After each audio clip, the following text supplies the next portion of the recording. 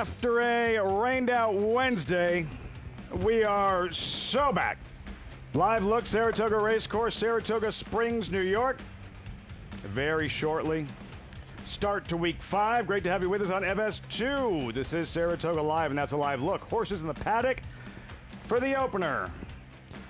From the paddock, welcome everyone. I'm Lafitte Pinkai. Yesterday, just after 8 a.m., after the overnight heavy rain, the call was made to cancel the Wednesday program here at Saratoga. As always, these decisions are made with safety of riders and horses in mind. As for the featured Curlin, postponed, that will take place on Sunday. Much more on that throughout the course of the broadcast. Today's program, we're good to go with significant changes, but the racing will continue. Today's race is brought to you by Claiborne Farm. 100 years doing the usual, unusually well, as expected. New turf racing, scheduled 9 race card, now 8, because the featured Glens Falls, like the Curlin, postponed till Sunday, which means no multi-race wagers that would have involved the Glens Falls, no late pick 4, late pick 5, etc. Main track is sloppy, temperature around 79 degrees. As I welcome in my co-host, handicapper Megan Burgess, Grade 1 winning trainer Tom Amos. Tom, let's start with the Glens Falls and the fact that there was an option here. Either run it today on a wet main track or postpone it. Why was this decision made? Well, I mean, I could go on and on about why the decision was made, but the most critical reason would be because trainers train to a race, and they train to a date. If you're moving it back a couple of days but leaving it on the proper surface, the surface the horses not only do best on but are most comfortable on, it makes all the difference in the world. In the old days, you know, this race would just be taken off the grass, would run today, you'd have 2 or 3 horses in it, and it would disrupt everyone's schedule as they're looking forward to other races this year. Sunday program looking that much better. Adirondack 2-year-old fillies, Curlin, and the Glens Falls, Megan. So today's program, what are you looking forward to most? Well, I know we're dealing with a wet, sloppy track today, but we have a couple of maiden races, and I'm eager to see some of these first-time starters debut, Tom, and especially, you know, obviously these firsters, these babies might not have the experience either training, obviously racing on a sloppy sealed surface that they have to deal with today, but I think we do have some nice horse flesh to go through, albeit we don't have the feature on the docket, but this weekend in general is going to be a powerhouse one. We've got the Jim Dandy and some 3-year-olds to look forward to as well. Jim Dandy on Fox. First of 8 races in about 8 minutes. But first, a reminder. We've yet to reach the halfway point this season. So much great racing still ahead. Sign up today, NYRABets.com. Take advantage of that $200 deposit match bonus. Use that promo code SPOT200. Enjoy betting on over 300 tracks around the world. Start winning today. Join now at NYRABets.com.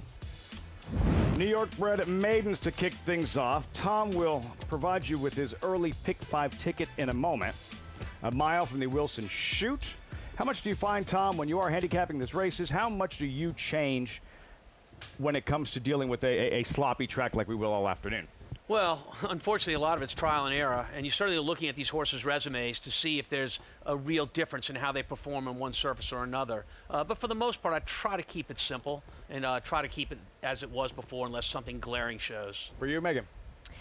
Honestly, I think especially when you're dealing with horses from the Wilson Chute, I think it's just position getting forward and identifying who's going to be the main speed, especially with these maiden horses, trying to kind of figure out the pace puzzle because that position is incredibly key. Post-parade will meet the field. New York bred maidens, fillies and mares from that Wilson Chute, starting with a 13-1 shot. There's a jockey having a solid meet, Ricardo Santana. He is aboard Suited Connectors. We'll revisit her debut in a moment. A contender, 3-1. Current favorite, number 5, in Got a Gun Runner. 9-5. We'll say hello to Maggie Wolfendale. So much coming your way as we finally get underway this week 5, Jim Dandy week at Saratoga. Let's meet the field. And run flat, wasn't bet, beat one filly first out. Yeah, look, the best thing going here is the fact that we have a race under our belt. As trainers, we like to get that race and examine what we can do better with the horse, whether it's being crowded by other horses or behavior on the paddock or the track. So you now have a chance to do that. Suited Connectors needs a cleaner start today, on her toes. And really ran last time out. Miguel Clement lethal with those second-timers. Into the unknown. Coned and trained by Rachel Sells. This horse had a good last race, came from last early, went around and showed some interest late. Number 4, Unlock the Value, Seth Klarman's first-time starter. Monmouth shipment for the Brown Barn. His horse has been training at Monmouth, have been running, and this horse looks to do that on debut, first time out. Got a Gun Runner, favorite. Flavien Prat takes over. Is she the one to catch? I think she is for a couple of reasons. Number one, she showed speed in her last start. And on top of that, we get blinkers on here. That's usually a sign a trainer wants him to be forward. And finally, number 6 at 7-1, Ready Rosie Jane for two-time Kentucky Derby winning trainer Nick Zito. Gets back to the dirt, first time routing on this surface. We'll see if she can take to this sloppy sealed track. Has lacked every ounce of speed as a plotter in her 3 tries. Day later than expected, but finally, week 5 to get underway. Early pick 5 begins here, Tom. We're looking at your top selection, suited connectors, and we're looking at your early pick 5 ticket. Yeah, look, to make this ticket affordable, I'm going to narrow it down. I'm going to go all the way to the last leg, the 5th race, with a main track only, entered specifically if the rain came, and as you can see from the course, it did indeed. That's our 12-horse Sturdy. So he's going to finish up the ticket. That's my single. Just point of reference, I get off the air after the 4th race, so if it goes wrong, you won't find me. Well planned. Very well planned. $54 investment. Best of luck, Tom, and everyone playing this early pick 5 here at Saratoga. Another look at number 3, Into the Unknown, currently 3-1. And her most recent effort here, Tom, downstate at Aqueduct. I like this race. She was last early, had a good trip, and showed good encouragement and enthusiasm finishing up here, Megan. And going back to June the 28th, the final day of racing at Aqueduct, the speed dominated on the main track, and the winner wired the field as the favorite, and she made up grounds in a race where nobody else really did. There was a next out winner from that group, and according to the DRF Clocker report, this filly has been training incredibly well at Belmont and here in Saratoga. I think she's a very viable option up there at 3-1. Into the Unknown. Got a Gun Runner, the favorite, 9-5. We were talking about the pace. Yeah, Got a Gun Runner figures to be in the mix, the one to catch. Who else might be able to apply some early pressure? Well, all these horses had races under their belt. The ones with just a race under their belt, that's still a learning experience. You haven't really seen what their style is going to be, as well as the first-time starter, the 4-horse. You don't know what her style is going to be. But on paper and what you have in front of you and looking it over, it sure seems like the 5 with blinkers on is going to be the horse that's going to go to the front early. Competitive race. Maggie Wolfendale joins the broadcast, standing by trackside. Maggie, these New York-bred maidens, what can you tell us? Well, first, Lafitte, I'm going to tell you that I'm going to keep the rain away, because whenever I'm well prepared to be out here in the wet, it never seems to rain. In fact, I can feel some sun trying to peek through this clouds. It's been a long time since we've seen the sun here in the Saratoga area. But as we take a look here at horses on track, no doubt about it, Got a Gun Runner is definitely the horse to beat. I really have no problems with her. She puts a short cup cheater blinker on for the first time today.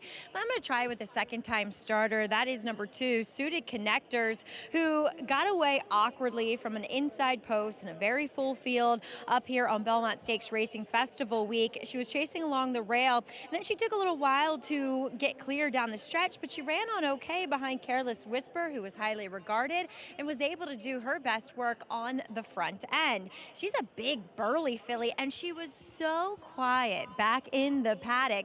And then once she hit the track, she came to life, as you guys saw in that post parade, and Ricardo Santana taking her away from the pony. And boy, did she just bounce over this racetrack, which, by the way, the track is so sealed. They are barely going into the surface. I mean, it is so tight out there, as we've had several off days, and a lot of times for the track maintenance crew to kind of secure the surface and make sure they took care of it in the best way possible. It is definitely very easy for horses that want to skip over a firmer surface to do so today, and I'm getting the feeling that number 2, Suited Connectors, will do just that. And given her size, I think she'll adapt nicely to this mile. Still wish she looked maybe a little bit more tucked up, but boy, I couldn't get over how well she looked on track, so she'll be my selection. See, Meg likes number 3, Into the Unknown, and she's one I've been following closely because I thought she ran well in kind of her first and second start in a sneaky kind of way, but she just didn't look all the way fit. Well, now in her 5th career start, she's really tucked up here. Great coat to her overall, and last time, I love the fact that she finally switched leads. It's like it's taken her so many starts to really A, get fit, and B figure the game out. She leveled off nicely despite being well beaten last time by Close the Loop, who was a heavy favorite and dominated on the front end. I think it was another step in the right direction. So as she's weirdly gone to favoritism, I do think she makes a lot of sense here. Number 4, Unlock the Value for Chad Brown, a daughter of Your World, who doesn't really fire with his first-time starters particularly well. With his 3-year-olds, he's only 6%. The dam, she was okay sprinting on the dirt. The second dam, however, was a stakes winner going longer. So I think physically with that in mind, she does look as though she's okay debuting at this mile distance first time out. She's a little bit of a slighter, more effeminate build. So I often find that those types do get over this type of surface quite well. She's incredibly fit, incredibly professional. I wasn't enamored with her pedigree here, Lafitte, so I sided with the horses that have experience. Some mixed signals there. We'll see what Unlock the Value does in her debut. Suited Connectors at 5-2 Into the Unknown, the favorite 2-1. For Suited the Connectors, yeah, she wasn't bet in her debut. She was 37-1, but given how she performed after that just poor start, flashed some ability in that first start. Yeah, and I think that's lost if you're just looking at the past performance on Suited Connectors in her only start. This horse lost all position out of the starting gate, was last early, showed some finish in that race, although you wouldn't see it on the trouble line anywhere. But to me, got interested late.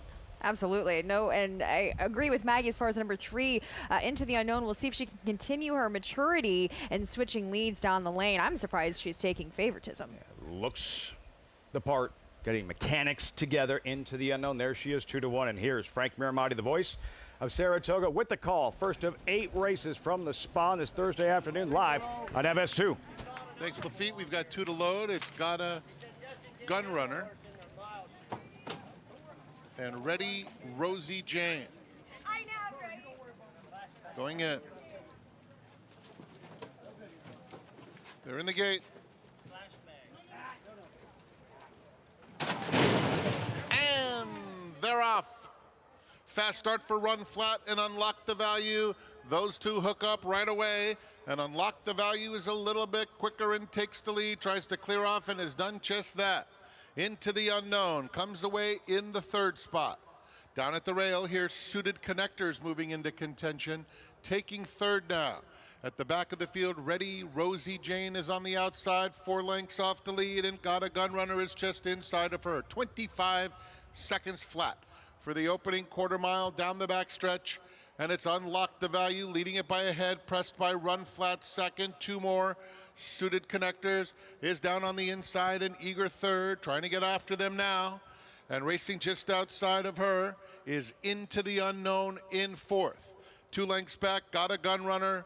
Ready, Rosie Jane is at the back of the field as they come to the 3/8 pole. Heads apart on the front end. The half went in 49 seconds flat. Unlock the Value on the inside. And Run Flat coming to the quarter pole together. Just in behind them, Into the Unknown and Suited Connectors. There's been virtually no change in the running order as they reach the top of the stretch. Unlock the Value tries to scamper clear, opens up 3 through 3/4 in 1:13.1. On the outside, Into the Unknown takes up the chase, but it's all Unlock the Value. She is home free under Manny Franco. Unlock the Value sprints through the stretch to win by 9 lengths. Into the Unknown was second, Suited Connectors 3rd in front of Got a Gun Runner. Wow. Unlock the Value, unleashes the fury in her debut, flashing speed, and just romps in this first race in Saratoga. Yeah, she really controlled everything from the inside right from the start. She broke sharp, laid against the rail. Watch when they turn for home here, you guys. So you're looking at the 2-horse, one of the favorites in Suited Connectors right behind Unlock the Value. And Ricardo Santana's trying to keep up and hold his position there. He can't do it. This race was probably over, Megan, in the first half mile. when she controlled the pace. Absolutely. It was a glacial one at that. You'll see the runner-up still trying to switch leads and took her some time to do so. It was all unlock the value. I think we kind of got her in the winner's circle because none of us picked her as she beat a field of horses with more experience. And kudos to Chad Brown's Monmouth barn and Louis, who runs his barn at Monmouth. Those horses, the debuters and horses coming off layoffs at Monmouth, they have been running. Just a $50,000 purchase for Klarvich Stables. Heavy hitting connections. Klarman, Brown, Franco back to the start, Tom, and got a gun runner. ¿Qué pasó? Maybe just got bumped a little bit, but it's funny. You know, when you change equipment on a horse, blinkers on in this case with the 5, who's now last down the backside, sometimes it's so different for them out of the starting gate that although it'll help them during the race to keep that peripheral vision straight ahead, it can hurt them out of the starting gate. We thought she would be up where Unlock the Value was. She was last time. Early on. Yeah. 4, 3, 2, 5.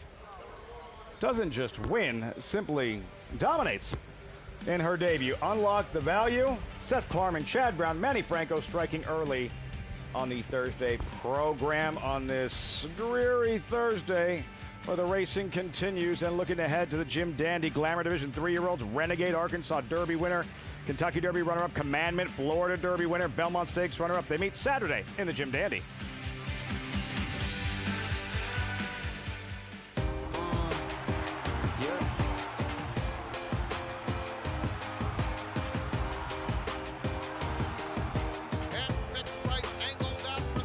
Charlatan is the leading second crop sire by percent graded stakes winners and percent graded stakes horses. He is one of the leading Kentucky sires by percent stakes winners to starters. Right to win the Wandering End. Charlatan, ultra impressive. It's a new day for a new king.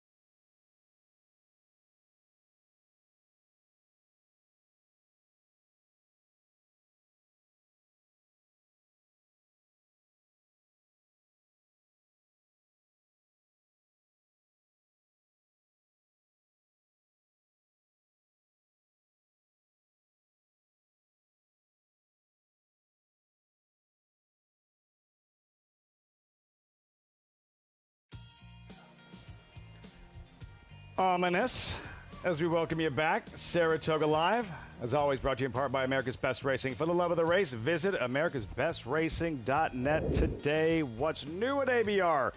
Banking on speed. Upset brewing in the Jim Dandy. We'll see. Wouldn't be the first time. The name, Jim Dandy. The influence, 1930 Travers winner, defeating a Triple Crown winner, Gallant Fox. Plus, women in racing, Stephanie Aronis, influential advocate in the sport. Aptly named first-time starting filly, Unlock the Value. Strolls with that gentleman, Manny Franco, after the winning ride, took a picture, now standing by live with Maggie Wolfendale. Always love catching up with Manny Franco and Unlock the Value. Manny, I know she was coming from Monmouth, so I'm sure you weren't that familiar with her in her debut.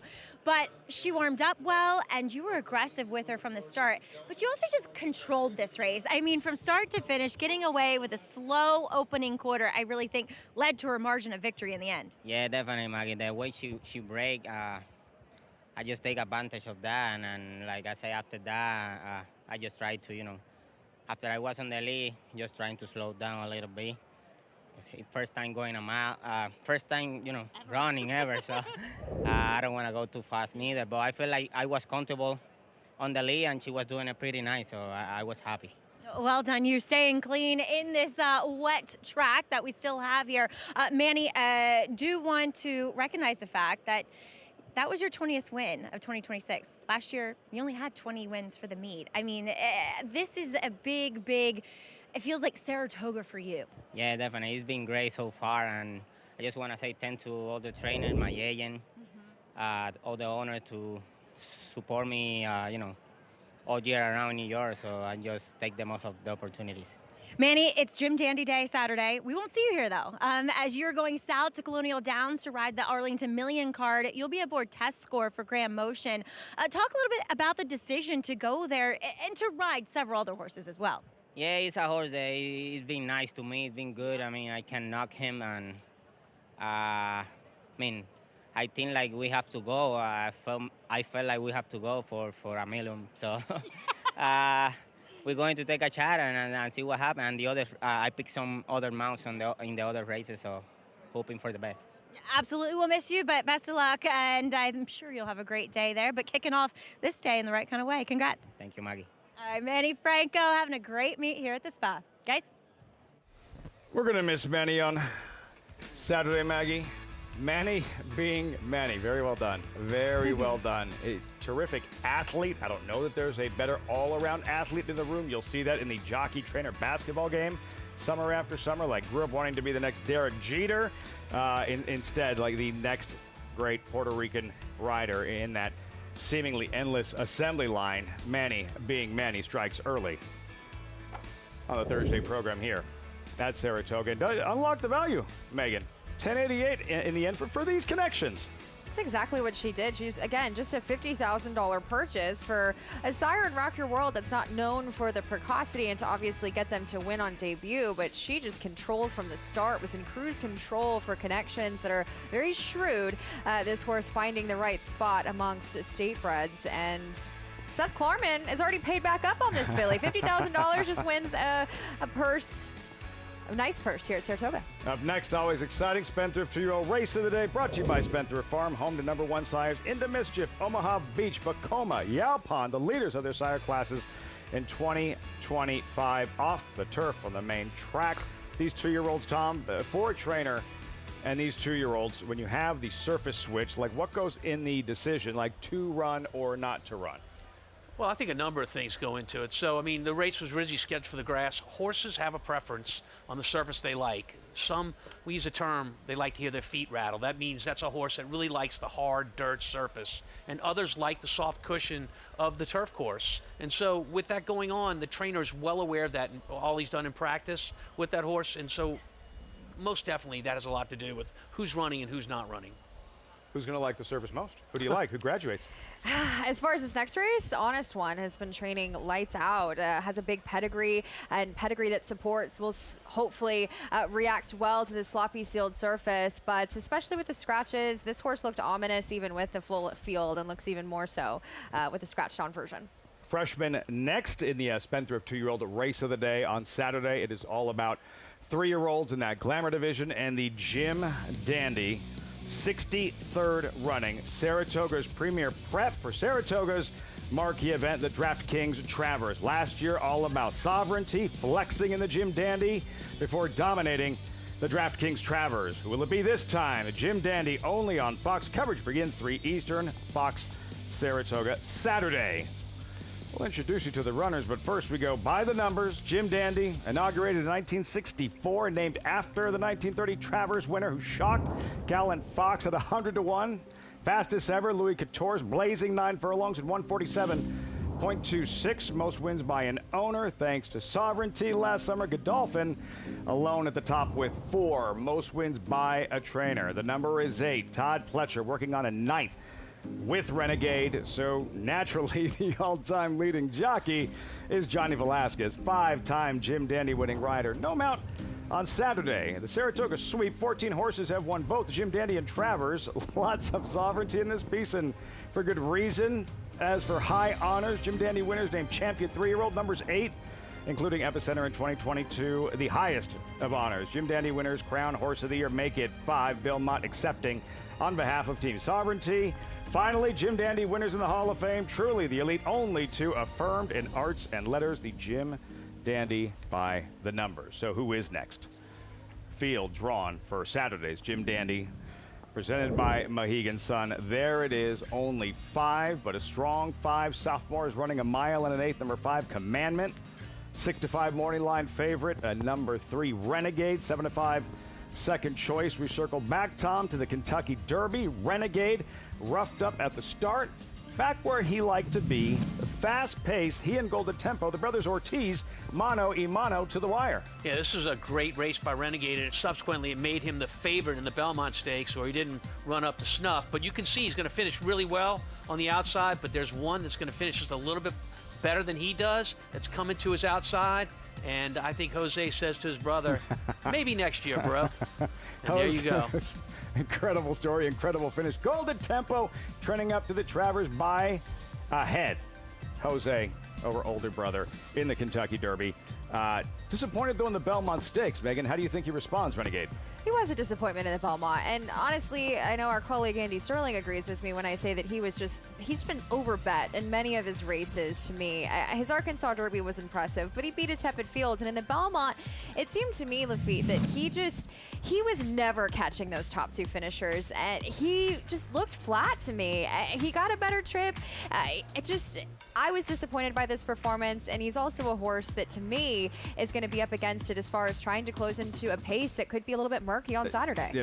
Who was not flat, Megan, was Commandment, right, who did bounce back nicely after a disappointing Derby. Commandment running second in the Belmont Stakes. Yes, and Commandment's also getting the blinkers on. So I wonder, for a horse that's not slow, if that's going to be able to have him a little bit more tactically placed. I like the pivot for him. Yeah, keep in mind, those 2 horses were on even terms, turning for home in the Belmont Stakes. You saw it right there on the screen. You know, really no excuse for Renegade. He had a clear path. Commandment finished much stronger than he did. Blinkers on. Why the Jim blinkers Dandy? now? Why? That's a great question. And it can be any number of reasons, but usually it's the communication between the exercise riders and the trainer, or the jockeys and the trainer, when they're like, hey, man, I think this horse would be a little bit more engaged. He was watching this or that. But, you know, as a trainer, you're taking information from everyone in your barn. It's a team effort. So someone here brought that to the trainer's attention. They examined it and decided this is what we're going to go with.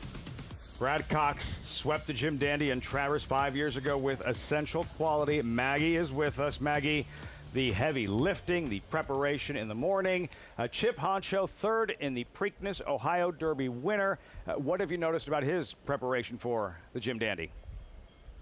Well, he's a horse that I'm not overly familiar with, Lafitte. A horse that I thought early on in his career was a horse that needed the lead to be successful. However, he did prove that sentiment wrong when being able to rate, while still a little rank, in that Ohio Derby, as actually you just watched him over my shoulder, but now you're watching him in his Breeze 2 back, where he did go the 5/8 and 103-1. Now, it's not the most inspiring workout, as you can see. He's by himself. The rider has to stay busy on him, but it's also his first workout here at the spa this year. So maybe a horse that had to acclimate a bit to the surface / needs some company.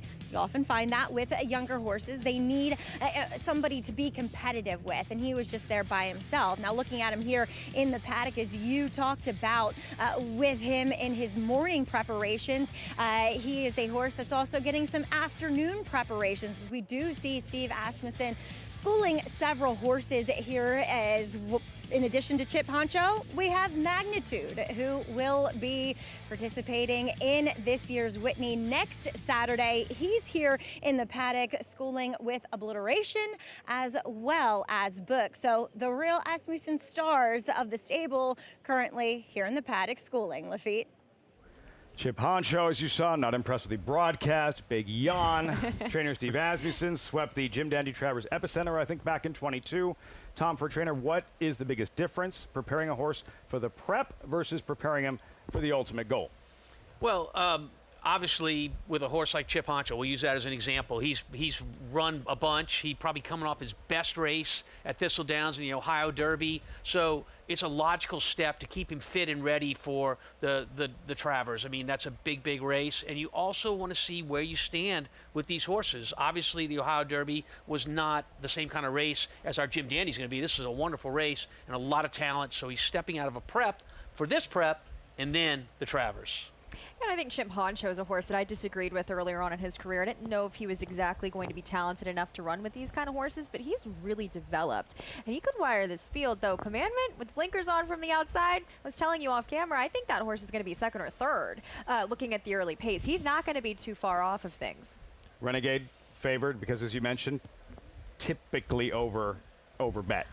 I think he's going to be overbet again in this race. I do. I find, though, Tom, to me, Commandment's going to take favoritism, as Renegade was sorely third in the Belmont. Commandment's, to me, going to be favored in this race. We'll see how it ultimately plays out. But I'm kind of the line of thinking, with the blinkers, Commandment disengaged a little bit under Johnny V last time out in the Belmont. If he was a more engaged and focused version of himself, I see a world where he would have won the Belmont Stakes. He's a talented sort. Jim Dandy, this Saturday on Fox Saratoga Saturday. When we return, you see those 2-year-olds in the paddock. There's a look at Honest One, odds-on favorite. Spendthrift 2-year-old race of the day. Paddock Report, riders up, post-parade, and start of the early pick 4 next. Bet any track, anywhere, anytime. Download the NYRA Bets app to play today and get a $200 deposit bonus.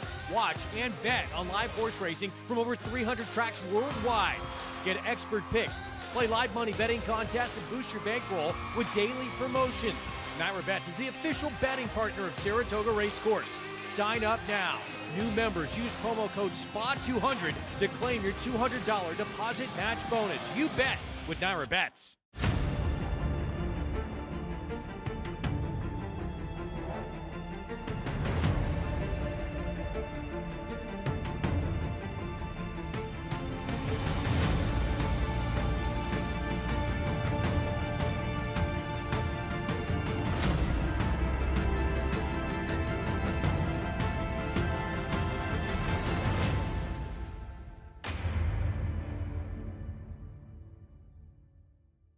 Get with the New York Bred program that supports farms across the state and puts more babies on the ground. The program that lets your New York Bred race against other New York Breds on the same tracks where Man O' War won the Travers and Secretariat completed the Triple Crown in the Belmont Stakes, but at a beautiful new facility offering the new Empire Trillium Series. Get with a program that respects thoroughbreds from the foaling farm to the starting gate to the second career. The joy of traveling well is feeling at home, yet a million miles away from home. Discovering new flavors or savoring the ones you already love.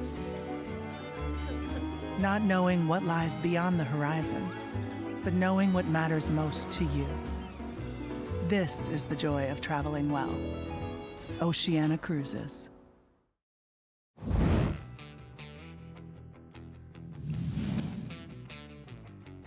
The two of them will turn for home in the ballerina. Paula's silver lining on the inside. Karina Mia drifting out through the stretch. And then it's By the Moon coming on between those two. And Have You Gone Away? Wavell Avenue is fifth. Here's Have You Gone Away on the outside. And she's coming with a rush. Have You Gone Away and By the Moon on the inside. These two will decide the ballerina. Have You Gone Away has won. Has it really been a decade? Have You Gone Away, Tom, in the 2016 Grade 1 ballerina? Super race that day, and a huge moment for any trainer. First grade 1 for Tom Morley, and you know So what? cool. You're classified differently, right or wrong, as a trainer after you get that first grade 1. Grade 1s, as everyone knows, are the highest caliber races that we run here in the United States. Very small percentage of those. Have you gone away, little brother about to run? There he is, honest one, Maggie, and no tears. No tears. I have faith you can do this. After 10 years, I would hope I don't cry again. Man, it still gives me chills, though. Somebody that grew up in a claiming barn to win a grade 1 with my husband, pregnant with our first child. There is no better feeling in the world than that. Right there, as we'll take a look at her little brother. To be fair, she was a bit of an outlier in the family. She was a daughter of Congrats, where Honest One here is a son of Honest Mischief, who actually is pretty darn good with his dirt and turf sprinter. So I think maybe that's where Danny got the idea to put him on the turf first time out, because predominantly it is more of a dirt pedigree on the bottom side. Needless to say, he looks as though, at least in this depleted field of more turf meant runners, he should be okay on this surface. Like I said, it is hard out there. So this sloppy sealed racetrack is close to mimicking a turf course. So I think that bodes well for some of these horses that may prefer the turf. Beautifully put together, has been incredibly professional, does wear blinkers here like he's been working in, watching that workout from the gate back on July 22nd. He was a touch slower into stride, though, on the outside of an unraced mate. So that does concern me, given the fact that he does draw the inside post now. Then he covered the half mile very easily in what was a very quick track that morning. I wish he moved a little bit better, maybe over the dirt, but again, that was a very fast track, so maybe his stride will look a little bit different given the conditions that he gets today. But here in the paddock, makes an excellent impression physically and has been a true professional thus far. Moving on to number 3, Scramjet for Linda Rice. He's a son of Uncle Mo. The dam, she had a long career. She went 9 for 36. She was best in dirt sprints. And the two halves that have been by Mendelssohn, ironically, they were the most productive. One was Skylar Starship, who was good dirt sprinting. The other, Just Add Water, who was best sprinting, or is best sprinting on the turf. This guy caught my eye. I'll be perfectly honest. He's a good-looking sort. There's a lot of size to him. I know this isn't necessarily, whoa. Okay, all right, number 8, I got you. Smooth Authority, acting up just briefly here with the umbrellas. Note, do not bring open umbrellas into the paddock. Thank you. That is your PSA for the day. As Scramjet is a bigger horse, and I appreciate that. And like I was getting to with Linda, it's not her MO to win with first-time starters. This guy, however, looks so well prepared from the mental and physical side of things. And that's not something I often say about Linda's horses. He has been a true professional throughout. He's beautifully put together for a son of Uncle Mo. And while, yes, she may have wanted the turf, he might prefer the turf. Like I said, the fact the track is the way it is, I'm going to write that notion off. Lafitte. Scramjet. Maggie Ryder's up. Manny Franco looking to sweep the early double. And Smooth Authority, as long as nobody pops open their umbrella in the paddock, looks like he's keeping it together for the most part. Yeah, good-looking horse. You know, when you're looking at these first-time starters, which Smooth Authority is, you always want to look at that workout pattern and get an idea of what exactly is going on. So 3 of the last 4 works for Smooth Authority are on the turf. You get the idea that this is a horse they really wanted to run on the grass, but with the rain it came off. That's totally different from our big favorite Honest One. All of his work's on the dirt. You almost feel like Danny Gargan entered Honest One hoping they would come off the dirt, grass, and we do that as trainers. We play the weather all the time. But so for Smooth Authority, maybe this is to get a race under the belt. Pedigree, how horses are training. Tom, how often do you find that horses, they say in football, you play the way you practice, right? How often do horses, 2-year-olds, first-time starters, race the way they train? Right, and in horses in general. So for the most part, generally speaking, you know, they're going to run like they practice. But every once in a while, you get one of those lazy guys that really wants to go out there with a group of horses and show he's the boss or she's the boss, and there'll be that outlier. And, You know, sometimes that's how our trainer gets egg on their face. We've all had horses that we've run for a for sale price, a claiming price, and before you know it, that horse might get claimed and show big improvement. Everybody's been down that road. Once in a while, you have the proverbial morning glory as well. That's well put. Speed horses always work well in the morning, and sometimes speed horses don't really like competition, and so it's different in the afternoon. See how Honest One handles all this in his debut. Odds on, Megan, 3-5. Been training well. Hopefully it will show speed from that inside draw. Has had been a bit slower, as Maggie alluded to, in the mornings from the gate. Scramjet, SJB stable, first-time starter. Yeah, Maggie mentioned that the dirt pedigree was good here and how good the horse looked. This is a player in this race. Smooth Authority, Jacob Wells debuting colt. Was announced as a gelding, so is a gelding here. And again, to me, just has been working better over the grass. We'll see if he can take to the sloppy sealed surface. Debuting gelding Smooth Authority, and then look at on the engine, never before. And honestly, this horse was chasing wide and weakened, outran throughout in a race that favored more forward horses. This horse has a potential step up with key experience. Finally, Midnight Raider entered main track only, make the jockey Christopher Elliott. This barn last won with a 2-year-old first-time starter in 2023. We'll see if they can get there this time around. Did look best over Solo Striker back on June the 26th, as he's kind of hesitant to get there on the racetrack under Christopher Elliott. Scheduled for turf. Oh, boy. Looks like. Was it something I said? That was the only horse I got to talk about in the whole post parade. Maggie, what's going on? What happened with Scramjet? Oh, he must have heard I was going to pick him. He wanted to make a little bit of advances towards the pony, and he went up on his hind legs and lost his balance, which is typical of these 2-year-olds. They want to misbehave, and then when they're in the act of misbehaving, they don't know how to balance themselves. So he is going at a slow lope the wrong way down the track. Looks as though Bernie, our outrider, is going to apprehend him. Hopefully he's not naughty. I can't see that far. I'm sure you guys have cameras on him right now. Yep. It looks as though Bernice has him. So he did go over Lafitte. A lot of times we do see that as an automatic scratch, but I will say he went over very slowly and softly. Oh no. Shoot. There's Manny. Not happy. Hi, Manny. We'll see what happens with this, but hopefully she's able to catch back up with him again and apprehend him, as he's going to get surrounded by 2 outriders and a pony person. Looks as though he's trying to go off the gap, which is what these young horses will often do. Everything for Manny went much better in the first race with that first-time starter he rode, as opposed to everything kind of going sideways here. Yeah, it sure is. You know, Maggie mentioned there were some horses schooling in the paddock earlier. With young horses as well as older professional type horses, we're doing all things that relate to a race. In other words, we bring them to the paddock even though they're not running. We want them to get used to the paddock, not be nervous about being in there and associated with running. And the other thing is getting used to a pony alongside of them. You have to train those horses to do that. They're not used to that. I am not saying that that's the situation here with Scramjet, but he is certainly not liking that pony next to him right now. As you heard Maggie describing moments ago, and while you're looking at the 12 and Midnight Radar, but for Scramjet, who was really still throwing a fit in the last images we saw of him. Yeah, look, he was resenting that pony next to him. It's just a matter of being comfortable in your surroundings. We talked about first to second race and working on things that make your horse better the next time.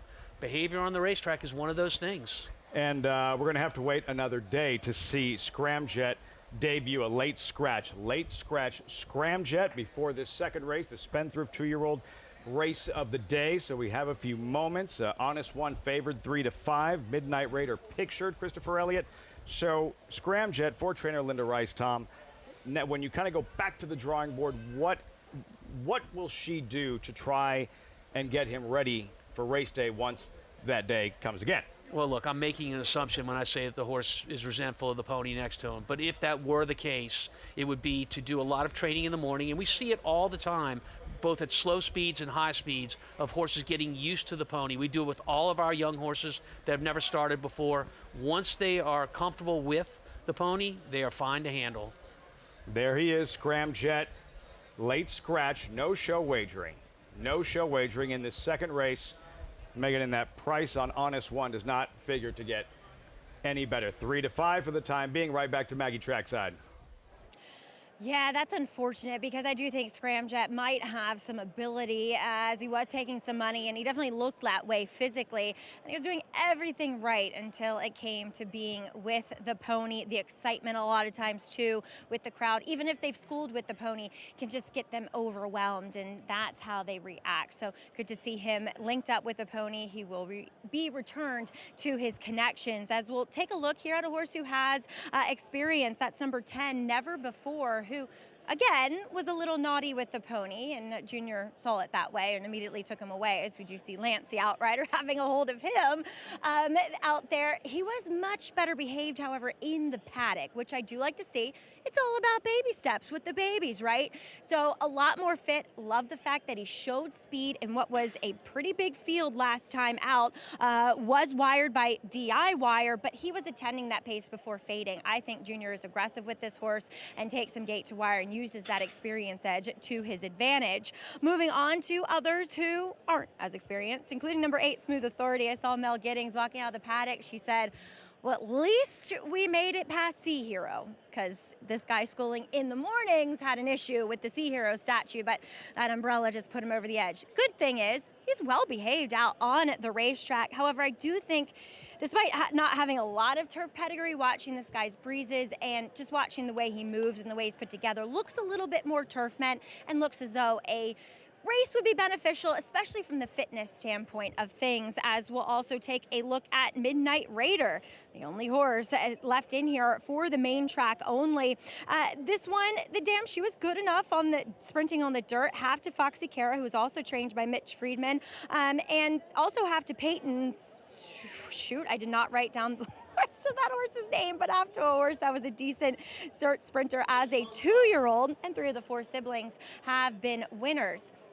Kind of typical of Mitch Friedman, not known to get him ready first time out, and it just appears that way. Though I didn't mind this guy's breeze last time out. Blinkers on that day, not on here, but by himself, kind of encouraged throughout, but covers the ground nicely. So maybe he'll make a better showing of himself than one would think, as we just saw Scramjet go by us. So they'll have to wait a moment till he's off the track to load these horses.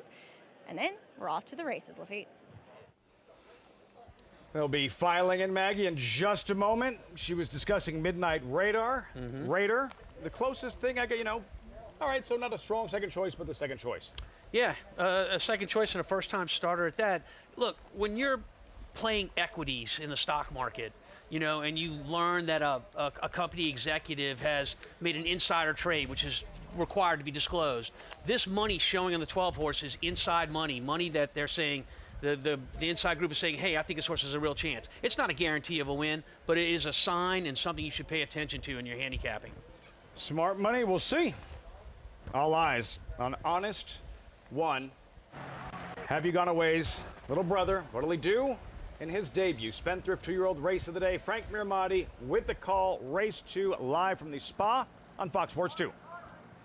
Before, and Midnight Raider will complete the lineup. Midnight Raider halfway in.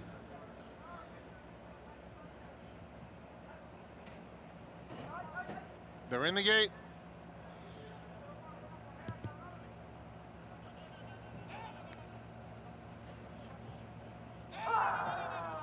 Got one very restless in there.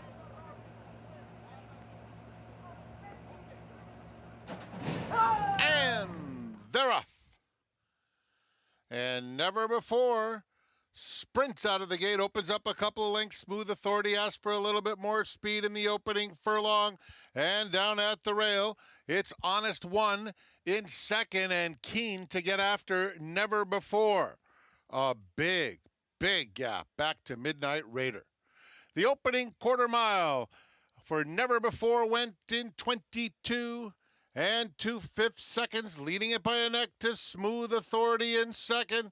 2 lengths back to Honest One in third, and another 10 back to Midnight Raider. They're coming to the top of the stretch. And Never Before is the leader, has it by 2 lengths over Smooth Authority in second. And Honest One is now kicking in, deciding whether to go inside or outside, as Never Before wandering around. A little bit of trouble. In the meantime, with all this drama, Midnight Raider is storming through the slop from way out of it. Midnight Raider and Christopher Elliott winning it by 2.5. Never Before was second, Smooth Authority, and a troubled Honest One. Smart money, indeed. Midnight Raider, Christopher Elliott, storming from far back with so much going on in this Spendthrift 2-year-old race of the day. Yeah, we did. We saw what happened at the top of the stretch home for our favorite Honest One, our big favorite at that. He's looking for a path and gets a seam right here to go in between horses, but it's going to shut down on him. And he's also got a horse that's never run before and is a little green down the lane, is not really willing to do that. Okay, he dives down to the rail. There's something happening now, but all that competition up front, and you got one horse that has saved all the gas for the final 8. A little push on the accelerator by Christopher Elliott, and Midnight Raider is gone. Let's watch the inside horse. See the handler on the 2 horse. He's holding an ear, and he's also holding the horse. It's almost always when you got to give that much attention to a horse that they're not going to break that well. And for the 2, he doesn't. And he wants to have a forward position. So he's going to send quite a bit from there. You're going to watch Kendrick Carmouche use his hands a lot to try to get that horse moving forward. That's his way of communicating. It gets him in position, but it also uses a lot of energy to do that. Was Never Before, let's look at the head on Megan, clear of Honest One when he essentially took his path? It was like bumper cars down the stretch because Honest One was trying to kind of get a seam. But I think he's clear. I feel like he was just being, he made 2 different moves there, Tom. Then 8 came over on him. And then all of a sudden, the 12, the winner, was still green, trying to switch leads as well. It was... You ever driven down the interstate, and every time you move to a lane, it's the wrong move? I do that all the time. Unfortunately, for Carmouche, it was the same thing. Right. Maggie, how'd you see it? The 10, actually, I was worried. He was the one wondering, but he keeps a straight path. It's the 2 being green, Honest One, that, you know, his rider, Kendrick Carmouche, trying to determine where to go, right? The 10 does drift him right here, but he's definitely clear. And then he's in front, and then every time he makes a move, as Tom said, there's another car to block him in. And he's just kind of green and overreacting to that. So as they obviously should take a look at this, and maybe they are as of now, I don't think there's any change warranted. But yeah, the last one, turning for home, makes the last move and the winning one. Congratulations to Mitch Friedman and Christopher Elliott. Midnight Raider, making mistakes, but closing fastest of all in the center of the track in the Spendthrift 2-year-old race of the day. Strikes at 9-2, 12-10, 8-2 to kick off the early pick 4. Results, reaction when we come back. Plus, this week's Jockey Spotlight, Dylan Davis, local product, talented rider. But the last year, a challenging one. His journey after serious injury, and now he's all the way back.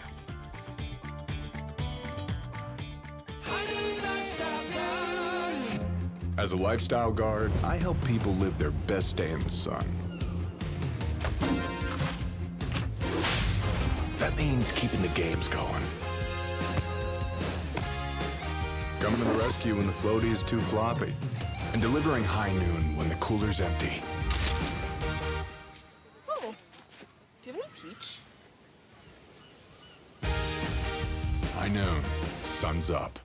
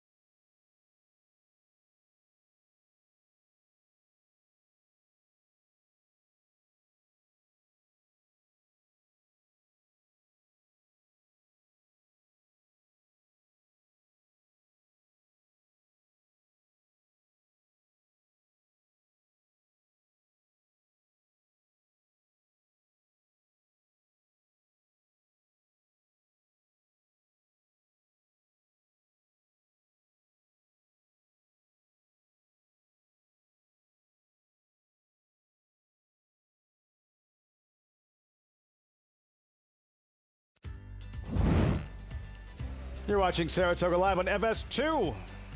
Coverage brought to you in part by Claiborne Farm, 100 years. Doing the usual, unusually well.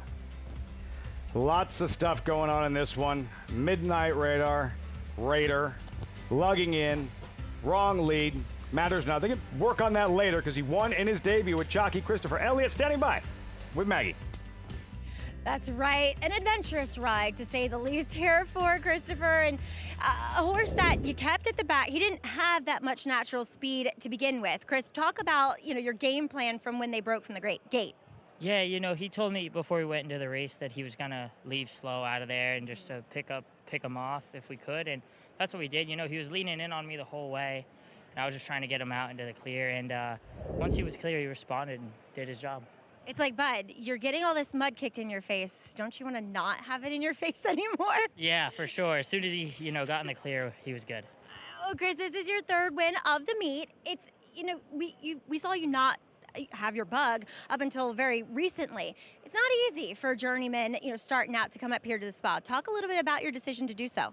Yeah, this is, to me, this is the greatest meet in the country and one of the best meets in the world. And I just feel so blessed that I'm able to still be here, even, without the bug, and continuing to try to win. And just getting a win here feels great. Now, tell the honest truth. Is your agent working hard enough, Jose Santos? I don't even know if that guy sleeps. That's how hard he works. So. I just saw him, too. I should have known when I saw him that you were going to win. Well, Chris, congratulations. Thank you so much. Thank you, guys. All right. As Chris getting another win here at the meet, and I mean it in jest. Jose Santos is literally the hardest working jock agent in the game. Lafitte? His father, Stuart Elliott, Smarty Jones fame. It's a great story, father and son working together. As for the performance itself, Tom, Midnight Radar, what jumped out? Well, a couple of things. Look, we talked about how horses, when they make their first start, they're looking, the trainer's looking to see how can I improve next time. Win or lose, you're always looking for that. And for Midnight Raider, he switched over to his inside lead late. When he did, he laid. He moved over about 2 or 3 horse pass. If it was a crowded race, that could have been a problem. So they'll certainly work on that a little bit, as well as maybe whatever tactical speed he might have that's better than what you get in the first time start. Look, if you're in the outside post position as Midnight Raider was today, almost always a horse that's never been with a group of horses like that, we can't simulate that in the morning, they'll break outwardly in that position. He'll be a little bit sharper and a little bit better next time. Spendthrift 2-year-old race of the day in the books. We turn the page. $55,000 claimers here. Non-winners 3 lifetime. All for sale. All 2 for something. 7/8 of a mile. Bedard 7-5 with 22 minutes to post. Dylan Davis not riding in this race, but he has a brand new set of golden goggles, so we're going to talk about him anyways. Davis, back where it all started, graduate of Saratoga High School. If you follow the racing here at Saratoga, the show, you know by now he's proven he can ride with and hang with the best. But this is different. Fighting his way back from a most challenging stretch. Dylan Davis with Richard Migliori in this week's edition of Jockey Spotlight.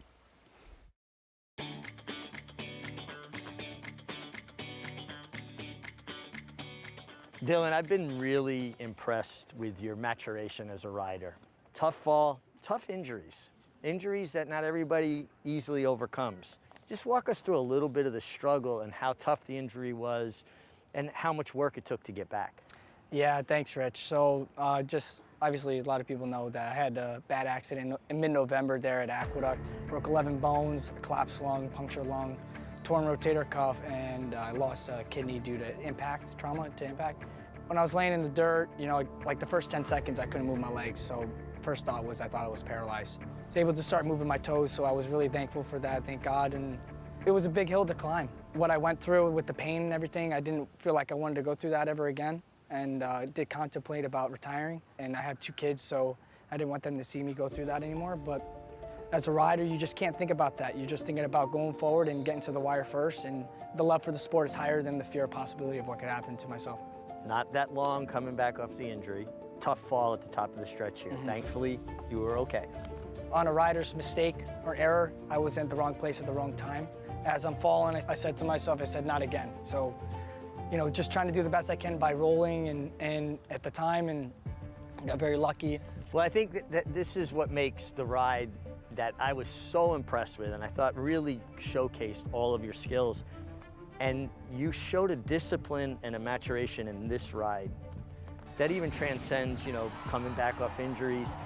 Walk me through that ride and your thought process. Just broke the best I could, found myself third flight, and I knew I had a lot of horse underneath me. Just waiting for the riders to make some moves. And I did end up coming off the rail, turning for home, because I wanted to give myself as much options as possible and not to get her stopped when she gets running. So once I had to come off the rail and got her run going, there was a big gap there towards the inside with Franco. Once I started committing myself towards the inside, he wanted to make it difficult as possible, so he started tightening up and pushing the other, I think it was Tyler, towards the inside. It got tight, so I don't want to drop another rider. I want to make sure that every rider comes home safe. Do my best to hug the horse in the middle, just to make sure that Franco's okay as I go through that spot. Silvology and Dylan Davis outclassed him in the end. Very impressive ride, and for that, you get this week's Golden Goggles. Thank you, Rich. Hopefully I hold it for a couple weeks. Well, you're gonna have to keep riding like that to hold these goggles, but you get this week's bragging rights. Congratulations. Thank you, thanks. Doesn't want to give him up. Ambitious, love it. Dylan Davis, can he go back-to-back? Not sure, don't know how that works. Jockey Spotlight with the big great stuff, presented by My Racehorse. Davis, his bio, highlight signature wins. Tom, here at Saratoga. Can you explain how it's different for a jockey coming back from injury, serious injury, than it is most other athletes? Well, obviously I've never been a jockey, but I know many that have come back from injury. And one of the biggest hurdles when you're a jockey to come back is the fear of coming into a tight spot with horses and just letting it go and doing your job on a horse. You can tell from what Dylan said, his love of his job, his love of working with horses is what brought him back. And I think there is a little hump that you have to get over when you first come back, but the good ones, they always come back. Megan, because the critics are out there watching every single ride. Like, if you don't win right away, oh, he's not the same, or they're hesitant, or they're scared. And along with everything else, the jockey has to deal with that as well. Those people also don't ride racehorses for a living. And Dylan's just such a professional. I remember actually seeing him after he fell recently in that spill, and I was terrified. I was like, Dylan, are you okay? He said, I'm fine, I'm good. It was actually, we're all good. He was actually checking on others. So it's really nice to see him come back. Obviously, always a runner in that. We just saw that Gazelle, he comes back to win the Kentucky Oaks. But Dylan has just been kind of one of those guys in the room that I feel like is on the cusp, and I feel like he's gotten even better from that setback in some of the rides that I've seen, including that one that Meg was able to highlight, which is incredibly impressive. You know, the Melbourne Cup trophy is 18 karat gold. We've had it on the set before. So it's got nothing. What on about the those golden goggles? It's got Are nothing. they pure gold? No, it's got nothing. Oh, they wore the same now. outfit in that race. I would think that would be, part of the deal if Richie's going to do that. One of the most coveted trophies in sports. The Golden Goggles. And for jockey Dylan Davis, back in the saddle, riding at a high level here at Saratoga. There's a live look at Barb, not to be ridden by Dylan Davis, a contender in this upcoming third race. Saratoga will have a leading rider in the saddle, which still feels next to impossible. Given what happened in last Saturday's 7th race, Bravi and Pratt, the win on Jack's World, and then that circus act, out of the saddle, clutching someone else's before hitting the deck. Pratt miraculously escaped unscathed and naturally came back to ride the next race and won. That's next. You're watching Saratoga Live on FS2.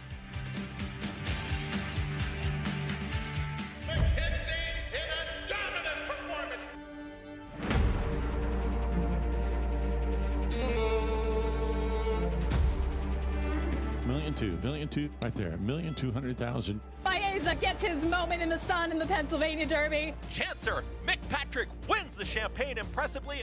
Spectacular display from Scottish Lassie, who's in front by 15 lengths. Bet any track, anywhere, anytime. Download the NyraBets app to play today and get a $200 deposit bonus. Watch and bet on live horse racing from over 300 tracks worldwide. Get expert picks, play live money betting contests, and boost your bankroll with daily promotions. NyraBets is the official betting partner of Saratoga Racecourse. Sign up now. New members use promo code SPA200 to claim your $200 deposit match bonus. You bet with NyraBets.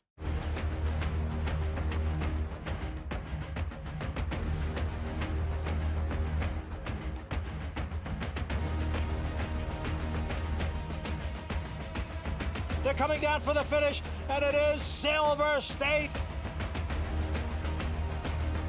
10-25, 10-25, at 25-35, 335,000. Grade 1 winner Silver State, standing at Claiborne Farm. What if you didn't just watch horse racing, but own the moment? With Bond Racing Stable, you can experience the thrill of ownership without the full cost or commitment. It's easy in a racing partnership with Bond Racing Stable. They do all the work while you get access to the backstretch, morning workouts, the paddock, and the winner's circle. Whether you're new to racing or a lifelong fan, Bond Racing Stable makes it easy to get in the game. Don't just bet on the race, get in the winner's circle. Contact Bond Racing Stable and ask about a racing partnership today. Our friends at Cardona's taking care of us as always. Special thanks. They, of course, created that sandwich, the MIG. Great food. And what looks like really, really good lasagna that we haven't tried just yet. I have. You. That's as excited as I heard you, Megan, this morning on the production call when you heard that just because yesterday was National Lasagna Day, that we weren't going to let it slip away. Do I have any on my face? I was inhaling Between it. your teeth. The monitor's right there. It's between your teeth. Well, now they single on me to see if it's on my face. See it? Yeah. I was inhaling that, and I look beautiful, by the way, so y'all are up against me right now, and I don't trust you. Can we font her? It looks beautiful on the lower third. Would that work? Do we have the capability? This is Don't quote me. like another hour left in broadcast. Do you think this will carry us through? You got to have a bite. I'm going to eat both of ours, just letting you guys know it's not going to go to waste. Well, that's your second one already, so. Stop. Another one? That was a shot fired. Yeah. Rookie It's okay. hazing. There you go. Let's see. Let's see. She's a pledge. No, you're still good. It's okay. You're I'm still good. You're still good. I'm good. You're good. Thank you guys for not one, but 2 singles. That's very kind. At least it's not a full single of me inhaling what I just ate. That won't get posted anywhere. I promise. That segment. We're not on Thanks TV. to our We're friends at Cardona's. Great stuff. And the racing continues with the horses in the paddock for race number 3. $55,000 claimers, non-winners, 3 lifetime. Again, all for sale, all 2 for something. You're looking at Barb. Take a look at his latest victory. 2 starts back, day before the Arkansas Derby, Oaklawn. Barb, Megan, just keeps digging and finding more. This was impressive, and I like the fact that Flavien Prat rode the best horse in the race. He was favored that day, heavy favorite, and he rode him that way. He was aggressive, which I really liked to see. And Tom, my only hesitation is that he was a horse where some of his best races have come kind of forward on the lead, and I feel like he's going to have more pace pressure than that in this one. Lafitte did that on purpose. You were right in the middle of a bite of food when he turned to you. That's true. I was that cutting my horse next got bite. left at the gate that day. He did. Recovered, come from last. He's entitled to get a little tired at the end, so maybe a better race in his second place finish. Megan, if it felt like an organized hit, that's because it was. Barb and jockey Flavien Prat, no matter how many times I see this, Tom, I still flinch. It's like seeing it the first time. Yeah, he won the Golden Diaper Award after this one. I mean, that was something else. My goodness. Think now about you that drop for a the second. mic. Just drop the mic, Tom. Just drop the mic. That was... I'm never going to forget that. The wherewithal to grab Manny Franco's saddle, straddling 2 horses at once for a few jumps there, and as Richie pointed out several times, that maybe holding on just that little bit longer gave the other horses behind him a chance to go around. Manny Franco gets the assist outside him. They're past the wire. Remember, a horse has to carry the weight of the rider all the way across the wire. This was a winning ride. Unfortunately, it happened right after the wire, so the result is going to stand official. But Manny Franco saw his brother was in trouble, moved his horse a little bit towards him to give him a chance to, break his fall, and that's exactly what happened. Rod Ortiz is like, I've been there. I've been there, man. Last summer's Jockey Club Gold Cup. So, yeah, Flavien Prat, after that, 35 minutes later, speaking of back in the saddle, and the Bullet Bourbon Performance of the Week comes right back to win, Megan, on Crossover Capital. This is pretty awesome. You see that he was actually smiling to the brigade of people coming to check and see if he's okay. He said, I'm good. Because he was. And I talked to him after that race and after he won this race, actually, and he said, I thought I'd be more sore, and I wasn't. I said, oh, okay. That's casual. Check out that It was win. pretty incredible. That might pretty be incredible. the only time that Crossover Capital was ahead in the race, was at the very, It was very a end on tight the finish. head bob. A second before, a second afterwards, Crossover Capital was second. Bullet Bourbon Performance of the Week. What What a story with horses in the paddock. And Maggie, we have your serving of lasagna. We've got it right here for you. Won't let anybody touch it. Good, because I didn't have any lunch today, Lafitte, so I'm hungry. Luckily, I don't have enough hands to eat it on air, so Meg taking one for the team as we'll look at number 2. Bedard in here as he comes in off of a troubled second place effort at Horseshoe Indy, and he reared up, so he didn't do himself any favors at the beginning of the race, got himself off slowly. A horse who is more familiar with being forwardly placed, and then the winner, who was forward, kind of drifted over into his path, gave him a little bit of a hip check down the lane there. And so just a bit of a encumbered type of trip for him late in the game. Now he is coming in here to try a wet track for only the second time in his career. He seemed to handle it okay in his race 2 back at Oaklawn Park. But again, no two wet racetracks are particularly the same. He looks great here. Very fit. Looks as though he should be A-okay on this surface today. Like I said, a lot of times you want to see those horses that are maybe just a touch lighter framed, kind of tucked up, more aerodynamic, and that he is, despite being a big type of horse with a lot of scope to him. The trouble I have with him is honestly the cutback in distance. Is it going to put him out of his game, turning back to this 1 turn 7/8, a horse who has predominantly gone longer throughout his entire career and built that way. Moving on to number 5, Playing Tricks. He'll cut back, but only a furlong, same configuration. A horse that in all of his races has to be encouraged. You consistently see Manny Franco, who is aboard again, niggling at this horse just the entire way around there. So the blinkers go on today, which I think is a good move, providing a bit more continuity to his run perhaps, and just being a little bit more into the bridle so he doesn't have as much to do late, because he does kick it in late. We'll see how he also negotiates a wet track again, last time over a muddy sealed surface. Now, again, muddy usually indicates it's a little bit more tacky, a little bit more, the phrase getting stuck in the mud. That's what I think of when it's a muddy sealed track, as opposed to this very hard sealed surface that we have today. So I would not hold that one wet track against Playing Tricks, but I do like this addition of blinkers. Not a big couple of feet, but maybe enough to do the trick. Connections, Maggie looking for a second win in the afternoon. Seth Klarman, Chad Brand, Manny Franco Playing Tricks. So yeah, here's what he's talking about. Last win, 3 starts back, downstate, a little farther mile distance, Tom. Playing Tricks, like stymied in traffic. Now, we talk about horses getting in trouble, and we saw it in a race just now, but you're going to see it here as well. Playing Tricks has nowhere to go. Look at the rider's hands. They're just totally pulling against him instead of moving forward with the horse. He's finally going to get through right here. And watch this horse accelerate to get the win from an impossible position, in my opinion. But running for $55,000, a claimer, Megan, but a claimer with class. Claimer with a lot of class as far as Playing Tricks is concerned, and I do agree with Maggie as far as just kind of getting the blinkers on, a little bit more of that continuity. I will say, though, he's gotten really strong paces to run out in all 3 of his mile races, and he just has lacked some finish in some of those races, which I don't love to see, but at the same time warrants the obvious class drop. Who'd you like here, Megan? I like the 6 Perfect Force, a horse that kind of got stagnant at Oaklawn, and I think he has the races to compete and kind of that other horse from some of the others with better Oaklawn form. Called to post, Shlomo out. There's Bedard, second in his last pair. One of them on a sloppy track. Yeah, he handled the wet track. I agree with Maggie. As far as cutting this horse back, I think his speed will carry, but I'm a little perplexed by that. Barb and Flavian Pratt. I like this horse 2 races back. I thought that was a good race. We may look at it, and, Pratt gets back aboard from that start. Number 4, Shattuck, who should settle well off the pace. Has to contend with a long layoff today. Haven't seen this horse since December of 2025. Number 5, Playing Tricks, currently 5-2, co-second choice. We just watched his race back from March of this year, making a big drop in class. He makes him a player.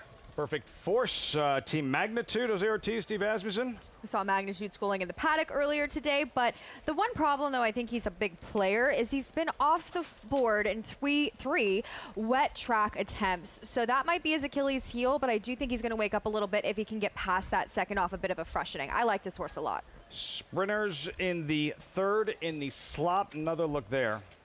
That's Shattuck, Ricardo Santana, AI. And the wager, the approach here, the suggestion to go with that exacta 4-2 Shattuck, who is 6-1 currently. Wow, over Bedard. That's wager. bold. This One-way is right. exacta. How about that? Wow. As for Shattuck and Ricardo Santana, as mentioned, circling back to the favorite in Bedard and his last win.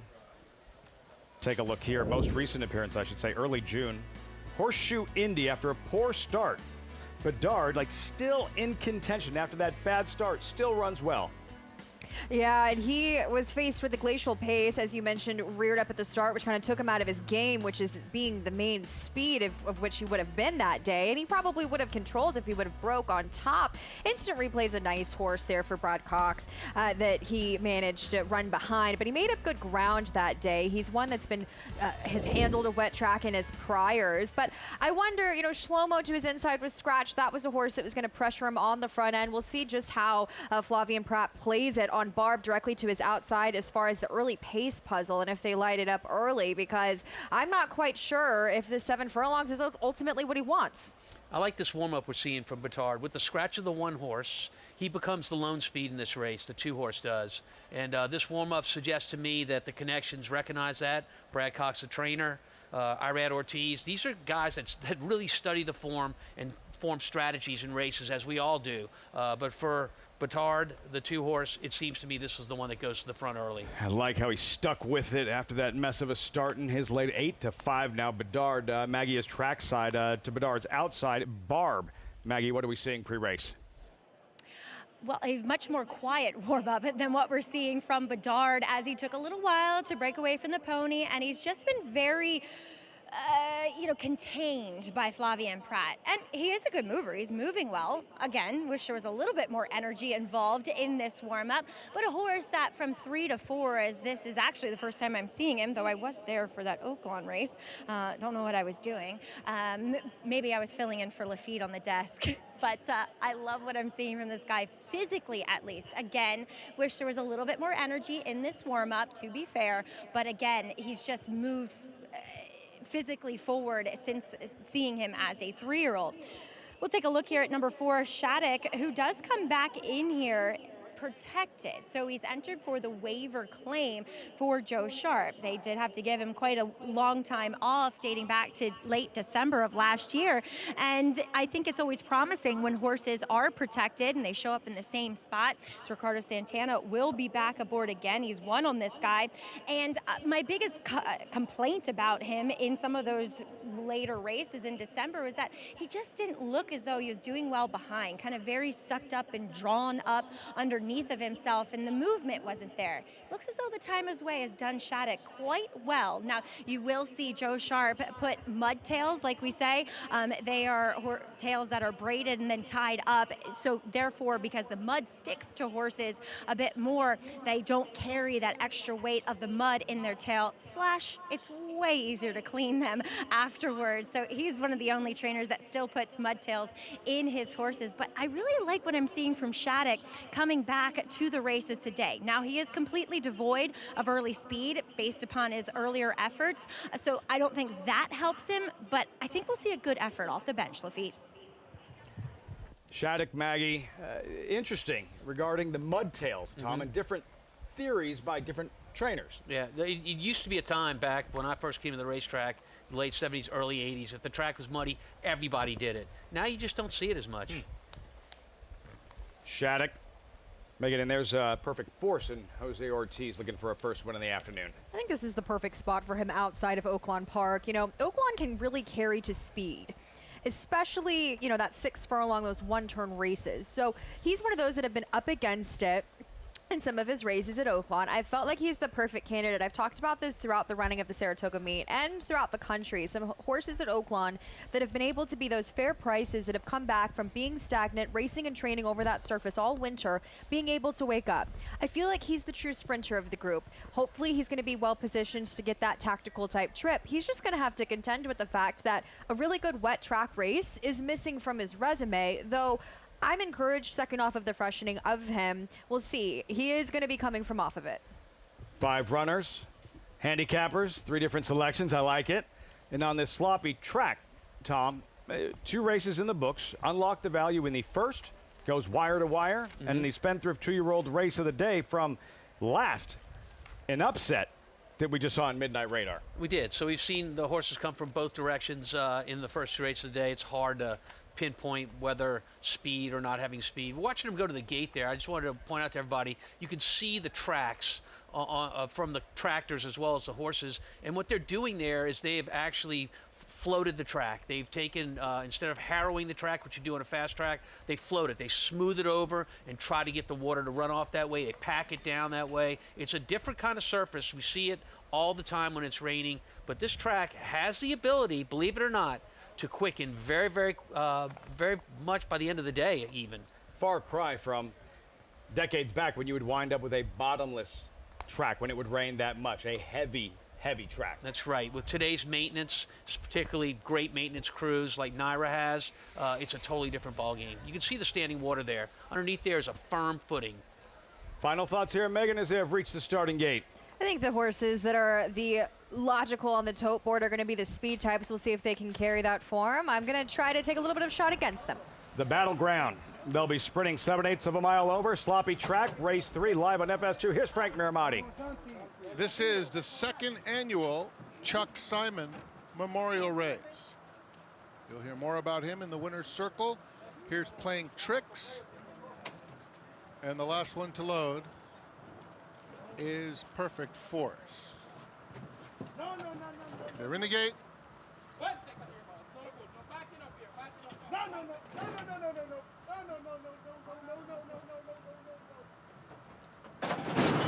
And they're off. And Perfect Force had a very fast beginning, but Bedard is even quicker and scampers clear by 3 over Perfect Force in second. Barb in the pink at the rail in third. It's 3 more lengths to Playing Tricks, and Shattuck is at the back of the field. So they run down the backstretch, and Bedard has a very easy lead. He's in front by 1.5 lengths. Barb is racing in between horses. Perfect Force is just outside of them. Playing Tricks gets a little bit closer, and Shattuck at the back of the field. 4 lengths covers them. The opening quarter went in 23 2/5 seconds around the far turn.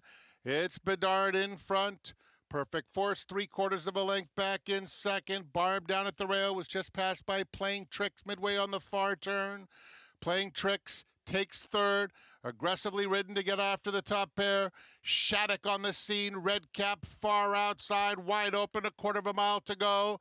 The half went in 46 and just under 4/5 of a second. 3/16 of a mile to go for Bedard, who's hanging tough on the front end.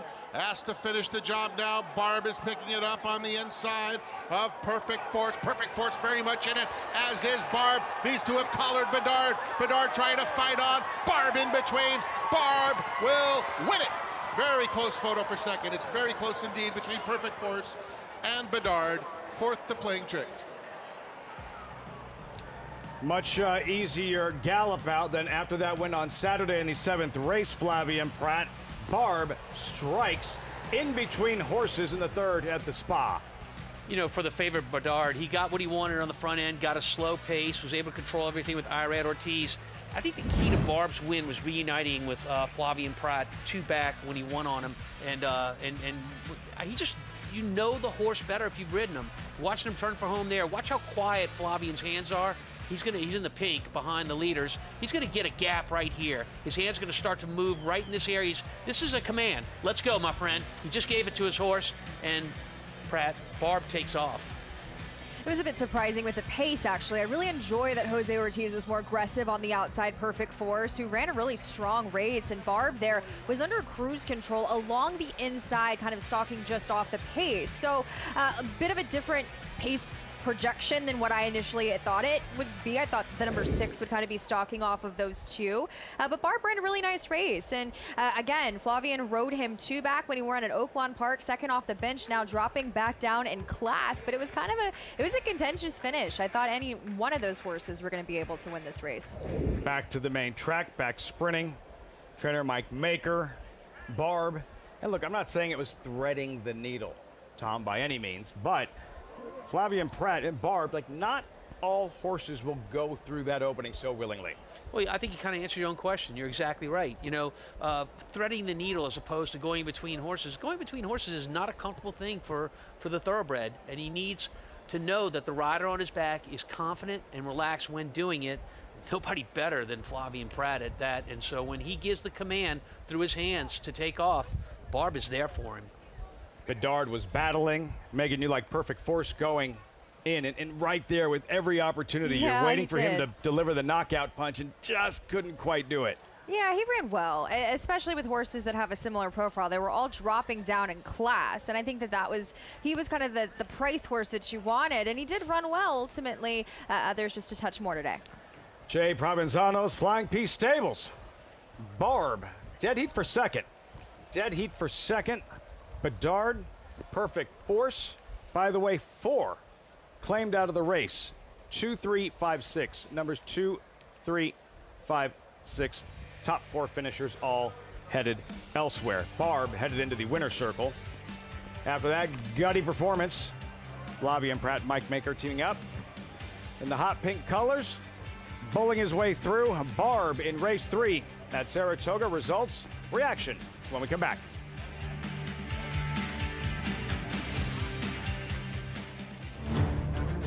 A surging debut at 2, an international tour de force, an explosive winner of 2 sire-making Grade 1 races.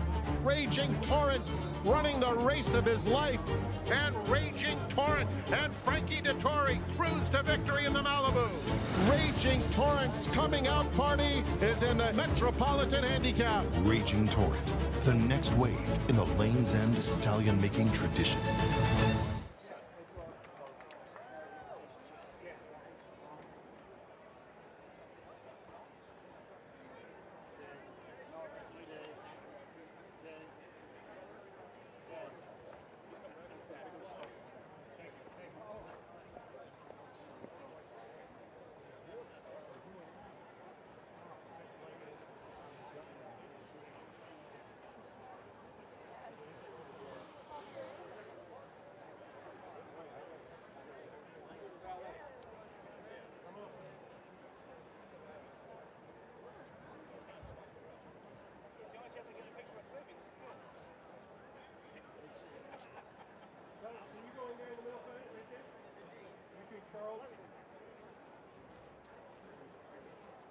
All right, guys, here we go. Ladies and gentlemen, as mentioned earlier, the third race, the second annual Chuck Simon Memorial Race. We direct your attention to the winner's circle. The New York Racing Association welcomes members of the New York Racetrack Chaplaincy and friends and family.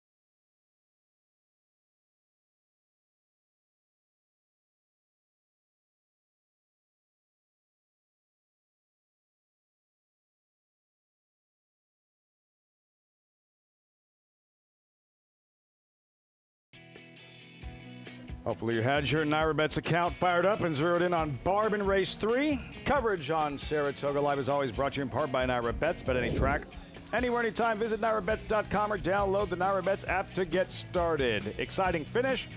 Barb in the third with Flavien Prat aboard. To Maggie in the winner's circle.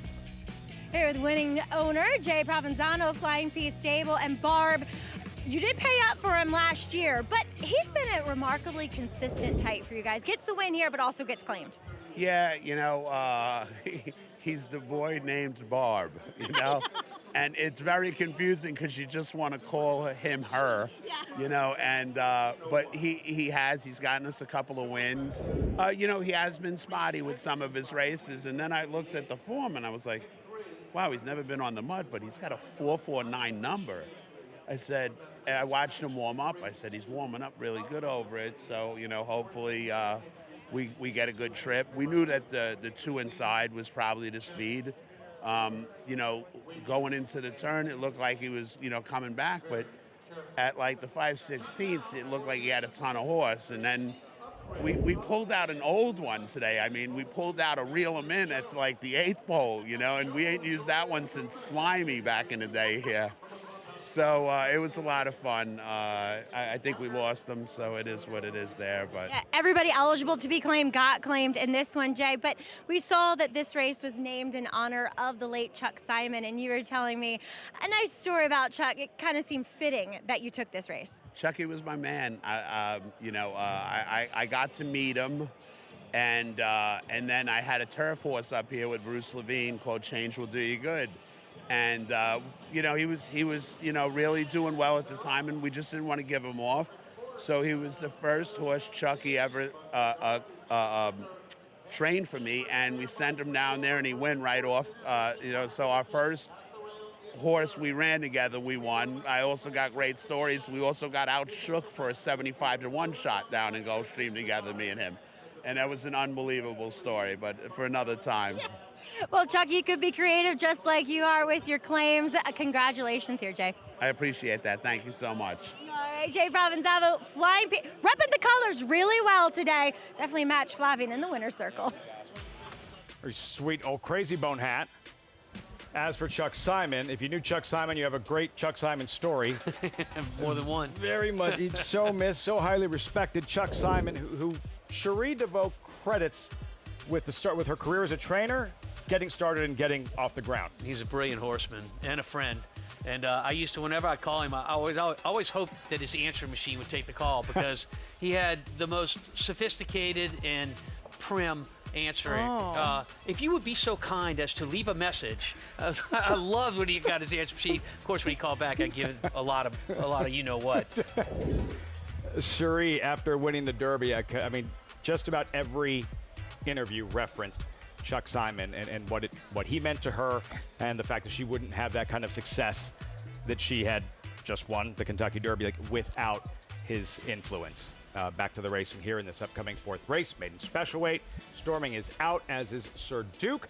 This is a good one. We'll have it for you coming up 22 minutes out, the 4th of 8 on this Thursday at Saratoga. Plus, well, trainer Mark Cassie's so good, he's in multiple halls of fame.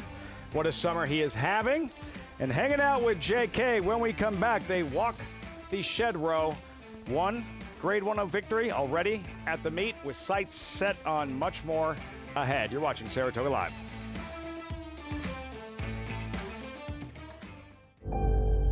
In the racing game, there's always a dark horse. This is Proxy. Not just a dark horse. He's a tall, dark, and handsome horse. 2 wins at 2. Here comes Proxy! 2 turns after that. Big days, bright lights. All class, Proxy! His first yearlings are selling now. Move over to the dark side.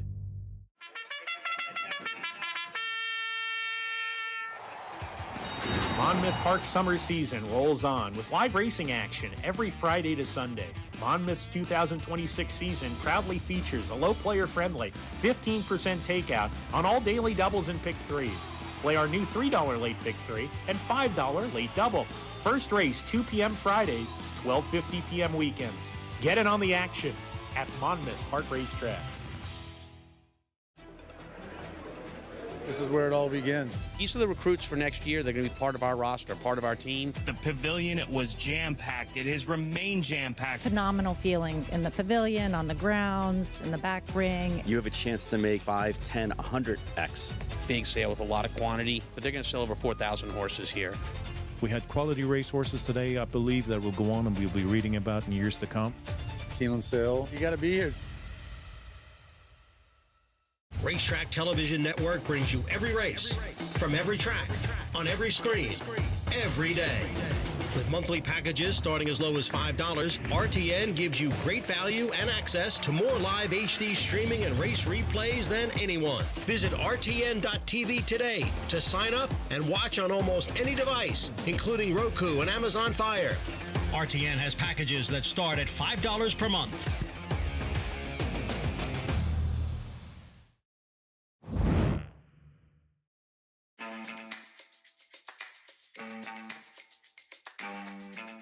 Mark, you got another Grade 1 winner. Yeah. With Counting Stars on her AP. She was $13,000 at Keeneland. She was pinhooked. You bought her as a 2-year-old. That's part of my life. I've been going there since I was like 10 with my dad. This was one of my better finds. Come here, sweetie. This is Classic Q. I think she cost $40,000 and she's won over, she's a Grade 1 winner, over $1.5 million. Mark, you know, I've always told you, I thought you were from Canada.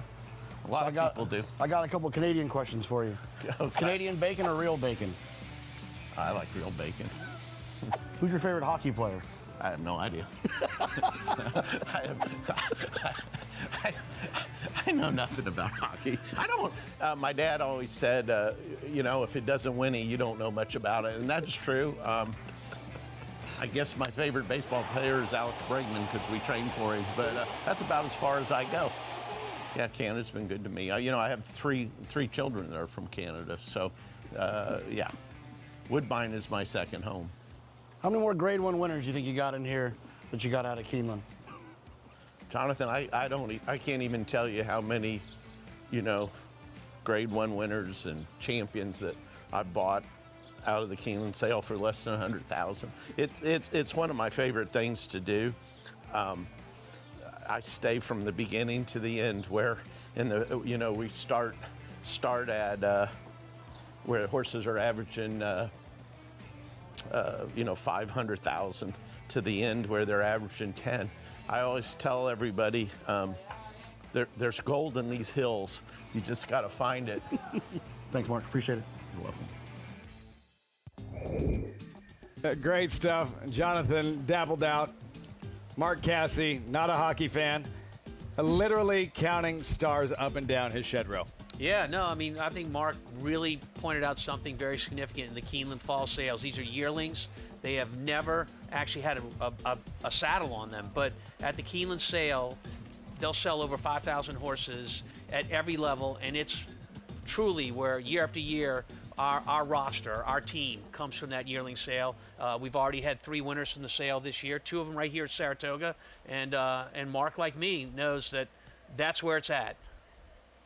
And I think it's so remarkable because of the value that's found. He spoke to it in the piece, but the top heavy hitters from all around the globe come with their pockets full to shop the Keeneland September sale. Book 1, fireworks. It is the best pedigrees that you will find, the most prestigious families in the book. And to be able to find a Grade 1 winner for $13,000, well, obviously it was a pinhook, is not a normal occurrence. I think is something, it's not. And what she's been able to deliver this summer has been nothing short of extraordinary. And as she is now the leader in the clubhouse in the 3-year-old division. Casse says, yeah, his barn has never been as loaded as it is right now with talent, and a shot on Saturday, an outside shot in the America's Best Racing's Race of the Week. It is the Jim Dandy, presented by Mohegan Sun. Just 5 of them, but a strong 5, traveling 1 1/8 miles, $500,000 purse. 7 to 5, second choice Renegade. Commandment, runner-up in the Belmont Stakes, 6 to 5. Silent Tactic number 4, 6 to 1 in the morning line. Megan danced every dance this winter at Oaklawn, along with the Southwest win. He's tired of hearing of it.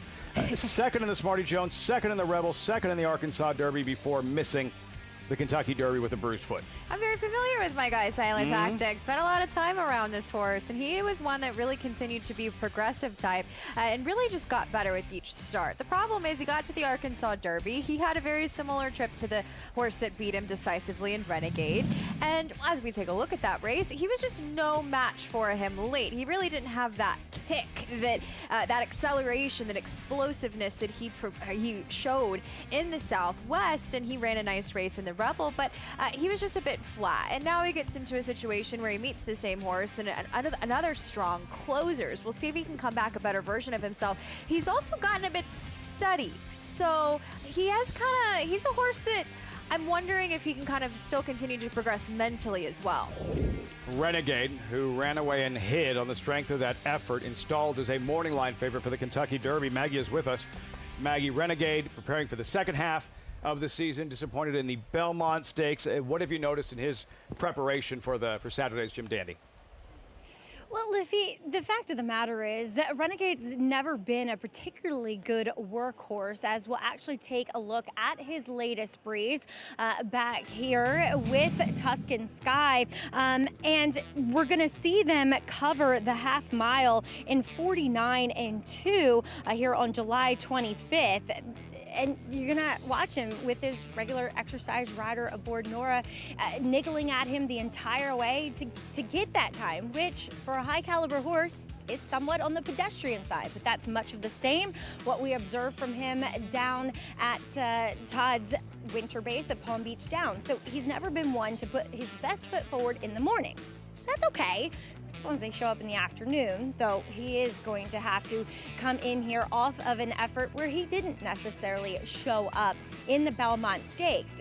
Maybe because it wasn't the initial plan. They obviously wanted to run him in the Kentucky Derby, had to bypass that and then head to the Belmont. So he is coming in here maybe with a little bit more recency, and maybe that will provide a better effort. He's still looking to get back to what we saw from him there at Oaklawn. And like I said, his morning training might not inspire you, but hopefully he can show up in the afternoon.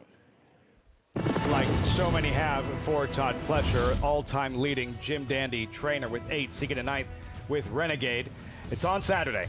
Fox Saratoga Saturday, 3-hour broadcast begins 3 Eastern. The best horses, the best races, only on Fox. Jim Dandy presented by Mohegan Sun.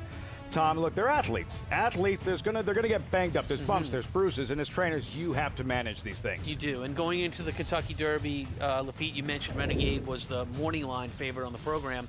And there was some talk going into the race that he had a foot issue. It was his left hind foot. It was, publicized pretty well at the time. Look, the old adage is no foot, no horse. And that's always held up historically. Truer words never spoken in this sport. He's a bad boy, Renegade. What'll he do as the second choice in the Jim Dandy on Saturday on Fox? What'll playing tricks do in the upcoming third race at Saratoga? That's next. They'll bust out of that starting gate in 12 minutes. Bet any track, anywhere, anytime. Download the NyraBets app to play today and get a $200 deposit bonus. Watch and bet on live horse racing from over 300 tracks worldwide. Get expert picks, play live money betting contests, and boost your bankroll with daily promotions. NyraBets is the official betting partner of Saratoga Racecourse. Sign up now. New members use promo code SPA200 to claim your $200 deposit match bonus. You bet with NyraBets.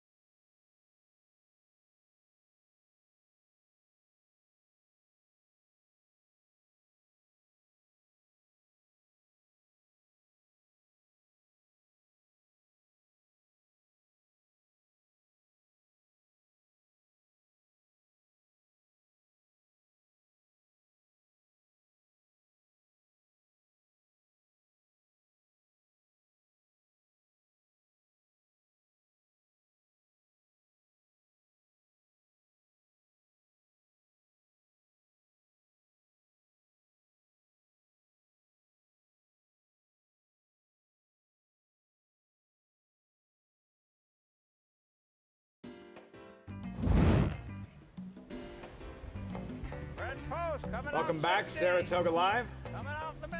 From the crossing guard, stopping traffic. You never know which superstar might be crossing your path at any given time here at Saratoga when it's time to leave the stall and head on over. Hey, there's Rod Ortiz. The stars of the sport. Just another part that makes Saratoga, Saratoga. As we get closer to post time for the fourth race. So excited about the third race. Still talking about it going to break. Nope, these are the maidens. Exciting race with some well-bred prospects, some expensive prospects as we check in with Maggie right behind us in the paddock with this race 4 paddock report.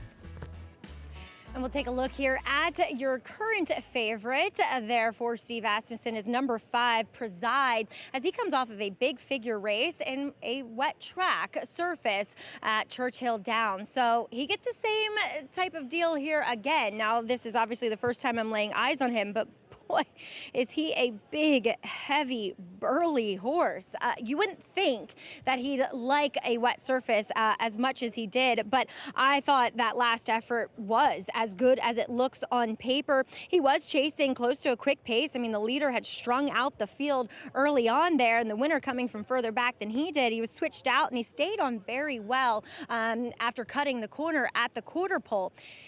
Like I said, there is a lot of this guy, and if he can recreate that same effort, which you do like to see, you like to see them carry their condition off of a big effort, he has definitely done just that. And obviously you're going to have a price that's a little hurt, being due to the fact that he is owned in part by West Point. As we'll move on to one of 2 Chad Brown horses, Calado Hueco for the barn out of the very nice mare Dunbar Road. Boy, he's big for looking at him, as mares, their earlier foals tend to be more on the smaller side. There is a lot of him. This is the first time I'm laying eyes on him as he debuted going a mile at Belmont at the Big A. He was down on the rail that day, so being drawn more towards the outside, I think helps him because he just got away a little slowly, was a little bit green from the kickback. Very good looking animal. Got a little nervous when they saddled him, but has since settled down. I do think that getting out to this 9 furlongs really should suit him. Lafitte? Maggie, thanks so much. Listen to the pregame show, Talking Horses. Would have heard Andy Sterling tell you Chad Brown really, really likes Collado Hueco. All set for his second career start. One of few not by Curlin in this race. Would have been 3, but with the absence of storming here, Tom, you have Hadrian's Wall, $1.3 million colt, and Battle, $500,000 colt. A lot of Curlin's legacy in this upcoming 4th race. No, they buy the Curlings for a lot of money. The Curlings for a lot of money for a reason. He produces a lot of really, really good horses. Doesn't feel like a 4th race, Megan, on a Thursday. No. Does it? This, to me, is the most exciting race. This is where we're going to see a horse come back and be one of those key horses, especially these older 3-year-olds kind of moving down the lane. And Chad Brown has some nice horses in here as well. Let's make the field. Hadrian's Wall, 4th try for Coolmore's $1.3 million colt. Yeah, beaten favorite, heavy favorite at that at 3-5, but it was off the layoff. Look for him to improve. Presidential Power, 7-2, 3rd start, world-class connections. It showed speed, getting the blinkers on this time around. Maybe he'll finish the job. He was a bit flat last time out. Preside, the $1.5 million Louisiana bred. Yeah, how about that? Louisiana bred and Preside being one of the favorites in this spot. Megan, quit eating that lasagna.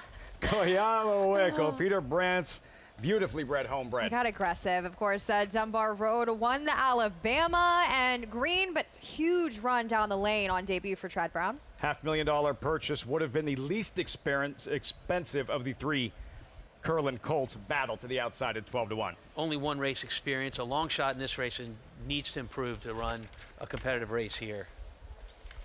Intriguing maiden affair. Expensive prospects, some regally bred, later developing, and still time to fulfill their promise.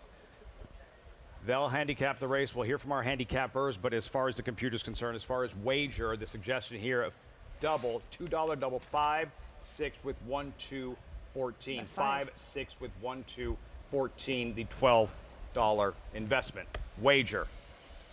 As for Preside, it was 8-5, the favorite here. His latest, Stephen Foster Day, Churchill Downs on a sloppy track. Tom Preside and Jose Ortiz operating in tight quarters. Yeah, we're going quick up front. He has a great trip till about mid-stretch and angles out, ends up being second best here. And Megan, you were saying something about Prasad. No, I was chomping at the bit to let you guys know he's been working well with Chip Honcho, who we'll see in the gym dandy. And that's it. I'm going to go back to eating lasagna. That's it. very good info. That's it. That's all it was.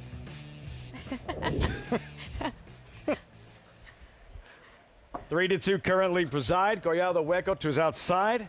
And his mother, Dunbar Road, who could not have been more impressive on a track just like this. It was the Alabama Tom back in 2019 in a third straight Alabama for jockey Jose Ortiz. Well, everybody remembers this race. This was a huge race by Dunbar Road, her lone Grade 1 victory, but there might have been another one.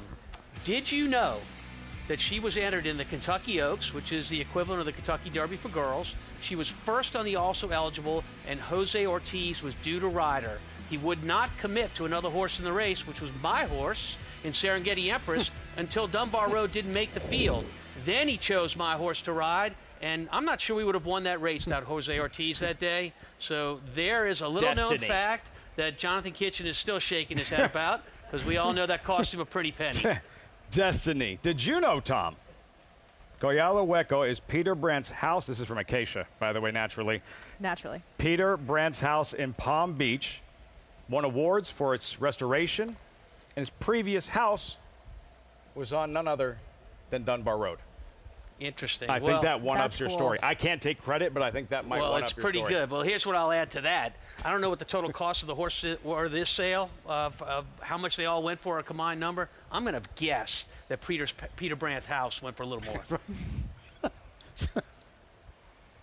Sounds about right with Collado Hueco. And yeah, again, Andy Serling this morning, pregame show, Talking Horses, pointing out how Chad Brown really, really does like this colt. How can you not? Out of a Grade 1 winner, pretty easy to like a horse like this. Missed the break, off slow, kind of had a quicker pace last time to chase into, but really had a strong rally. It just looks like a horse begging to get to this classic distances and beyond. And who can forget Dunbar Road, though? I think one of her best races was one she lost in the Breeders' Cup Distaff. To me, that was one of the most heartbreaking defeats to watch, just because she ran so well and just missed in that Distaff that year. But Grade 1 winner, and this horse, to me, I understand why the 5 is currently favored, but Collado Hueco could be one of those horses in stakes company in the future.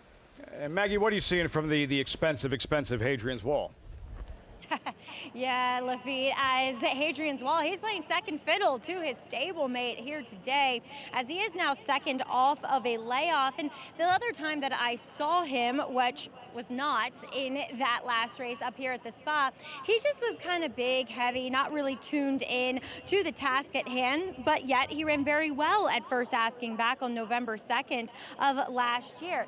He's still pretty quiet and laid back, but he is so much more together and fit. And I thought last time it was not the best of beginnings for him. It was kind of like he forgot what he was meant to do going around that first turn, because he was kind of leaning out and he just seemed to be a bit green. In his previous efforts, he was a little bit more forward, though it was a quicker pace last time out.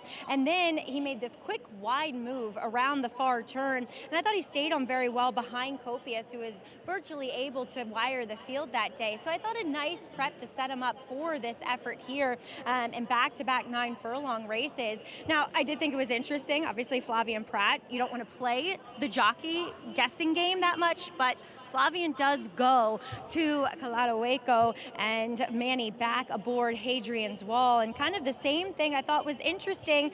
And obviously sometimes trainers, they don't give a call and another trainer holds jockeys to calls. But Presidential Power will be ridden by Jose Ortiz, as Preside will go to Arad Ortiz. And Jose Ortiz does ride a lot for Steve Asmussen. So Jose's sticking with Presidential Power. Perhaps Todd just gave the call and held him to it. but will add blinkers today. And it was a race that the pace virtually held together. Commerce was favored that day, held the pace advantage slightly over Presidential Power throughout, and they ran that way around the racetrack.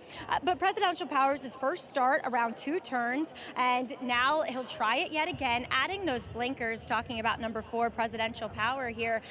Much the same as last time, it's just he's adding a little bit of a cheater cup to perhaps secure that early lead. But I will say this, Lafitte, I know Colado Hueco didn't get away that well last time out from the rail. He was so sharp in this warm-up as he's now clicked over to favoritism. Look for him to show a lot more speed. Really good effort, Megan. Collado Hueco, who yeah, the race's debut, a mess from the start, but to run on the way he did. He did. He was green. He kind of leaned on the gate a little bit, and then he obviously broke inside, so he was at the disadvantage of that. And he was just completely green. He was still figuring things out for the majority early part of this race. And he kind of, again, I mentioned this earlier, he had a pretty moderate to fast pace to chase into at the mile this day, and the pace held. It wasn't as if it fell apart whatsoever. And his late rally, I think everybody can see that's watched the replay of this race, was incredibly impressive, has the pedigree, and huge moves in the morning. B+ rated on the DRF clock report that's seemingly moving forward as well. Finishes well. Maggie said to expect a better start today, a sharper Collado Hueco. As they file in, it is post time for the 4th, live from Saratoga. Frank Miramati standing by. Race 4 live on FS2. Still.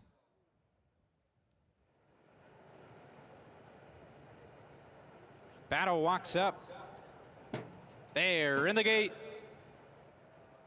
And they're off. Presidential Power wins the break. Hadrian's Wall hustled from the inside. Preside is content to track from 3rd, just in front of Collado Hueco, who would try to get over and save ground from 4th, and Battles at the back of the field. So they move into that clubhouse turn. Hadrian's Wall, Manny Franco wants that lead, and he has it narrowly over Presidential Power, who tracks from 2nd. Preside gets a nice setup in 3rd, about 2.5 lengths off the top. They go 4 better than Collado Hueco, and Battles at the back of the field. The opening quarter ticked off in 23 seconds flat, and they head up the Saratoga backstretch run, and they're chasing Hadrian's Wall, who has a neck in front of Presidential Power. Irad sitting chilly on Preside from 3rd, Battles at the inside 4th, and Collado Hueco's at the back 5th, and about 5.5 from the front. So they continue up the backstretch run, and they're still chasing Hadrian's Wall, who lets the lead out to about 3 parts of a length. Presidential Power still sitting 2nd. Preside is 3rd and about 4 from the front, passing the half-mile marker. Battles just back of that one. Collado Hueco will have 6 lengths to make up in the final 3.5 furlongs. Hadrian's Wall enters the far turn on top by 2. Presidential Power losing a touch of ground as Preside has taken that 2nd spot. Through a half mile in 46 and 3/4 and 1:11 and flat. They move towards the quarter pole. Hadrian's Wall just in front of Preside. And here's Collado Hueco revving up 3 wide as they arrive at the top of the stretch. Hadrian's Wall all out. Preside hits the front, passing the 3/16. Collado Hueco down the grandstand side. Final furlong. Preside has hit the front. Hadrian's Wall back to 2nd. Collado Hueco is 3rd. Final 16th. It's Preside fully extended, but he has 2 lengths on Hadrian's Wall, and it will be Preside. Preside got it by 2. Hadrian's Wall 2nd, Collado Hueco 3rd, and it was a distance back to Presidential Power, who checked in 4th. Liam Molinaro on the mic, and Preside, the $1.5 million Louisiana bred, strikes to graduate in his 3rd career start at Saratoga.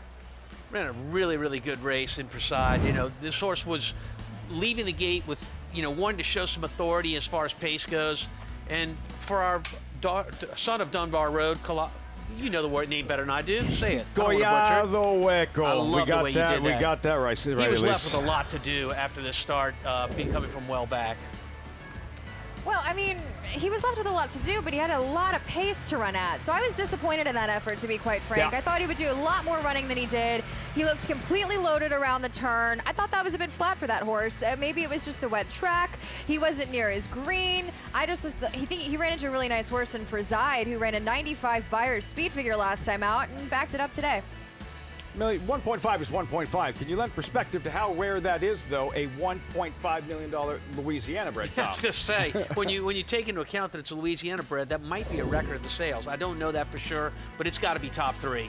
I can't recall very many Louisiana breds being purchased for more than $1 million as an unraced horse. All right, Megan, so these horses, he didn't win a hopeful. He didn't win. He didn't strike at 2. Some patience here, Steve Asmussen. Still time to fulfill that promise. Well, that's the key. They bought this horse as a 2-year-old, and they gave him a lot of time off. He wasn't a horse that was directly sent into the races and kind of into the jaws of a 2-year-old campaign. They gave him a lot of time. They debuted him later on as a 3-year-old, and now it's rewarding them.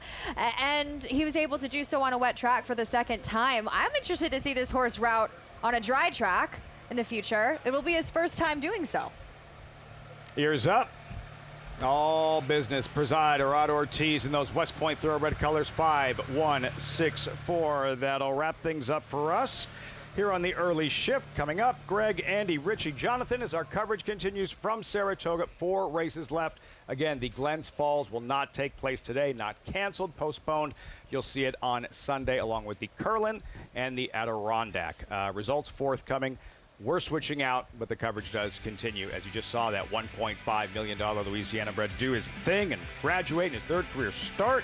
Asmussen, Arad Ortiz preside in the 4th at the Spa. 4 down, 4 left. You're watching Saratoga Live on FS2.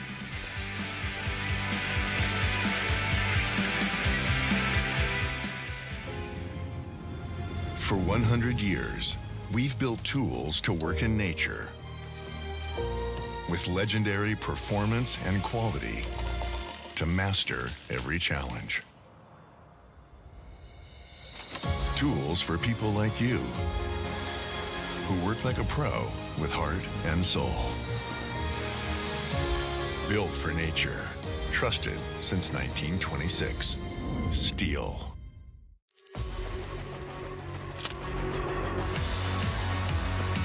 And it's lights out. Locked.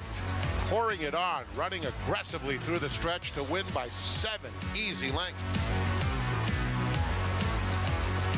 Here is Locked. Locked racing by on the outside for the lead. Locked, the wine steward, it is Locked.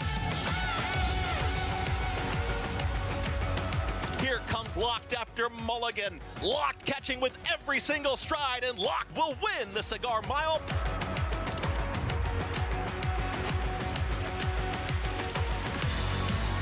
It's all about Locked, dominating the big cap, cruising home to an effortless 8-length romp.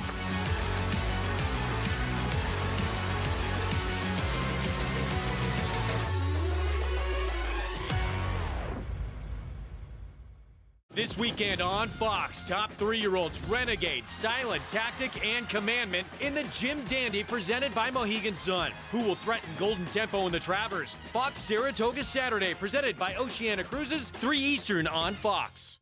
RaceLens is the most in-depth product in horse racing with unique features found nowhere else. True odds, predictive analysis, and pace projection. RaceLens. It will change the way you follow horse racing and take your game to the next level. Welcome back to Saratoga Live here on Fox Sports as the sun has come out and a popular victory here in the winner's circle with Preside. Pleased to be joined by Jason Blewett of West Point Thoroughbreds, co-owner of this very expensive lawbred. Jay, talk a little bit about buying this one. Well, he was the sale topper actually at OBS April of 25. Big, strong, powerful-looking horse. He had breezed sensational. He wound up, after we bought him, I mean, he was a bit of a project and a problem child. It was just one little thing after another. But I do remember Steve, before his first start, saying the talent's there. It's just going to take him a few races to really get going because he basically spent over a year just standing out in a field. He's huge. I mean, it cannot go unsaid. He is a big boy. His performance today, though, I thought gritty and determined, coming off of what was a big effort at Churchill. Yeah, that was the race second out. I said, oh, we might really have something here. And the hope was naturally, especially over a wet track, he might run as well, if not maybe a little better. And I mean, Steve had him prepped perfectly. The trip was beautiful with Irad. And I got to tell you, Mags, I was a little nervous, that horse on the inside. Like, he did not go quietly in the night. He did not. And to West Point, though, having a great meet so far, coming off the back of Counting Stars with her CCA Oaks win. Talk a little bit about, obviously what has already transpired for West Point, but down the road, we still got a lot of meat left. Yeah, we definitely do. I mean, super proud of Counting Stars. It was really incredible watching her win the Acorn and Coaching Club, and I was saying, like, holding the trophy in the champagne room after the race, it really hit me thinking about, being such a New York racing fan, and I worked for NYRA for so long. I saw so many great fillies win the Coaching Club and the Acorn, so to have a West Point filly you're involved with on that list of winners, it really means a lot, and she bounced out of the race great. She's going to go to the Alabama, and we've got 3 in on Saturday here, which I'm excited about, including a Flightline filly that we co-bred named Flightress for my man Shug. It's your main man, I know that's for sure. You came down to the winner's circle. You said, who's on the mic? This Liam Molinaro. I mean, you and I have heard a lot of announcers through our years. He sounds fantastic for a Saratoga debut. That is incredible. I mean, Frank is like one of the all-time greats, and I love how he nurtures other track announcers, and like everybody loves him. So for him to basically, I don't know exactly what transpired, but for him to give this kid and for NYRA to give this kid a shot from Wyoming Downs, and I want to go back and watch the replay to listen to the call again, but watching it live, like I know you're in the heat of battle, so you're not totally focused on the call, but I remember thinking, A, this isn't Frank, and B, whoever it is doing like a really professional and smooth job. I agree. I think the future is bright for Liam. Well, congratulations here with Preside, but as well as all the West Point success. Yeah, thanks so much, Maggie. All right, Preside, he was gritty in victory. As you heard Jay say, they had to be patient with him, but the patience pays off. He would return 518 for the win, 3-2 in the end. Colado Waco would have to settle for third, a little bit behind the 8 ball for him, and Hadrian's Wall completing the exacta, setting the pace and just getting nabbed late. Well, that will do it for the early show here, race number 4. Don't forget, we have that rescheduled race that we will see Sunday, but Greg Wolf and the rest of the crew will be coming up next for you here on Saratoga Live. In racing, bloodlines are kingdoms, and every kingdom needs an heir. Sired by Uncle Mo, Kings Barnes was chosen for greatness. An $800,000 two-year-old built like an empire. He defeated champion Arcangelo on debut, dominated the Louisiana Derby in his 3rd start, and achieved a defining victory in the Grade 1 Stephen Foster. Kings Barnes, where the line of kings continues.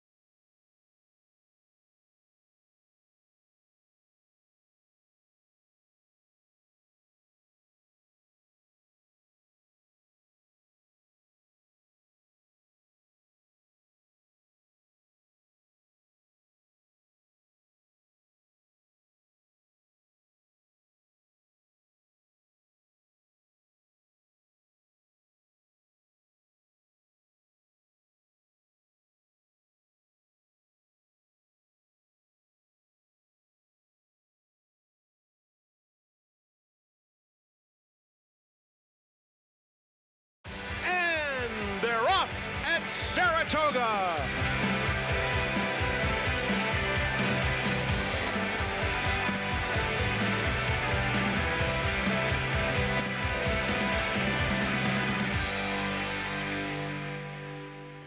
Welcome to the premier meet in the country. Back in action, the sun's shining after Wednesday's cancellation. An important week in this 3-year-old division. Kentucky Derby runner-up Renegade gets back to work, and the Arkansas Derby winner refined his Hot Springs form. He'll line up against a familiar foe, once again facing Florida Derby winner and Belmont Stakes runner-up Commandment. And Sunday rescheduled from earlier this week, the Curlin, where Chief Wallaby, 4th in this year's Derby, and Belmont will be a heavy favorite in his return from the Triple Crown. That and more ahead on this Thursday edition of Saratoga Live, as the sun is just in the last few minutes or so has peaked out. Gorgeous Thursday now here in upstate New York in the capital regions. We're 19 minutes away from race 5 off the turf today at Glens Falls, rescheduled for Sunday's card, but we have a lot to look forward to today, and obviously the big races coming up in this 3-year-old division. I'm Greg Wolf. Good to be with you on our Fox Sports 2 coverage. And glorious afternoon that started out a little gray, a little rainy, and now it's beautiful as we get set again for race 5 coming up in just a little bit. And the matchup again, Jim Dandy, winner, will be moving on to the Travers to meet the Kentucky Derby and Belmont Stakes winner Golden Tempo later in August.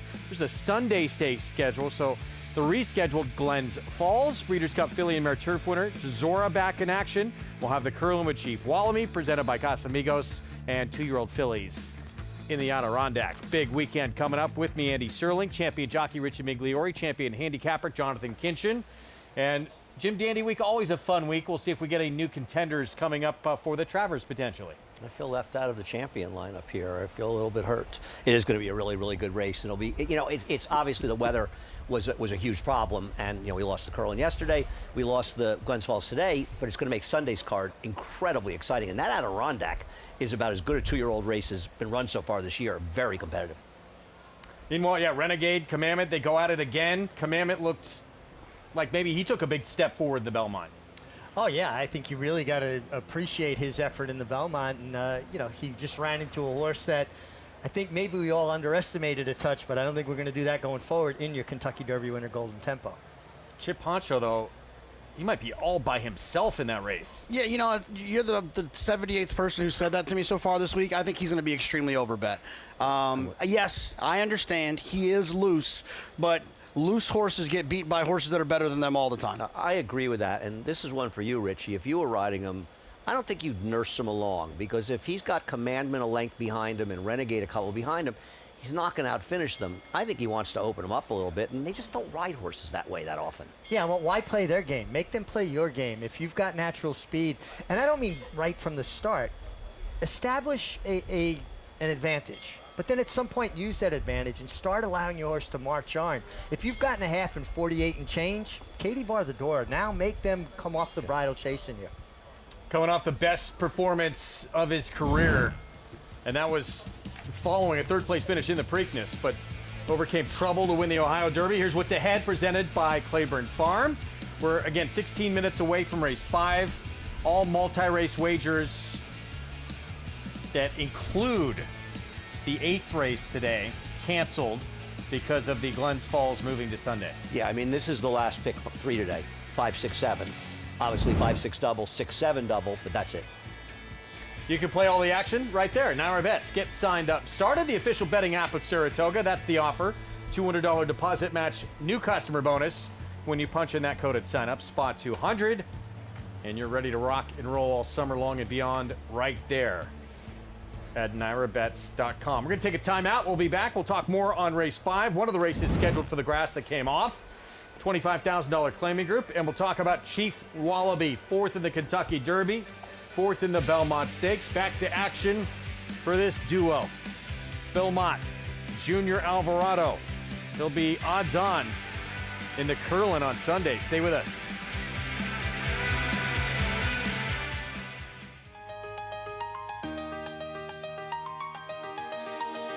Whether it's competing on racing's biggest stages or in the sales ring, there's only one name to remember.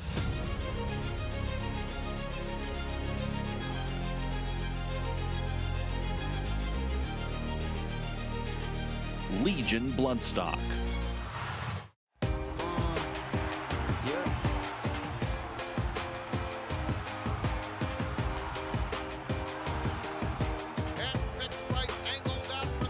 Charlatan is the leading second crop sire by percent graded stakes winners and percent graded stakes horses. He is one of the leading Kentucky sires by percent stakes winners to starters. To win the Wonder again, Charlatan, ultra impressive. It's a new day for a new king. Bet any track, anywhere, anytime. Download the Naira Bets app to play today and get a $200 deposit bonus.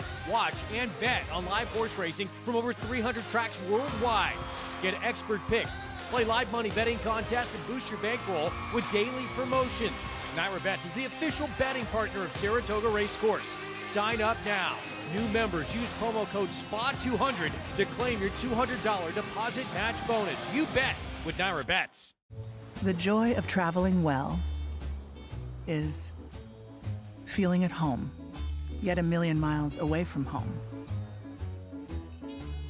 Discovering new flavors, or savoring the ones you already love.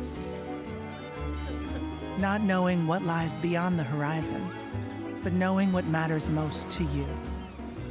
This is the joy of traveling well. Oceana Cruises. Back with you on our Fox Sports 2 coverage. I was at Saratoga Spa State Park on Monday. Peerless pool. My son is an inch away from being able to use the water slide. He was very disappointed. But I'm hoping by the end of the summer he'll reach the required Yeah, tell him height. to stand on his tippy toes. More importantly, did you ride the water slide? I did not. Disappointing. That we should have video footage for. I still got an inch to go. to use Me it. moving the bed and you taking the water slide. That last shot you got right there. Fresh spring water out of the ground. Get there if you can. Oh, you mean the non-carbonated? Yes. The spring water? Yeah, the best. I mean, there's usually a line of people waiting Yes, up there. there is. Tremendous. Curling coming up on Sunday. 3-year-olds trying to book a ticket to the Travers at the end of August. And look who's back, although he will not be pointing to the Travers. Chief Wallaby, Bill Mott, says he does not believe he's a 1.25 mile horse. Yeah, it's interesting. You know, I was having this conversation with Brad Cox, who's talking about Further Ado as well. In a normal world, horses like Further Ado and Chief Wallaby were looking after this race at running back in the Allen Jerkins and cutting back to 7 furlongs. But with Englishmen around, nobody wants to run against him. So it's a kind of an odd year with these horses because the shorter races are much tougher than the longer races. Englishman, Charitovo, 115 buyer, winning Belmont at Saratoga week. Yeah, another worldly kind of effort. It seems like the sprinters do have the routers a little bit over a barrel at this point. So, but it's interesting, you know, Bill Mott recognizing and having the strength of conviction that say, no, Chief Wallaby's not a 1.25 mile horse. We'll look for races of 9 furlongs or less. Looks like he's training well, always in the bridle. Like when horses travel into the bit in their workouts, and a lot of times that's why they work them in company, to keep them in the bridle. You know, I like Chief Wallaby as a horse. I'm not sure that as a wager on Sunday he's going to be the right price. I think he's going to be overbet a little bit too. When you take that kind of buzz leading into the Kentucky Derby, it takes about 3 or 4 races for people to get over that. They're going to keep betting this horse, and I just think he's going to be overbet. You know, I'm not trying to beat him. I just didn't like anybody enough to try to do that. This is put up or shut up time for him because he needs to beat this field. You know, he can't lose to these horses. He is a better horse than them, but he's got to show it in the racetrack on Sunday. 4 to 5 morning line. How short do you think he gets in that race? I mean, I think David's pretty good with that. I usually, if I wanted to really answer that question, I would call David and ask him what he thought. Probably 3 to 5 at least. So I'll just go with this morning line. Yes, he's going to be bet. He's but, right, you know, and I'm people wrong. are going to try to get cute and play some other horses in there, but I still think Chief Wallaby is going to take a lot of money. I think a lot of people like the horse on the rail, the Gustavo Rodriguez horse, to maybe Golfy to try to wire the field. He could be the horse, oddly, as a bit of an underlay. I was actually talking about that with David, the morning line maker. Race 5, it comes off the turf, $25,000 claiming group. Let's go to Acacia Clement. And we'll start with a horse that is in the body of the field, entered to run on the turf, but has been kind of vying for favoritism. When I first came out here, you had a 5-1 favorite. So it's just kind of that type of race. And taking a look at the number 1 Reynolds Channel, who will break from the rail for Amelia Green, I understand why multiple connections have tried to get this horse on the turf, because he does kind of look like a turf horse. But the fact of the matter is he's run well on the dirt as well and has solid dirt form to go on. So it made sense to keep him in this spot. He ran a very fast race 2 starts back, though a little bit lately he's had the every other big race performance. Last time out was 2 turns on the main track and on a wet track as well. It was a pretty rainy day, much like it was early this morning at least, and he was just kind of the best of the rest in that effort. But I do think that he fits in here. He looks great once again. He's always a horse that I've kind of liked and was gelded last fall, and I think it took a little bit of time for him. Super laid back and calm here in the paddock, but pairing really, really good flesh as he now goes out for Amelia and will stay on the main track. You do have plenty of main track onlys in this race, though. The number 10 Black Powder, definitely an interesting one for Matkin. Kentermasi is both Matkin and Ilkay well represented in this race. Irad Ortiz will pick up the mount on this one first off the claim for the barn, and off of a bit of a layoff since the end of April at Oaklawn. I actually saw this horse last year at Oaklawn, where I'd written down my notes. Super laid back, carries great weight. Much the same again today. And for those horses that did have pretty steady campaigns throughout the winter, I like when they have a little bit of time off and a little bit of freshening before coming up to NYRA. So given a bit of time, he has perked up once they got the tack on him. Looks strong, and watch him warming up, but comes off of a pretty hard-fought victory last time out where he had a duel in the stretch, and I thought very game in that effort. We'll see what he does and if he can take his show back here to New York. The number 12, Sturdy, another new claim, this one though locally for Bruce Brown. He ran huge last time out in a condition non-winners of 3, so he is stepping up in this race in here today. But this horse, he is such a looker. He has completely dappled out from head to toe, a lot of size to him, and he's really held that very well, coming back now for his new connections. A relatively quick turnaround, just having won on July 19th, but it makes sense. You claim a horse like this, enter him in main track only spot, and you get to take advantage. He is by far the most eye-catching in the paddock. We'll see if he can replicate that super impressive effort, though, against Lesser last time out, Greg. Yeah, in some ways, this is the most interesting horse in this race. It was a big effort. It was just 11 days ago, Andy, for Sturdy. I mean, listen, he runs back to that figure. He's a pretty likely winner here. And Bruce Brown, guys, is kind of doing the smart thing. He's running him back on George Weaver's training. And I'm not saying that as a knock on Bruce. Bruce is a very good trainer, but I think he wants to keep him going on where he is now based on that race.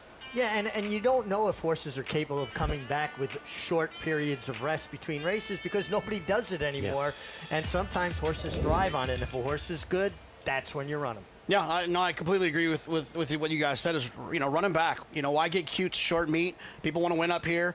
It's running back here while he's right, and a good trainer recognizes that horse just ran huge. I don't want to mess anything up. Whatever he's doing has been going well. Let's just get him back out there. And I'll say with this race, I'm not saying it's necessarily a lot more interesting than it was the turf race, and you hate losing turf races, but I'm going to say this is a more interesting dirt race. Look at the board. The favorite's 7-2. You got 9-2, 5-1, 7-1, 9-1, 5-1, 8-1. This board is, you get this race right, and you're going to get paid. Meant for the turf, mile and 16th, now mile main track. And a lot of MTOs now in this one, but there were several who were in the body of the race anyway that have form on the main track. Well, the 1 certainly does. The 3 has speed and has form on the track. I mean, Lou is no better on the turf than he is in the dirt. Ambition can run on dirt. This is a race that was designed, to be honest with you, to be coming off the turf in a funny way. Reynolds Channel kicks off the post parade for trainer Amelia Green. I don't love wet track of her last time, but this horse was way against the track and I think has monster excuses, and he's my top choice. Barna Kevin Rice, fortune seller. Yeah, keeps this one in. Horse has only had 1 try on no tries, synthetic and turf, and by Kitten Shoy. Life and Light tried to wire a field on a wet track back in May. I don't know that he's good enough, but I'll tell you one thing, he should be forward. Lou will put blinkers on. I don't even think people named Lou are betting on this horse. Christopher Elliott, trained by Maria Mann. We skip to the 9 with scratches near Ambition for Ilkay Kintermachi. Here's the question. Is this horse dropping? Because he's been running in higher price claiming races, but this race camp's so salty, I'm not sure he is, but he's not impossible to price. His brother with Black Powder coming off a huge effort in the mud at Oakland. Yeah, and he's obviously a major player, your lukewarm favorite right now with IRAD. Louis Sass for Rudy Rodriguez. Here's Peak. Rudy's struggling so far at the meet, but this is the kind of horse the big price could get him off at. He is too big a price for considering how good he is. We showed you the win from Sturdy 11 days ago. Well, if he can duplicate that, everybody's going to be chasing him, major player. Here's 3 Technique, former graded stakes winner on a sloppy track. A 9-year-old, nearly $1.3 million in earnings. He's consistent and hard knocking. And another from the Ilkay Kintermachi barn, Determinedly, with Sylvester Gonzalez. Been running in higher priced races, has a decent race on an off track. He's a big price, but he's far from impossible. He is not, if you're betting him, deterministic. So you know. Sometimes, yeah, thank you. Sometimes you look at horses and you're like, wow, I'm that old? I've been coming to Saratoga that long. I remember 3 Technique as a 2-year-old here at Saratoga. Bill Parcells owned him, and Jeremiah Englehart trained him. 9 years old now. I know. Trust me. I mean, I start seeing grand dams. Richie sees great grand dams that he rode. We are old. That's why we feel old. You and Magar? I think the biggest thing about 3 Techniques, I'm not touching that, is does he really want 9 furlongs? It doesn't. Is it a mile? It's a mile. It's a mile. A mile. Does he really? I mean, I always thought he was better. Like at 7 was maybe his best go. I think the one thing I'll say about him, and I picked him second and think he's interesting at a price, is his form has improved. And I think his last races might be a little better than those buyer figures suggest. And I like that he just kept grinding away last time in a race where the speed held on. So I don't love him, but I think at the price that he is at 8-1, he's very usable. And well, he's got his game face on. It was a bounce back effort sort of for him too, wasn't it? Yeah, I think he's starting to round into form. His race 2 back was okay. And the other thing that's happened is they've been much more forward with him, Jonathan, than they had been in the past. And I think that's coincided with him running better races. No, he's got some back races, obviously. But he, like you said, it looks like he's starting to kind of roundabout back into those good races again. I like where he's drawn. I like the fact that he does have a little bit of early speed from out there to try to be tactical. And I like the fact that he's 8-1. I thought he'd be a little bit shorter than this, actually. It's a hard race because horses are going to get lost. There are so many different places you can go in this race. 8-1, enticing on 3 Technique. Let's go to Acacia. Yeah, there's a lot going on in this race. I'm going to take a look at a horse in the body of the field that's trying dirt for the first time, but is taking money, and that's the number 2, Fortune Seller. I think for Kevin Rice, anytime you see that last name, their horses just take attention as he's 6-1. And while this one is a son of Kitten's Joy, on the bottom side, there is actually some pedigree to suggest that the family likes a wet dirt track. The dam won on a wet track on the inner at Aqueduct, actually, and 2 siblings won on a wet track. He actually is not overly turf looking.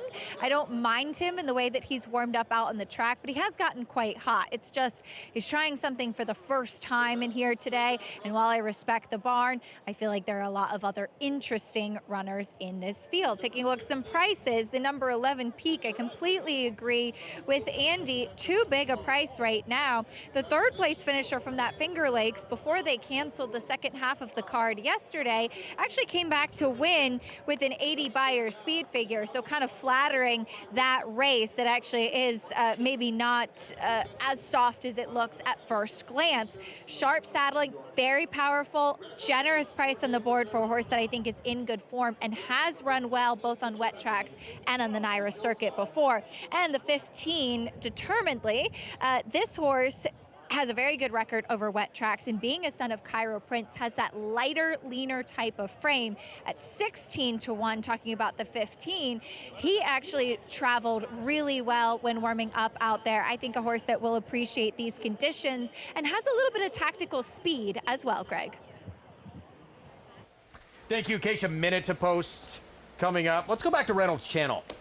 Who you like, Andy Dent from the inside for Amelia Green? Yeah, I don't love that his last race is in a wet track, but I think there's an excuse you can make for him. That was a day when you really probably wanted to be towards the inside and have speed, and he had neither. And he was caught wide all the way around the track that day. I like the mile for him much better. I love the post. I think the inside posts are a real advantage these inner races, and I think 9-2 is a fair price on him. I was really interested in betting on the turf because his turf form might be better than it looks, but I still like him on the dirt. So 9-2 from that inside slot. It tells you how tough this race is. You're very mild favorite, the 10, at 7-2. And we have that one who I just was about to talk about, 7-2 current favorite, coming out of the race, we're told. There's Irad Ortiz Jr. Well, no black powder today. No, Irad must not have liked something he felt during the warm-up, and better to scratch a horse like this are on the side of caution. And there's examining veterinarians stationed at the gate in different points of the racetrack. The last thing we want is for a horse to compete that's not 100%. And the last thing that Irad wants to do is scratch a horse, especially when you're the co-favorite in the race. So he's scratching because he knows the horse shouldn't be running. Missed the first 5 days of the meet, serving a suspension, winning at 27%. JK, at the most competitive meet in the sport since he's come back, 19 wins. Yeah, it's pretty impressive, especially with that 6-win day that he had last week.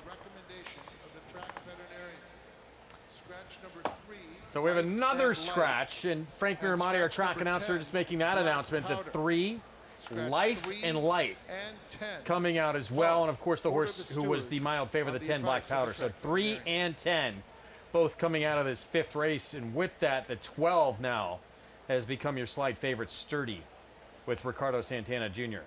Yeah, and it took out some of the pace in here, too, and Sturdy did lay up close last time, albeit a furlong further, 1 1/8. Do you think it changes the complexion of the race much, Jonathan? Not much. I mean, you know, obviously when you scratch a horse, it's a favorite. The overall complexion of the race changes. I don't think the pace scenario is going to be drastically different than it was. Yeah, I don't think either horse is coming out. I agree, ditto. I mean, well, I shouldn't say that. The 3 actually was forward, and I think it does probably hurt some of the closers in here, but I think it helps horses like particularly the 1 and even the 2. Now, I know that Kevin Rice has never lost a race in Saratoga, but I don't know how you're taking 6-1 on a horse that's turf and synth meant.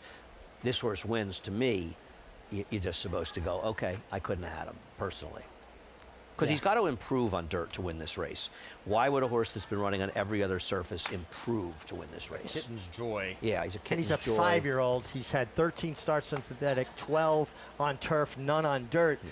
He's 5-1. This is more just like, hey, we got to see, we'll take a chance, but it's not like... I shipped him here, I'm going to run him and take a shot, and it opens up options if he does.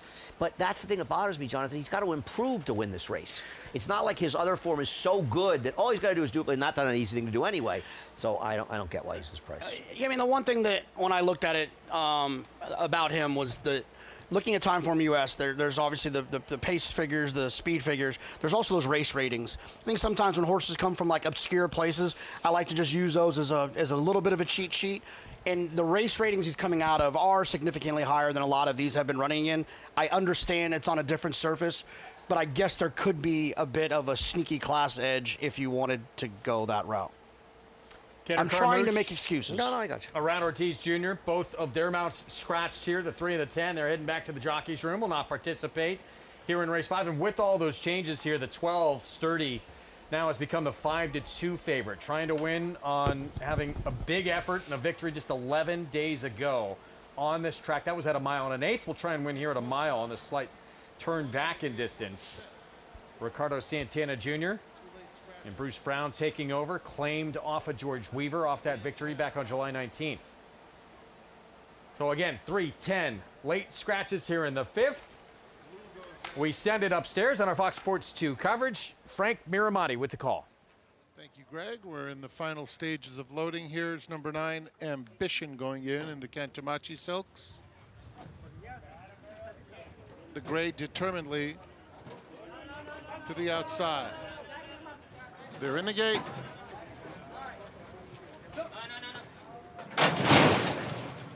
And they're off. And it's a quick start for Reynolds Channel. Fortune Seller is showing good early speed too. And just in behind them, Lou is a close-up 3rd, racing a 1.5 lengths off the pace as they stack across the track. Then its peak determinedly is widest of all, understandably so. About 3 lengths covers that entire group. 3 Techniques is racing 4 lengths off the lead as they straighten up for the run down the backstretch. Ambition is inching up on the inside of Rivals, has approximately 7 lengths to make up. The opening quarter went in 23 and 3/5 seconds. Sturdy is the one who's right there with him. And the lead belongs to Reynolds Channel. Reynolds Channel is in front as they head to the 3/8 pole. He starts to open up just a touch. Has a 2-length lead on a hard-ridden Lou with Fortune Seller very much in the thick of it too. Trying to reclaim second as they start to string out with a 1/4 mile to go. And Reynolds Channel has a 3-length lead. Fortune Seller is in second. Sturdy comes alive with 5 lengths to make up. Down at the rail, Ambition is next. They're inside the final 1/8 of a mile. These two are dominating now. It's Reynolds Channel and Fortune Seller. Reynolds Channel, Fortune Seller is getting close. Closer, right up alongside is Fortune Seller, close to home. He and Reynolds Channel in a battle to the wire that goes to Fortune Seller, 3/4 of a length. Reynolds Channel was second, Sturdy a distant third in front of Ambition. Fortune Seller, first time on this surface. Kevin Rice, Jose Ortiz, number 25. And good call, Acacia had pointed this one out. You got me. I could never have had this horse, guys, in a million years. Well, he was trying something for the first time off the turf, gets a muddy track, and he obviously seemed to handle it pretty well, Jonathan. Yeah, I mean, I guess it was a class thing. Like, the horse had been running on different surfaces, and it was a great ride by Jose. Reynolds Channel ran too good to lose. Fortune Seller just was better.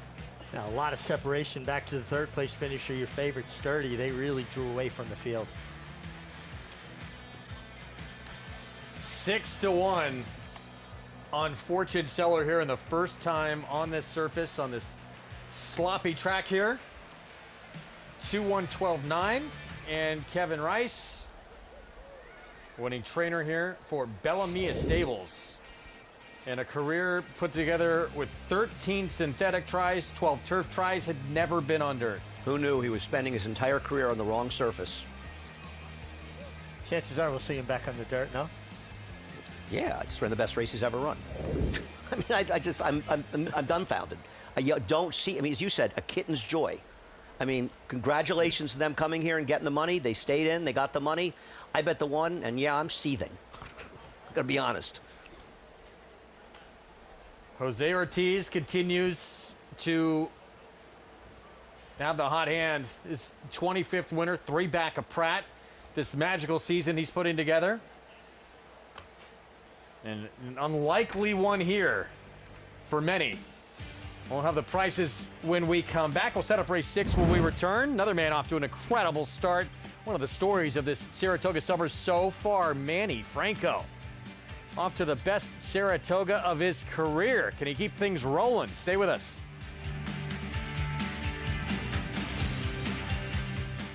The 105th Saratoga sale. For over a century, the crown jewel of North American yearling sales has attracted the world's top buyers for an experience unlike any other. World-class yearlings, prestigious pedigrees, premier race meet, glamour, elegance, and charm. The best party. The 105th Saratoga sale, August 10th and 11th in Saratoga Springs, New York. Where will you be?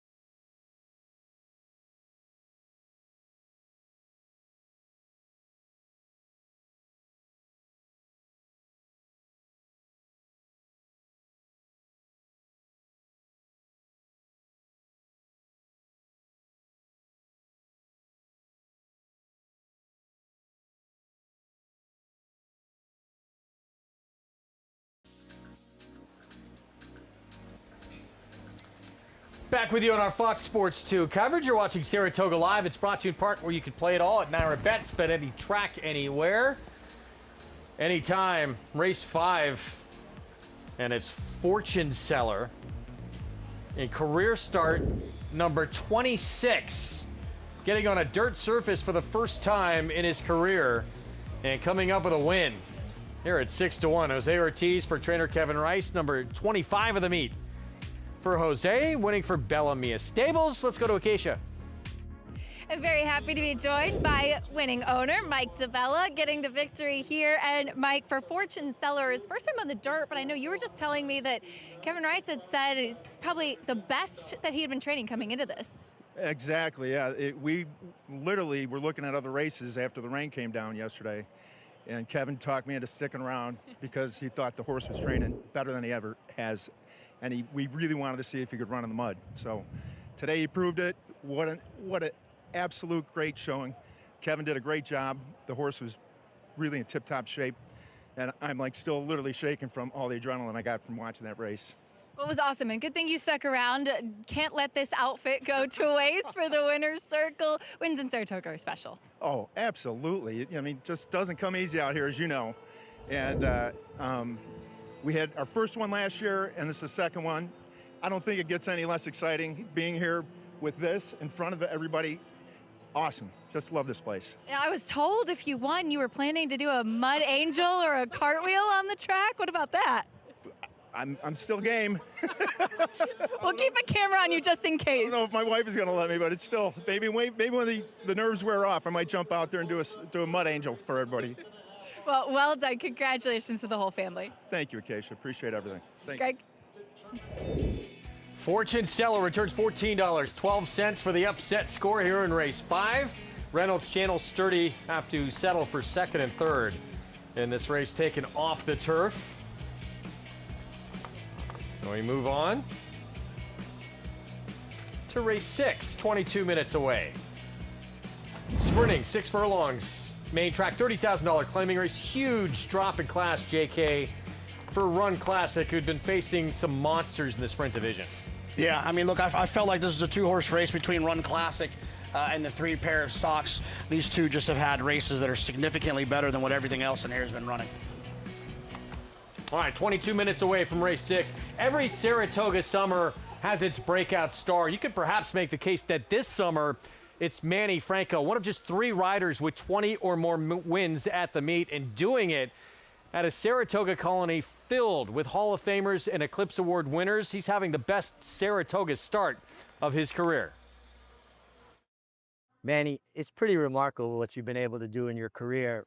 17 times leading jockey at Aqueduct, 3rd all time to myself and Angel Cordero. I have no doubt you would have caught me if Aqueduct stayed open, but you ran out of racetrack. I'm sure I did. How does that feel, though, to know that you, like you said, have written that chapter of your own, of the history of New York racing?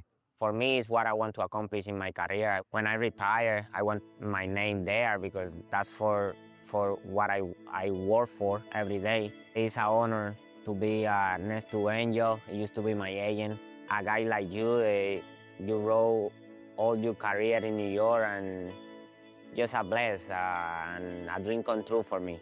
Coming off another fantastic Aqueduct meeting, come right to Saratoga. What was last year like for you up here, and what are your expectations for this year? It wasn't a bad meet because I win 20, 21, but sure. Your expectation is you want to try to do better than last year, you know, and sure. It wasn't that way, but like I said, my mind is still in the, same way, keep working hard every morning, day in and day out with my agent, and that's what I'm doing every year here in Saratoga. You came through the jockey school in Puerto Rico. So many great, talented jockeys have come through there. What was that experience like? Was that something that you'll always cherish? Oh yeah, definitely. The school in Puerto Rico, I think is a big advantage because they show you everything before you get on a horse. You learn from the bottom to the top. So I think it's one of the best schools around the world. What was it like watching, and you guys are friends, you both came through the jockey school. Jose Ortiz, watching him win the Kentucky Derby this year? No, it was unbelievable. It was great. Give me goosebumps because I know him from the school. It's just unbelievable year for him, the year he's been having, and wishing he's the best. One of your biggest wins of your career, you won a Belmont Stakes, obviously, but you won the Travers here with Tiz the Law. What was that sense of accomplishment, that feeling for you? That's the best feeling in the world. When you have a horse like that, sometimes one in a lifetime, so you gotta enjoy the moment. That's what I did, because I felt like I had the horse. So when you have the horse, your confidence level is on the top. So every time the horse runs, I say, okay, this is my time. So every jockey wants to win the Kentucky Derby. Is that #1 goal? That's my #1 goal. I would love to do that in my career before, retire, and I'm gonna work for that.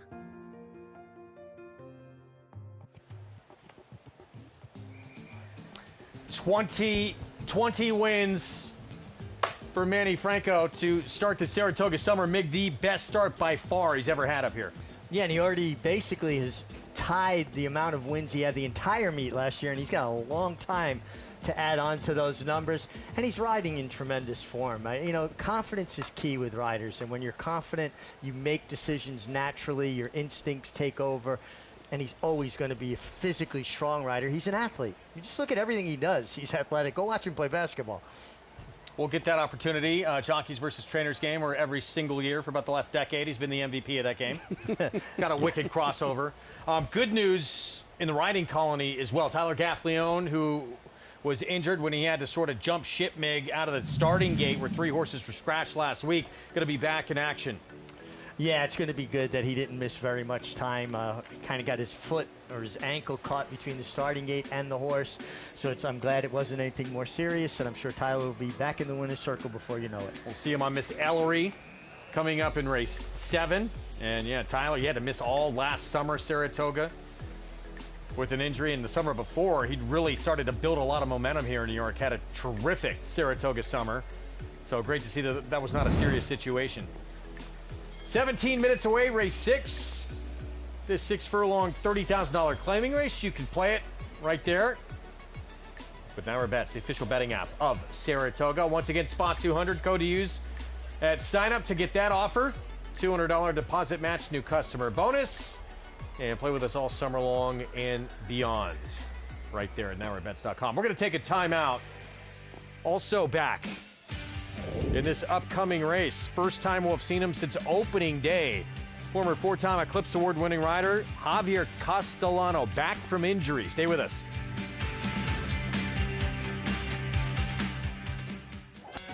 Excelling on a cross of New York turf and Kentucky bluegrass. A 6-time graded stakes winner, including the Grade 1 4-Star Dave, Grade 1 Turf Mile, and the Grade 1 Maker's Mark Mile by leading champion European sire, Lope de Vega. So he's got that going for him. Carl Spackler, the ultimate greenskeeper, standing at Lane's End. Bet any track, anywhere, anytime. Download the NYRA Bets app to play today and get a $200 deposit bonus. Watch and bet on live horse racing from over 300 tracks worldwide. Get expert picks, play live money betting contests, and boost your bankroll with daily promotions. NYRA Bets is the official betting partner of Saratoga Racecourse. Sign up now. New members use promo code SPA200 to claim your $200 deposit match bonus. You bet with NYRA Bets. Some places stay with you and make you want to relive every moment. These are the places you want to get lost in. The ones that feed your curiosity, blow your mind, and tempt fate. Places that make you keep coming back. Because every time you're there, anything feels possible. Racetrack Television Network brings you every race, from every track, on every screen, every day. With monthly packages starting as low as $5, RTN gives you great value and access to more live HD streaming and race replays than anyone. Visit RTN.tv today to sign up and watch on almost any device, including Roku and Amazon Fire. RTN has packages that start at $5 per month.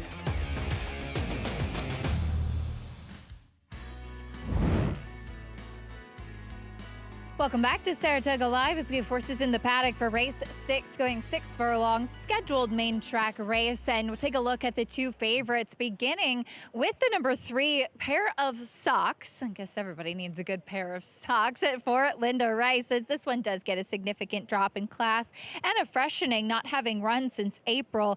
Since Linda claimed this horse, he has not run anything lower than an 80 Beyer speed figure. He's been in tremendous form, coming off of a second place finish behind Antonio of Venice, where he just couldn't get to a winner who was controlling things on the front end, but a solid effort nonetheless. Like I said, he comes back off a bit of a freshening, not having run since the end of April, and he is a big, solid individual. He's done well with that time off, and he does look strong and ready for his return to the races. My one question, though, is the wet track. I know that he does actually boast a win on a wet track the last time he tried it, though, and yes, it was against Better. It was a disappointing effort, and he's just not built like the type of horse that would appreciate it. But I'll watch how he warms up. Now, the number 2 Run Classic, first time in the barn of Joe Sharp now. He's a horse with a ton of back class, and unfortunately just seems to have lost his form, lost his way a little bit. He has not run since the end of May, so another one coming in fresh and in for the lowest that he has ever run before. So maybe the class will prevail. It's interesting. Typically, Joe's horses, they always look tremendous. They're beautifully turned out, completely dappled. That's very much the case with this guy as well. It's just that in the past, I've seen him carrying so much more flesh and muscle mass and conditioning. He's a bit lighter than I've ever seen from him before. I'm not sure if that's a good thing or a bad thing. He is forward. He's bright and happy here in the paddock. He is a horse that I've written in the past in my notes as one that does better in cooler temperatures. So actually today, with the rain kind of cooling things down and lower humidity, he probably will love an afternoon like this. Keep an eye on him as we continue, but we'll see if this class drop, Greg, can help him get back on track for a horse that was at one point running against the best sprinters worldwide. Yeah, okay, so you look at the lineup, who Run Classic, the 2, his face. I mean, Carbone had a 98 Beyer in that victory when they met, won 3 of his 4 starts. Skelly, one of the quickest and best sprinters in the country before that. Durante, banishing. Jackson, Travelers of the Dubai Golden Shaheen. Back in 2024. He's faced some monsters, JK. No, he absolutely has. And I think that, you know, when you have a horse that has that back class, there's always that hope that they can kind of get back to that and to run into that situation. Like I said, I mean, I think a lot of times in races like this, I would call this a lockup race. We're in multi-race wagers, which obviously because of the rescheduling of the Glens Falls, we don't have a lot to offer here. But in multi-race wagers, give me the 2 and the 3, turn the page, move on to the next race. I think one of those 2 horses has to win. I don't disagree. I think I wouldn't go that hard, but I agree with you. They're so much the right 2 horses near, because I think that the 4 and 5 are supposed to get somewhat involved in the front end, because both of these horses are need the lead types. I've never seen the 5 win without the lead, and the 4 horses got to go. And Luis Saez is not known to rate speed horses. Yeah, Mick, this looks like sort of the race within the race, what the 4 and the 5 do on the front end. Yeah, I think the break is going to tell the tale. Kid Billy last time on the turf didn't have his normal speed, but he didn't break well and was a little bit hampered in the beginning. Factually correct, Kendrick Carmouche is a tremendous gate rider. Now, he says he looks at the guy with the button. He's a button guy. I don't know about all that, but he is a very good gate rider, and he'll be aware of how Kid Billy, the 4, breaks directly inside of him. I would pay a lot of money to have mic'd up video footage of Danny Gargan talking to Kendrick Carmouche after the second race today. That could be an Eclipse Award-winning scene. Wild ride, to say the least. Yeah, I'm guessing Danny was not happy, and I'm not sure I blame him. In fact, I don't. 10 minutes away from this 6. We'll see who's the quick of the quick in this one. Is it factually correct, or is it the 4? Kid Billy, and there's Kid Billy. So Luis Saez will be aboard here for Rudy Rodriguez. Turf last time we saw this horse, but can be very quick. Certainly with his choice. We talked about the comeback in this race as well. First time since opening day he's back. Javier Castellano. Let's go to Acacia. A fantastic sight to see Javier Castellano back, making his way into the paddock to ride Princip here. First of all, Javi, how are you doing? I'm doing really well. Thank God, I feel well, really good. Thank God we're able to come back and enjoy what we do. You've been around the track long enough, no stranger to injuries for sure. I know it's a frustration, though, to miss the start of this meet. Tell me a little bit about the mindset getting back into the saddle. Yeah, absolutely. You have to be mindset, you have to be strong. Not even physical, mentally, you have to be strong. We started a great day, opening day. I win one race, everything going excited. But the next day, you fell on the horse, and I mean, it's part of the game. You know, you have to face. It's a challenge you have to face in the life. And thank God I'm here to able to enjoy. Well, the fans are happy to see you back, as are we. Best of luck with your mount and throughout the rest of the meet. Thanks a lot. Appreciate it. Greg? Great to see him back.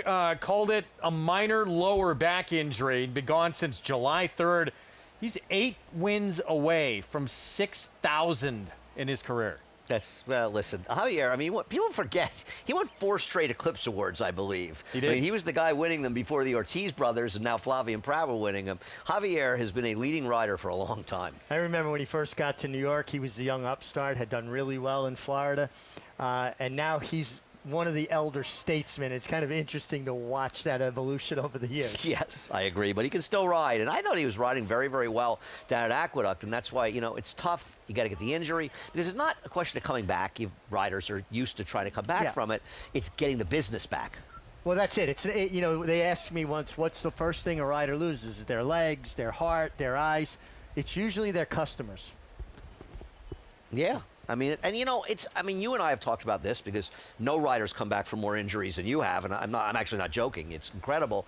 You know, you understand. I mean, it's frustrating for you, but you kind of understand. The trainer says, you know, I don't know, do I really want to ride this guy? He's been injured. I can ride some guys who've been riding hotter, and you end up getting instead of getting maybe the 2nd, 3rd, 4th best horse, you get the 5th and 6th best horse, and then it's hard for you to win, so it looks like there's something wrong, right? And it's not. It's just the horses you're riding. Well, it's self-perpetuating then, right? But, you know, honestly, you can't blame trainers either. If a guy steps in and fills in while you're injured and they're winning, they're not going to take them off winning. Why would they? No, I agree. It's hard.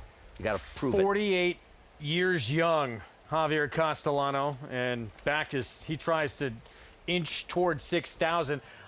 Wager AI, artificial intelligence, putting together a play for us here. We're 7 minutes away from this 6th race. Let's see what Wager came up with. Suggested play, $4 exacta, the 2 and 3, which JK said is all you need, with the 4 and 5 underneath. So what they're essentially saying is the 2 and 3 are the horses, as you said, Jonathan, but they're not going to run 1-2.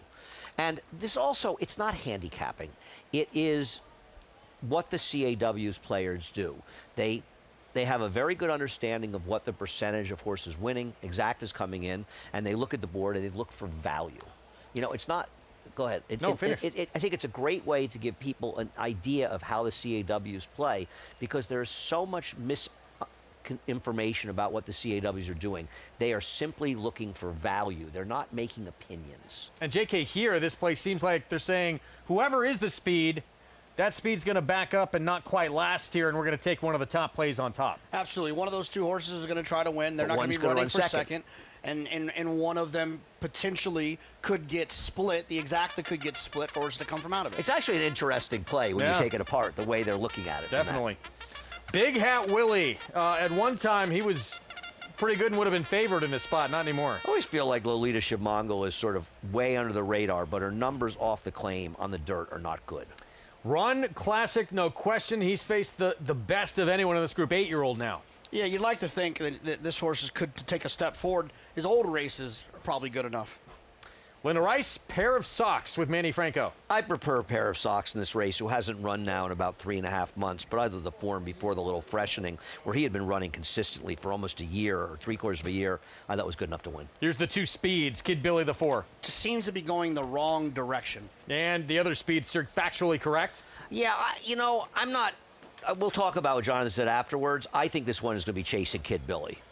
Princip at 7:01 with Javier Castellano back. Yeah, good to see Javier back. There's just a race sandwiched in his last 3 that could get him involved here, but I felt like the race kind of fell apart for him. And 7-year-old Slim Slow Slider on the outside.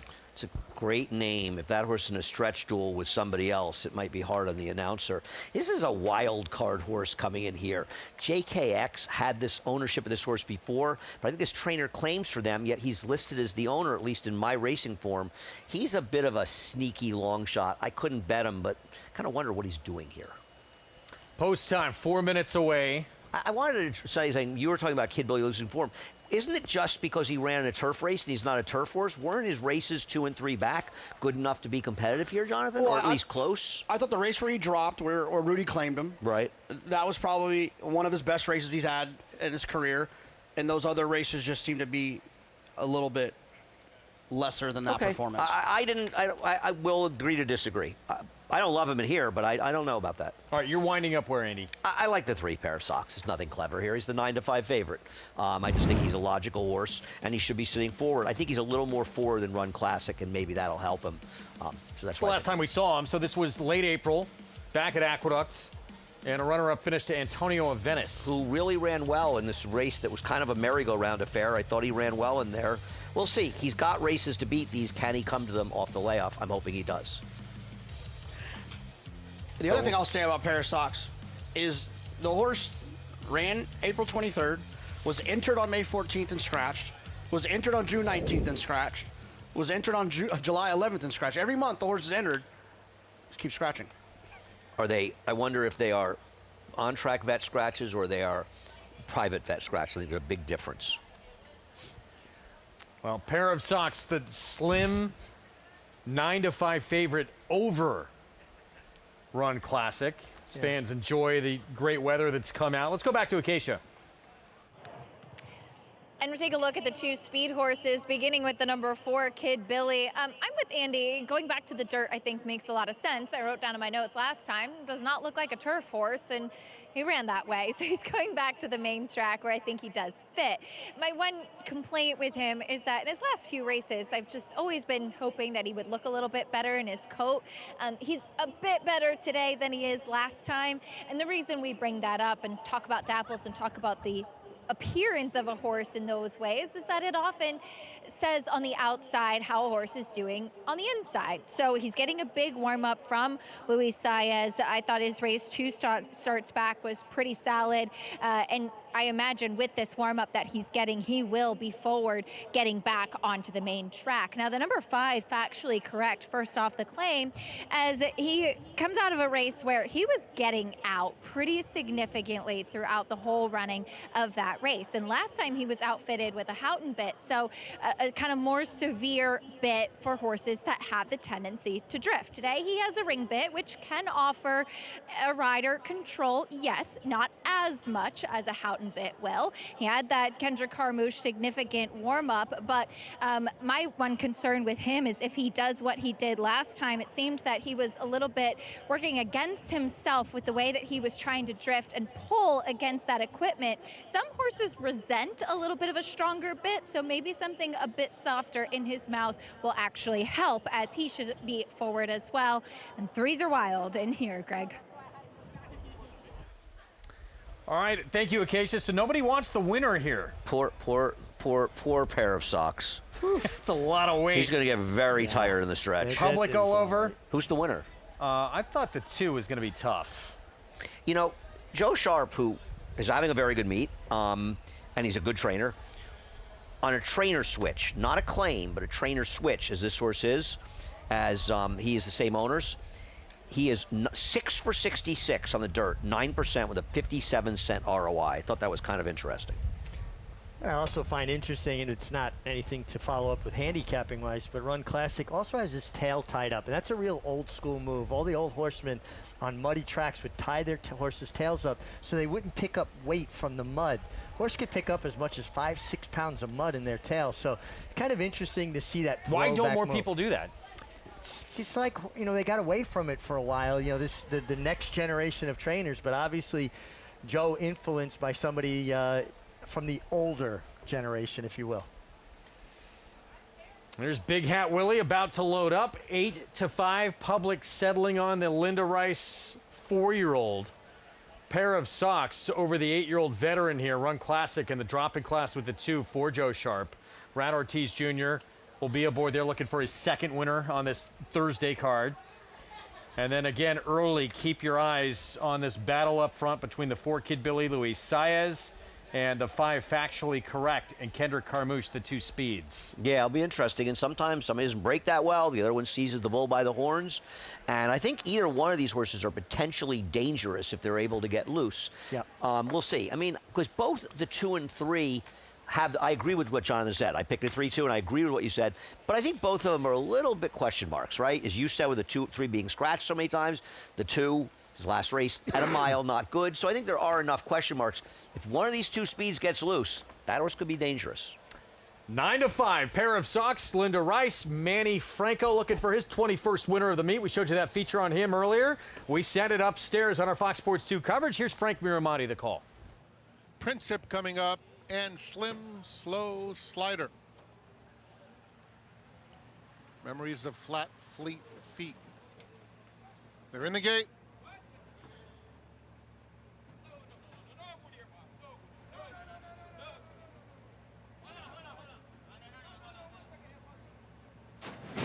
And they're off. And Factually Correct is extremely fast out of the gate. Opens up a couple lengths. Big Hat Willie and Run Classic are second and third. Kid Billy is next.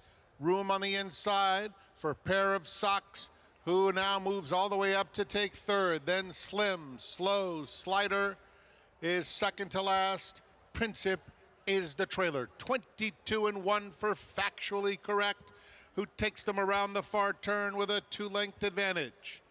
With Big Hat Willie in pursuit second, and Pair of Socks along the rail is a close-up third, has 3 lengths to make up. Run Classic is next. He is racing in front of Kid Billy, and Princip trying to mount a bid from behind there at the top of the stretch. Factually Correct in front. Big Hat Willie, Run Classic, both chasing very hard, coming toward the 16th pole, and Factually Correct digging in. Run Classic takes a shot at him in the center of the track. Past that 16th pole, Factually Correct. Run Classic coming. Here's the line. Factually Correct held on by about a half a length. Run Classic was second in front of Big Hat Willie and Princip. Well, Wager AI had the right play. They didn't figure on Kid Billy not breaking from the gate. Factually Correct, able to hang on and win. As we said before the race, if one of the 2 speeds doesn't break or isn't able to go, and the other one does, that horse could be very dangerous. Now, I don't know how you handicap that. I don't know how you can do it, but he did, and Kendrick was alert. The 4 got left. When this horse got the front end, it was over. Yeah, I mean, the race changed completely when the gates opened, and Kid Billy has done that periodically. Now this is the 3rd time that I can remember where he didn't break well, and Kendrick being drawn next to him was going to take full advantage of that situation, and Factually Correct improves his record and off going to 4 wins from 7 starts. Yeah, he seems to like it out there when it's a little bit moist. The 2 Run Classic seemed he was a little wobbly in the stretch, like he was trying to get there. Maybe he was just trying that hard and just couldn't find the right finish, but he was trying to get there. He was, and he ran very well when you consider, I think, the dynamics of the race. I can understand if you're somebody who bet the 2, that you're saying, I bet the best horse, and I got unlucky, and I would feel the same way if I bet him. I didn't bet the race, and I would not have bet this horse. But Kendrick was alert and got it done. This horse wins off the claim for a trainer who's very under the radar, but has had some success, though not a lot off the claim. Just 1 for 8 going into it on the dirt. But he got loose, and we knew, we said this could happen. Someone could get loose, but the 4 had, Luis had to get the 4 out of the gate. I don't know what happened. I don't know if he had trouble. Without seeing the head on, there's no way to know. But once the 4 got left, we all set it up here. 5's going to win. And he did. And he did it, 5-1. For Emily Racing Stable, and Roshan Samsundar. Pair of Socks was bad. Manny tried, he chased inside, he was bad. Round 3 between the Arkansas Derby winner, the runner-up in the Derby, and the runner-up in the Belmont and Florida Derby winner, Commandment. They go at it again in the Jim Dandy. We'll have a preview next. building up alongside of Knightsbridge. And now these two will turn for home together. Imagination on the outside to the front. Knightsbridge back into second. Tio Elvis, the horse from Japan, has rushed up on the outside, and he has taken the lead. He's taking off. Oh, look at Tio Elvis pull away in the last 16th of a mile. Even business today. Japan's Tio Elvis crushed them. Elvis is in the building. Yes, he is.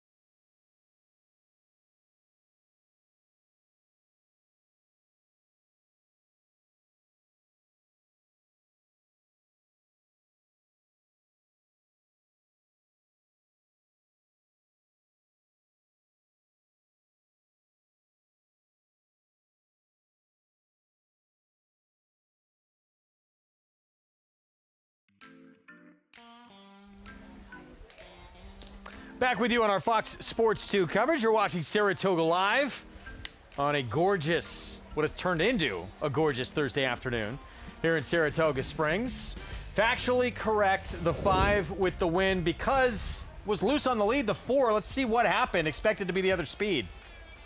He just didn't really break. He didn't react as sharp as he needed to, and this is the second time in a row. Last time I kind of put the onus on that it was turf. I think this could be something that's becoming a little bit problematic.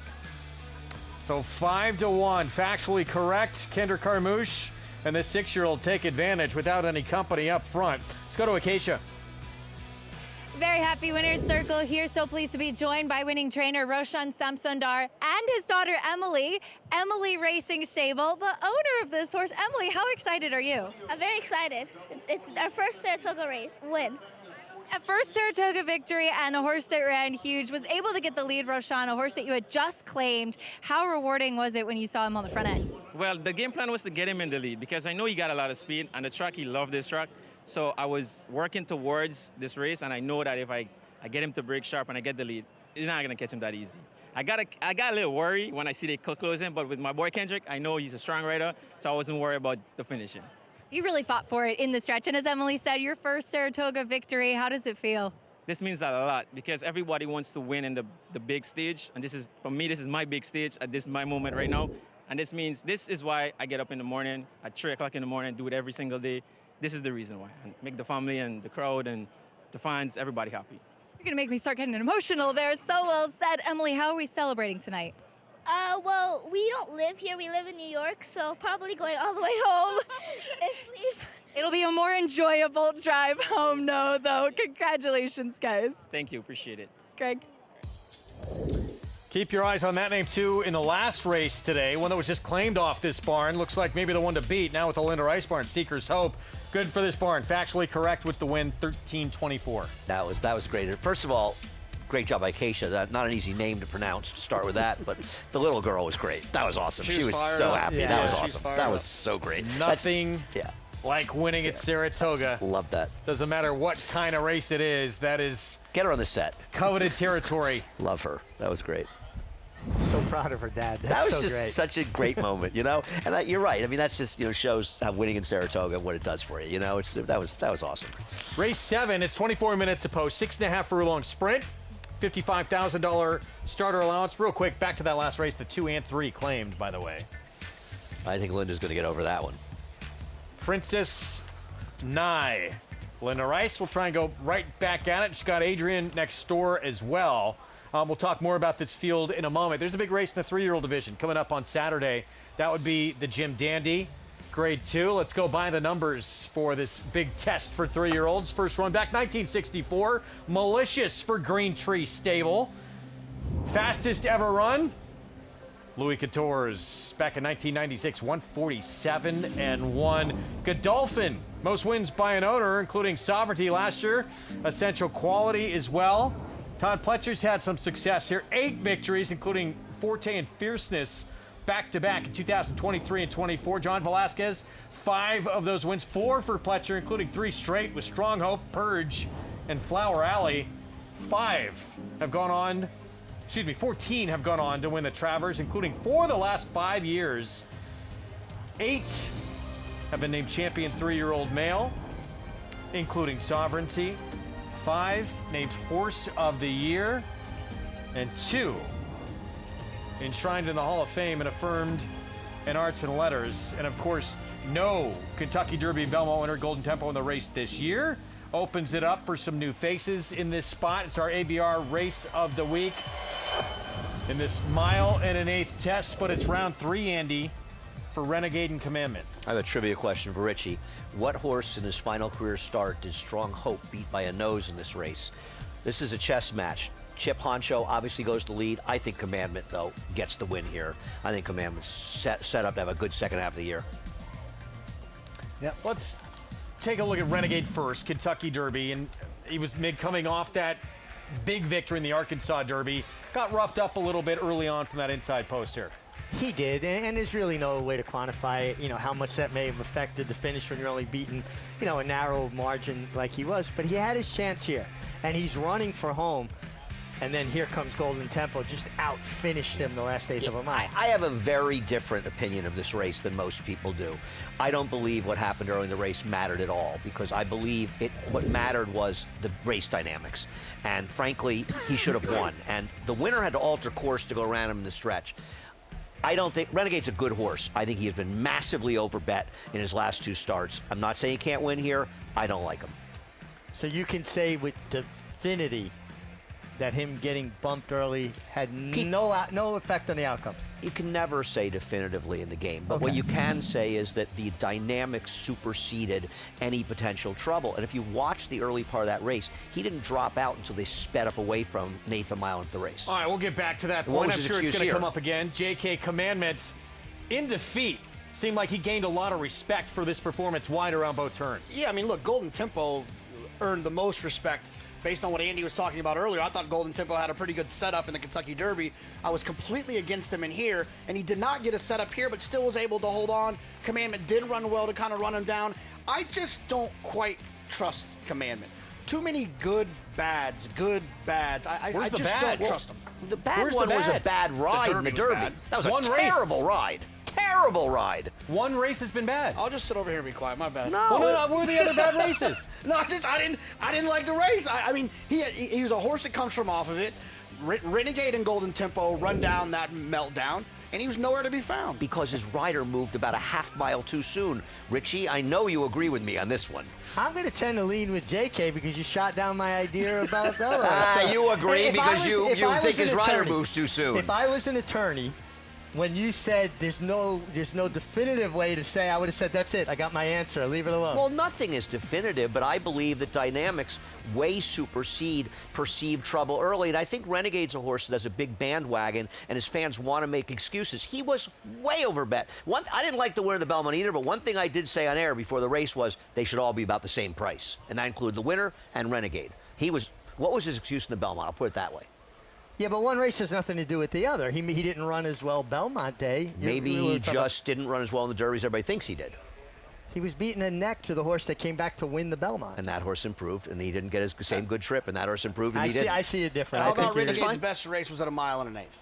I agree with that. I think he's better with less distance. I totally agree with you there. I think 1.25 miles is stretching it for him. I could not agree more. And we'll get to it later in the week. But yeah, there's a horse that could be loose on the lead.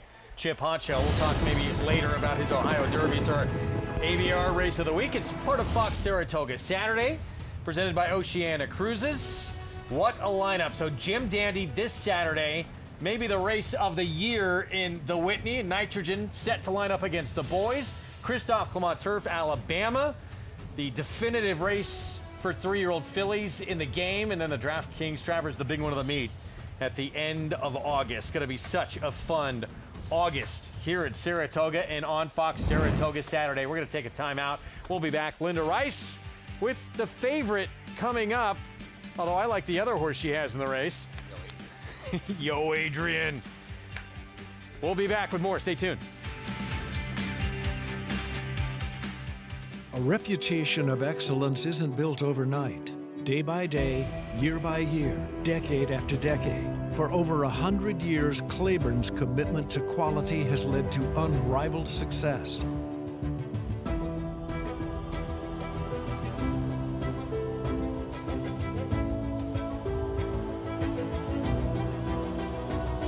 Building on the past, building for the future. Claiborne Farm.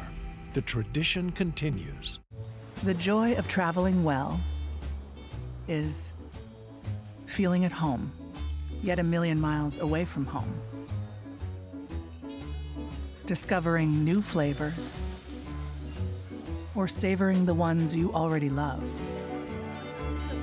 Not knowing what lies beyond the horizon, but knowing what matters most to you. This is the joy of traveling well. Oceana Cruises. Before the charge, there is the wait, the stillness, every muscle ready. They have carried us through every fight we ever dared to begin. 250 years ago, on this ground, a new nation found its footing on the backs of horses that would not flinch. Their kind still stands here. His name is Bucaro. It's America's original sport, and no one covers it better than americasbestracing.net. From the sport to the lifestyle, the best races, horses, and destination venues, cocktails, gambling, fashion, and more. americasbestracing.net is a sport for you.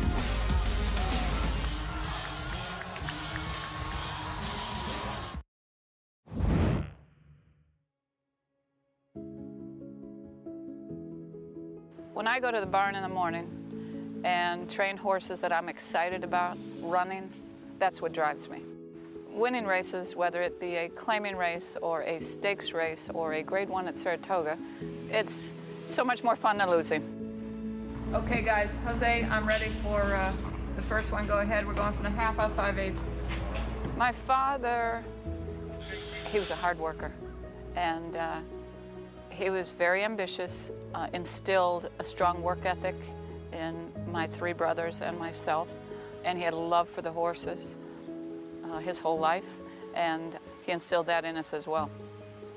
It's double booked in front. My first good horse was a horse named Double Booked, a grass horse, when I started training at Monmouth Park, and a filly of my father's named Ready Jet Go.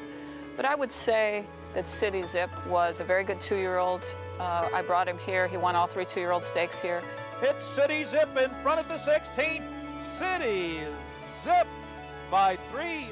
He would be the horse that really helped move me along the path that I am on now. He's gonna win a Belmont. I like to claim a lot of young horses with lightly raised horses that I think have both potential on their pedigree side and, of course, conformation. So that's been a big asset to my claiming, which has been probably in the last 5 years I've been doing more of. Voodoo Song digs in. Is he gonna do it? He is! Voodoo Song won the 4-star Dave! New York racing is frankly, it's my home. I've been here for quite a few years.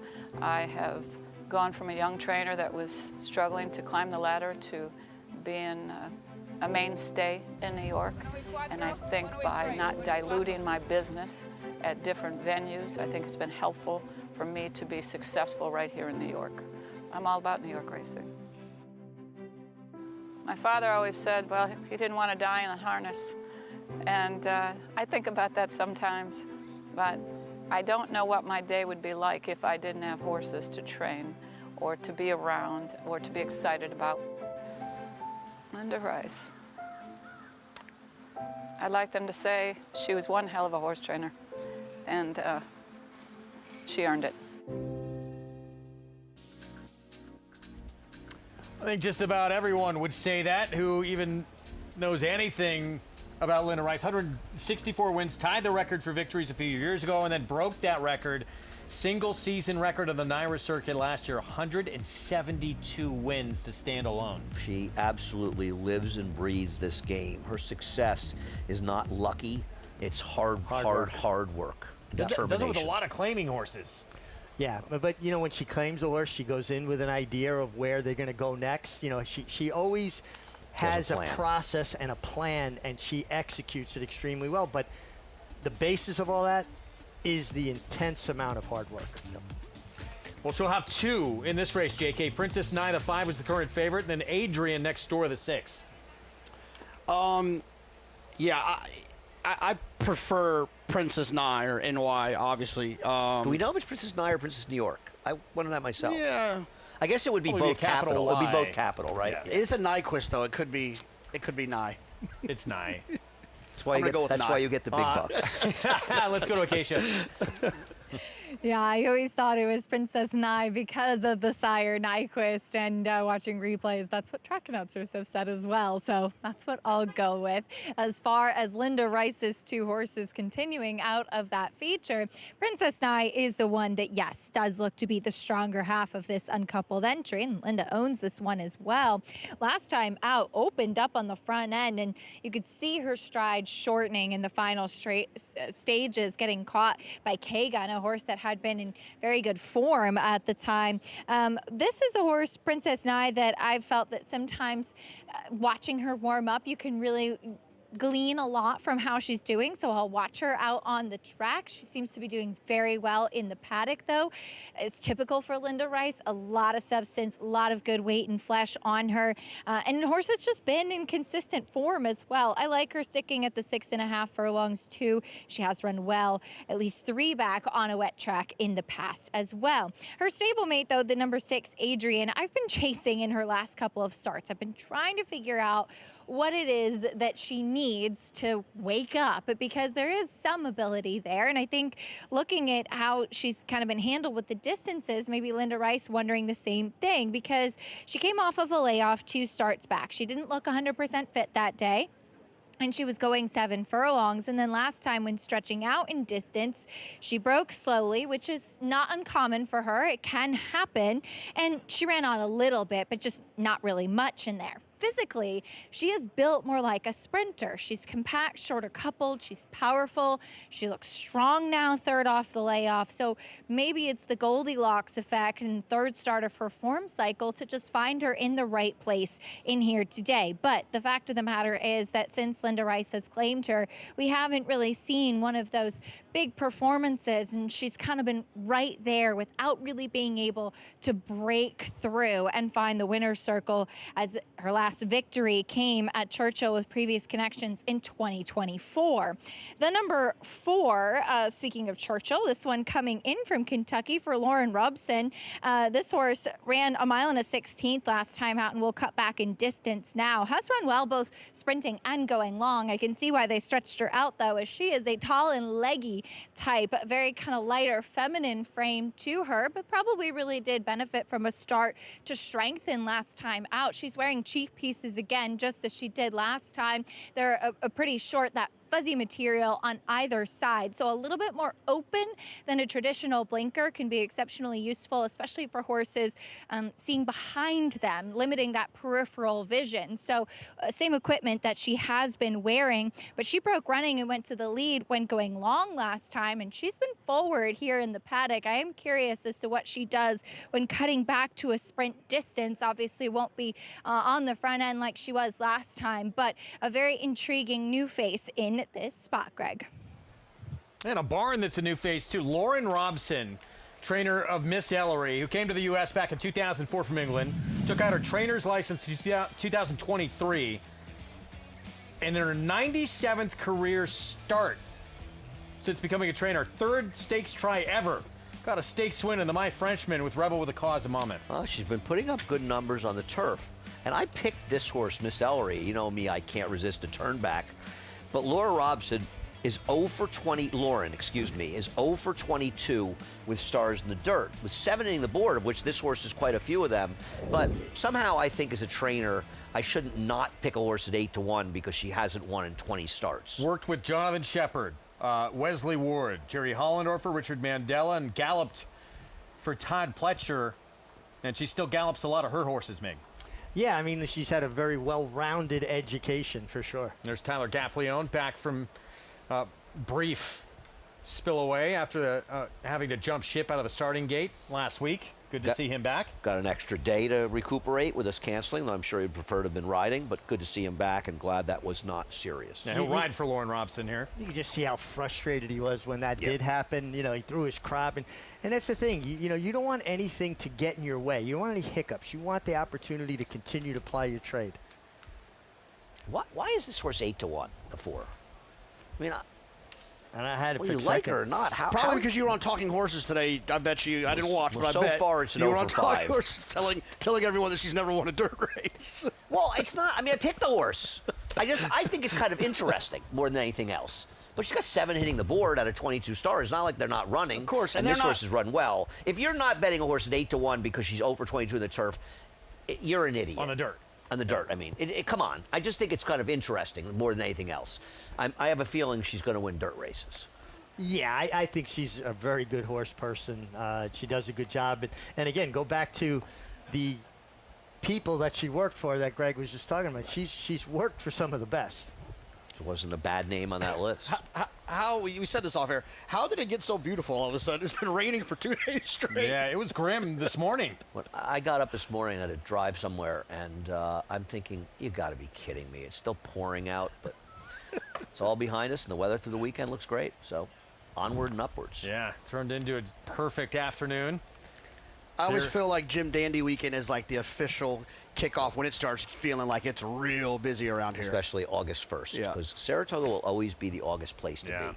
The 4 to 5 weeks around August are always going to be the busiest times. You can change the meet, you can add time, but it's always sort of around those original 4 weeks. You know, Richie? Well, you and I remember when it was just the August place. We'd get here by August 1st, and we'd be out of here before Labor Day. And back when I was a kid, man, this is just too short. It goes by too fast. And now that I'm old, it wasn't that bad.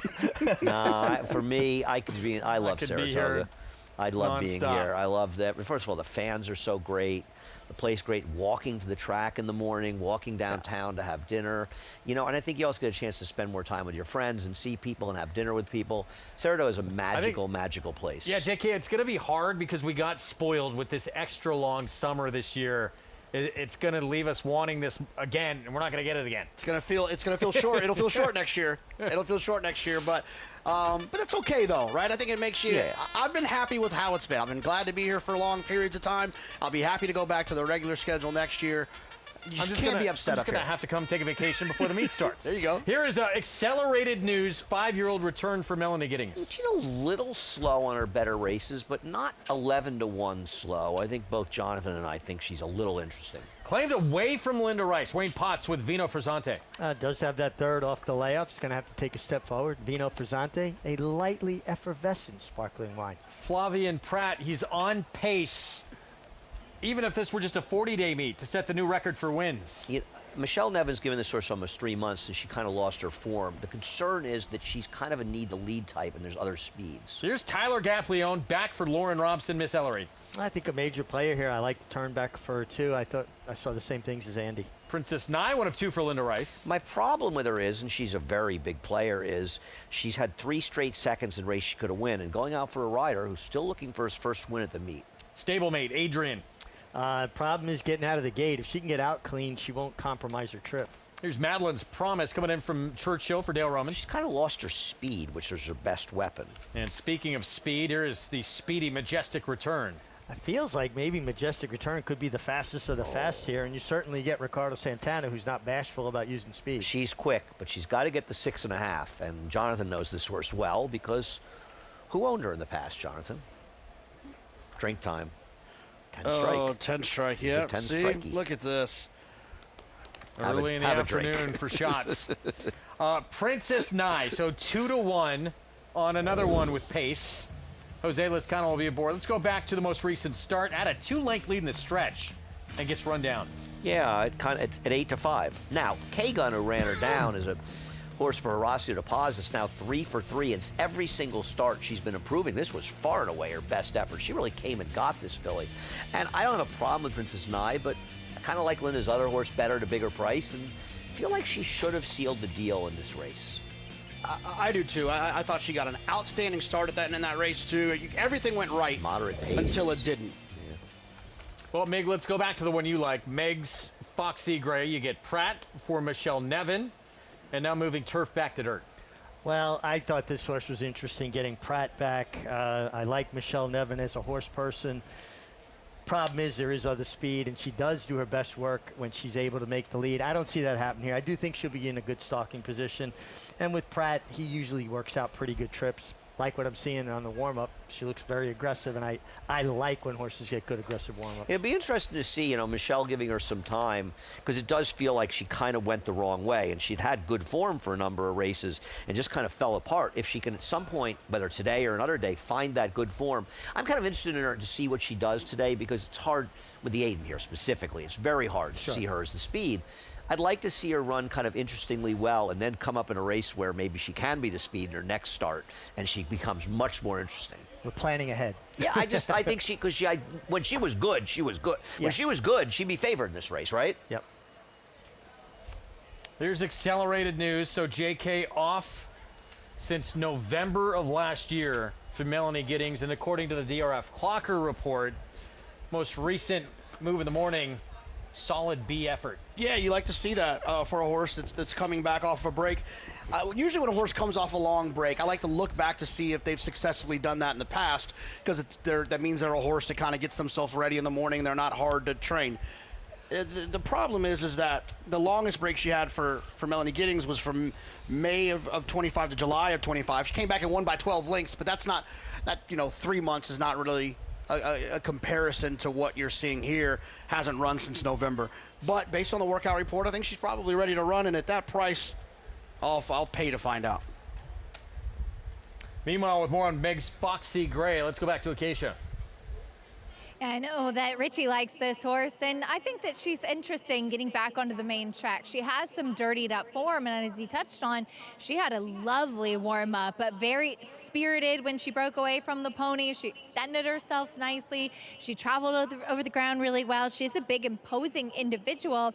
She did not have a good winter, and I don't know if it was just that she had a pretty strong campaign and then kind of lost her form a little bit, and so they tried the turf, didn't work out, but I like that she's been given a little bit of time since then, not having run since mid-May and coming back here. She does have to navigate the wet track, but like I said, based off of at least her form and her warm-up, she should be able to handle it, and she looks good. She looks fresh and happy and good weight on her, so we'll see if she can get back to some of those faster races that she does have.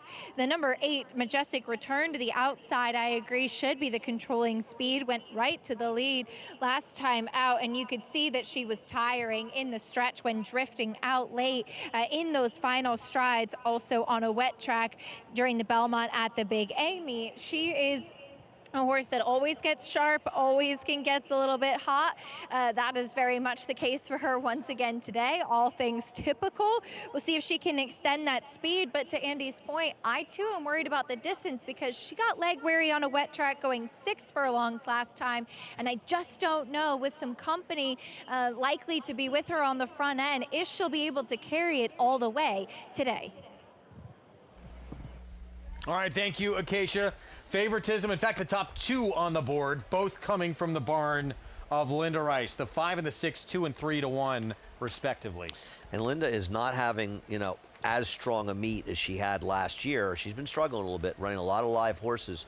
She'll find a way to win going forward. But right now, you look at her, 4 for 43 with just 2 seconds.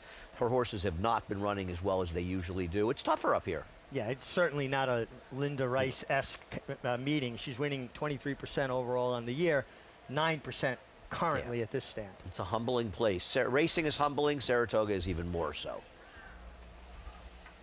So post time coming up for the 7th, and obviously race 8, Glens Falls, will not be run today. We're going to run that race on Sunday, and we'll see the Breeders' Cup Filly and Mare Turf winner Gazora back in action at her preferred distance. Yeah, I was talking to her owner, Peter Brandt, who really is confident she's doing better. And for me, I think she's a 1 3/8 horse, so she's going to run her best race in there. The thing about it is when a horse has, that kind of stamina, it plays to her strength as opposed to a lot of the other ones don't want to go quite that far. That's her advantage. And she, whether you thought she could have won the New York, she had a ridiculous trip in there. You can't dismiss that race. See if Linda Rice can get on the board. She's got 2 chances here in race 7 with Princess Nai the 5, Adrian the 6. Let's go upstairs. Frank Miramati, the call. It's post time. They're loading in the gate for the 7th. Madeline's Promise goes in. Miss Ellery. Majestic Return. Goes in. They're in the gate.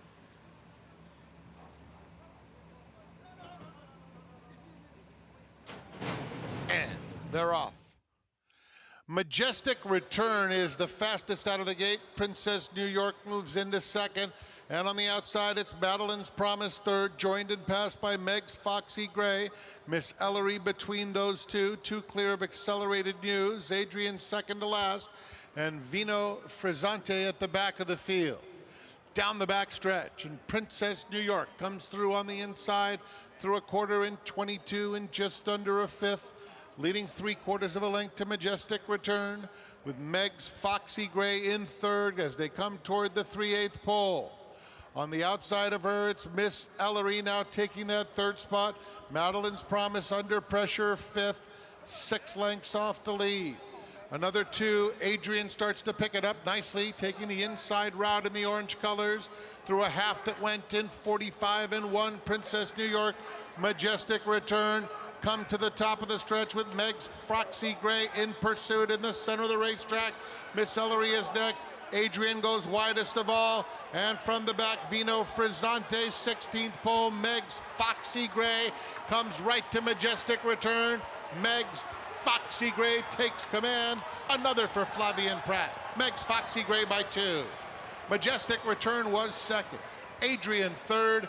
Photo for fourth. Flavien Prat continuing his historic pace. Number 29 of the meet. Second today. Meg's Foxy Gray wins for Michelle Nevin. This is the second time at the meet that Flavien Prat has won a race rating for Michelle Nevin with horses that have in the past needed the lead to be effective.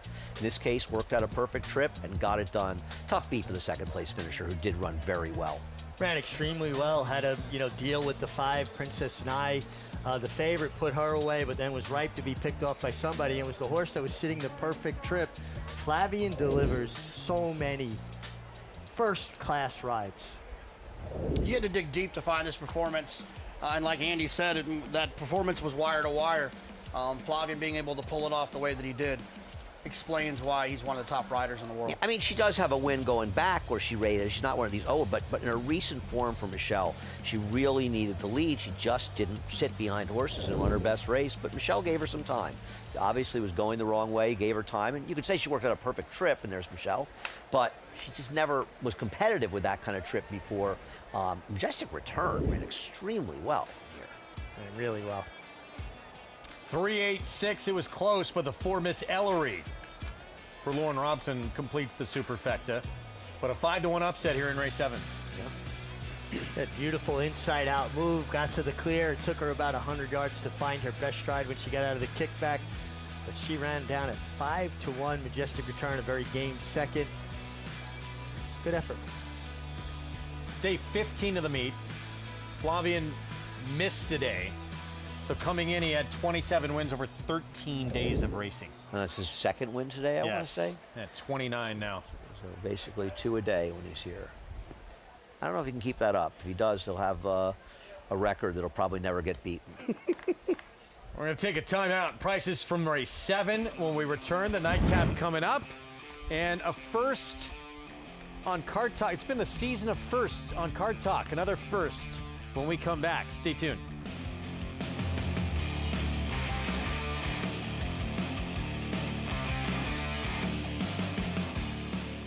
This weekend on Fox, top 3-year-olds Renegade, Silent Tactic, and Commandment in the Jim Dandy presented by Mohegan Sun. Who will threaten Golden Tempo in the Travers? Fox Saratoga Saturday presented by Oceana Cruises, 3 Eastern on Fox. The official Saratoga Barstool Sports Collection is here. Check out the hottest styles of the summer. Shop this limited drop before it's gone. Get yours at shop.naira.com.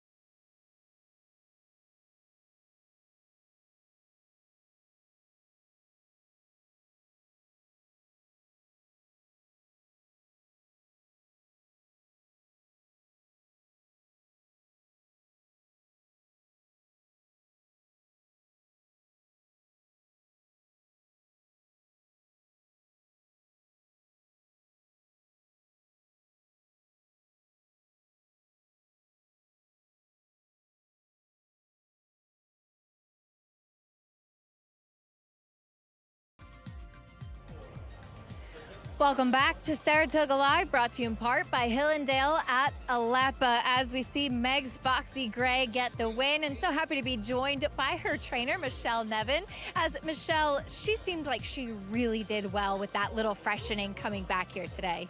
Yeah, she definitely seemed like she was tailing off on us a little bit, so we just took our time, let her freshen up, and once she got up here, she's actually loved it here, training great, so worked out.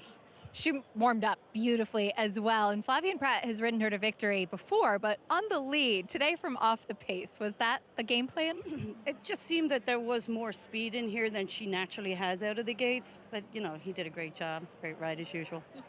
Always nice when you can kind of hand over the keys to him. But for a filly like this, to see her pick up another win has to be rewarding as you see her get back to some of that good form. Oh, it's so nice to see her get back to her form because she really is a lovely filly to be around. So it's great. Congratulations to the team. Thank you. Greg?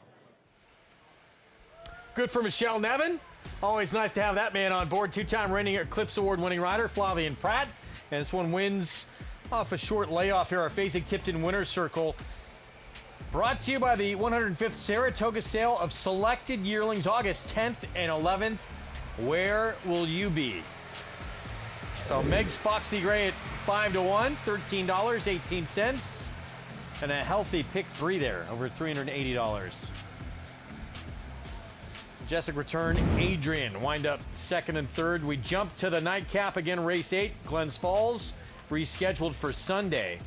And off the turf here in race 9, 5.5 furlongs main track. 40,000 claiming race. It is for non-winners of 2 lifetime. And the 12, we saw this barn win earlier, Roshan Samsundar. This one just claimed off of that barn. Now with Linda Rice, favored at 3-1. More on this race coming up. Back in 2010, Sheikh Fahad Al Thani went to the 2000 Guineas and was so gripped by the sport, shortly after that bought his first horse. He'd wind up winning that race later on, including campaigning a European Horse of the Year. It's time for Card Talk. JK with a Qatari Royal.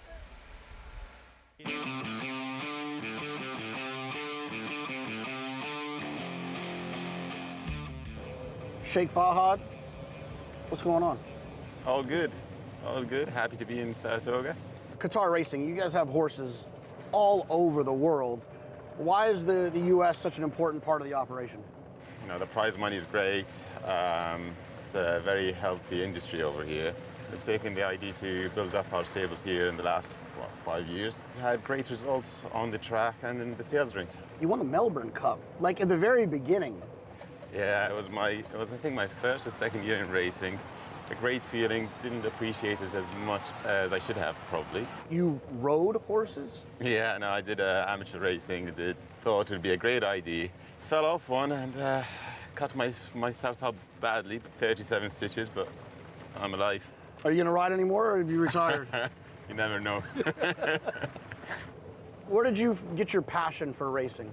I studied in England, so I was watching a lot of races. I didn't even realize that they had different race courses, because in Qatar we used to have one race course. Got a bit of a bug watching it. Once you go and see a horse, once you go near a horse, once you have that first winner, it's just a hard bug to get out. You've had a couple of Breeders' Cup Turf Sprint successes. Last year you had She's So Spicy. A couple years back you had Caravel. So you're a Turf Sprint owner. I don't know. That seems to be our lucky race. Like, you know, I think it was 40-1 shots with Caravel, and you know, She's So Spicy was a little bit more confident in her winning than Caravel when we were with Caravel. So it's been a lucky race. Qatar Racing's won a lot of races here in Saratoga. Any highlights that you can remember of really special wins that you've had here? Yeah, the Nakatomi winning the Grade 1 here 2 years back was a great thrill. All winners in Saratoga are, you know, whether you're winning a claiming race or a maiden or a Grade 1, they're all equally exciting in my opinion. Conflict with a great rally to victory. As an owner, I mean, is there too many things better than having a 2-year-old winner with all the excitement and promise that is expected? No, not really. I mean, that's like the goal for us. Everyone, I'd say every owner wants that. And then when they surprise you and show you a bit more on the track than you would have thought, so that's, you know, it's always an added bonus. One of my favorite parts about your silks is the little gold tassel on the top. I know, and I give them a lot of abuse if the tassel is not on the helmet. They used to do that. I don't know, the jockeys hated it or the ballots hated it, but yeah, they get in trouble if the tassel's not there. The other day when you won, I saw on the lower third, you got a long name. It's the way we do it in the Arab world. So you have your whole family's name in there. Have you ever counted the letters? No, have you? No, no, I should have. Well, good question, that. No trivia. Card Talk brought to you by Gainesway Power, passion, performance. Sheikh Fahad Al-Thani shaking things up in this sport. JK, I mean, a presence all over the globe. Britain, Ireland, France, Australia, Japan, and winning here at Saratoga as well. Yeah, this race was senior officer winning.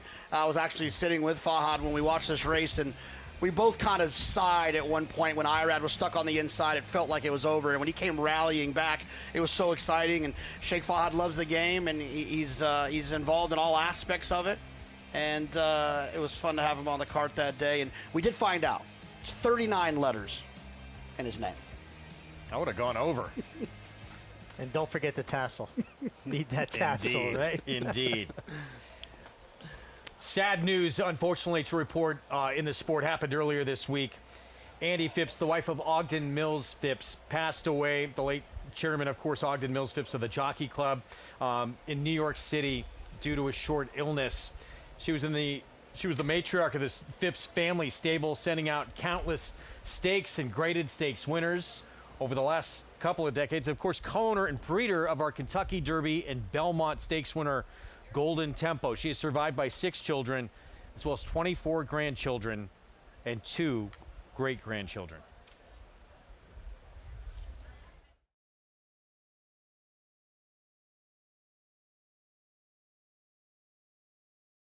Perennial leading New York sire Central Banker, sire of a $325,000 2-year-old colt in 2026, and the leading New York sire of stakes horses again, including Hot Currency. Hot Currency up by 4, 5 widening lengths, approaching that final furlong. No catching a geared down, dominant winner of the 4-star Crook. Give it to Hot Currency. Central Banker, standing for $7,500 at McMahon of Saratoga Thoroughbreds.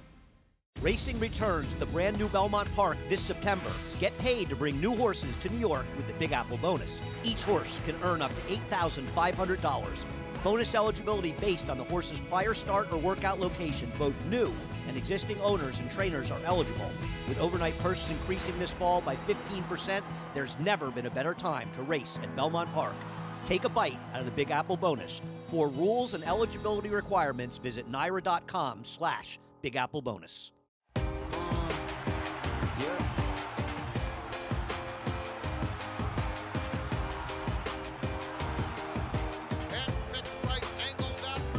Charlatan is the leading second crop sire by percent graded stakes winners and percent graded stakes horses.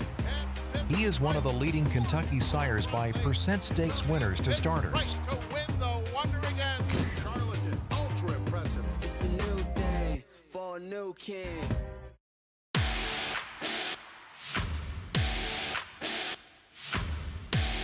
Before your eyes, a landscape unlike any you've ever seen. The pulse of life, a kaleidoscope of culture. And there it awaits. Cheers of triumph that eclipse all joy before it. It's the Journey, Japan Cup. A little interesting. Back with you on our Fox Sports 2 coverage. You're watching Saratoga Live. It's brought to you in part by Mohegan Sun. All in for Mohegan. 21 minutes away from the finale here on this Thursday card as we get a look here at the 9. Hong Kong Fooey, Flavian Pratt meets leading rider looking for a 3-win Thursday. Well, if he can get Rudy Rodriguez home, he might be a cinch to win the title. Rudy's struggling right now. Struggling, looking for his first win. He's going to have a big chance, though, in the Saratoga Special. With Flight Command, debuted June 25th, Belmont at Aqueduct, and won by 10 lengths is the favorite dominant performance. Both the Special and the Adirondack came up very strong races. They have to beat the Steve Asmussen horse in this race, but Flight Command ran well and drew very well on the outside. Yeah, that outside post, he's not forced into anything. Even if he happened to break a step slow, which he didn't on debut, he broke extremely sharp. He's going to have an unencumbered trip. For what it's worth, if I recall, there was some rumblings that Flight Command wasn't 100% ready to rock first time out. If that happens to be true, another step forward from him could be scary. Yeah. Booked, obviously, grade 3 Sanford winner last time out. He's won back-to-back starts, but he'll be making his 4th start. Just potential.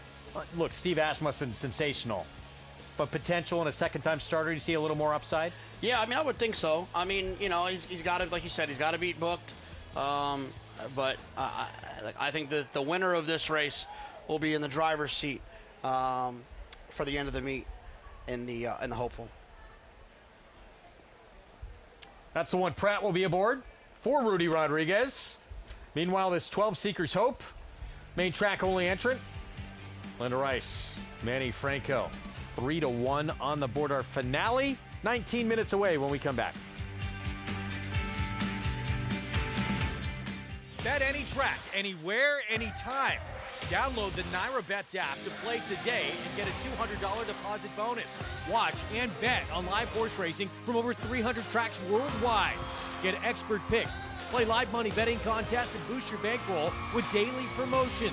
NyraBets is the official betting partner of Saratoga Racecourse. Sign up now. New members use promo code SPA200 to claim your $200 deposit match bonus. You bet with NyraBets.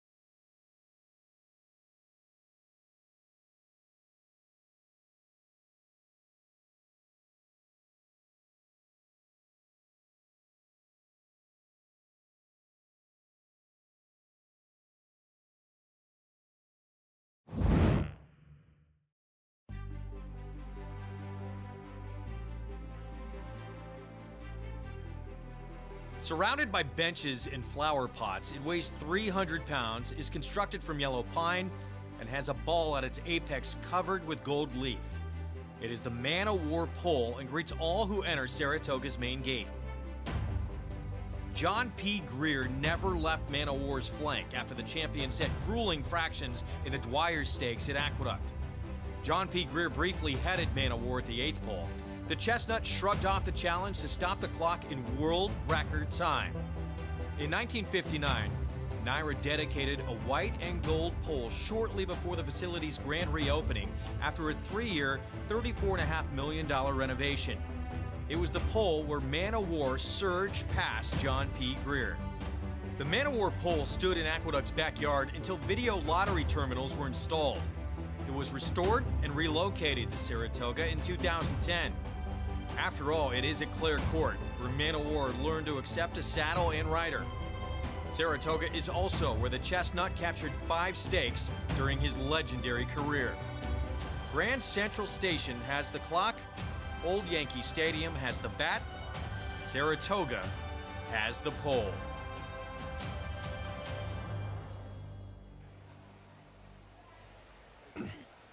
Can't miss it when you walk through that main gate. So many great things that make Saratoga special. That's certainly one of them. Our program brought to you in part by Gainesway. Power, passion, performance. As we take a look at those turf courses, they're thirsty no longer. No, they will be rich, bright green, and lush now, and get a little break, too. A couple days off. At least a from week or racing. so. Yeah. This race to close out our Thursday comes off the turf and absolutely hot from the inside's debut was against a pretty good one on dirt. That was Barnes back in November of 24. It's been all turf since. Let's go to Acacia.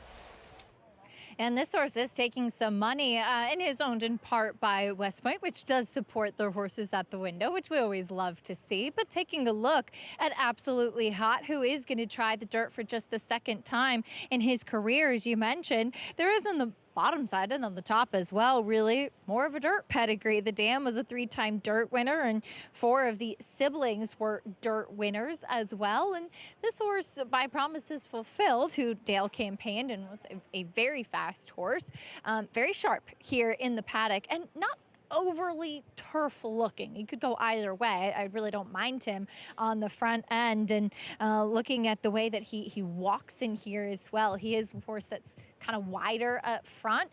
So I will be curious to see how he does navigate this wet track in here. But given how sharp he is and given how he's been quick going 5 furlongs on the turf, we'll see if that translates to the main track. But I'm pretty optimistic as to how he might be able to handle it. Now, the number 4, Moment's Notice, is in the body of the race, but he has run good races on the dirt, though it's been a long time since he's seen the winner's circle, and that's been his problem all along. You never really know kind of when he's going to show up with that winning effort. But he gets a slight cutback in distance from the 7 furlongs that he tried in his most recent dirt effort, where he was actually favored last time out and totally outfooted. He's just so compact and short coupled that I've always felt a little bit shorter is actually better for him. So I think that should suit him. He's very strong in his hind end, as is always the case as well. He did run on a little bit last time between horses, so not really making an impact. But again, he's shown that he can handle the main track, though his one wet track race, albeit at a mile, was disappointing. I don't think he'll have any problem with it in here today. As you talked about Joe Sharp tying those tails, he's looking like he's actually going to retie Moment's Notice, which came a little bit loose in the back in there today. Looking at the main track only, Seeker's Hope does make a lot of sense for Linda Rice. As we saw Roshan get a win earlier, this horse actually claimed away from him and ran really well 2 starts back. But Linda is very sharp with entering horses in these kinds of main track only spots and taking advantage of some weather and some dirt opportunities in places that might end up a little bit softer than they would in scheduled dirt races. So last time when setting the pace going long, disappointing when fading.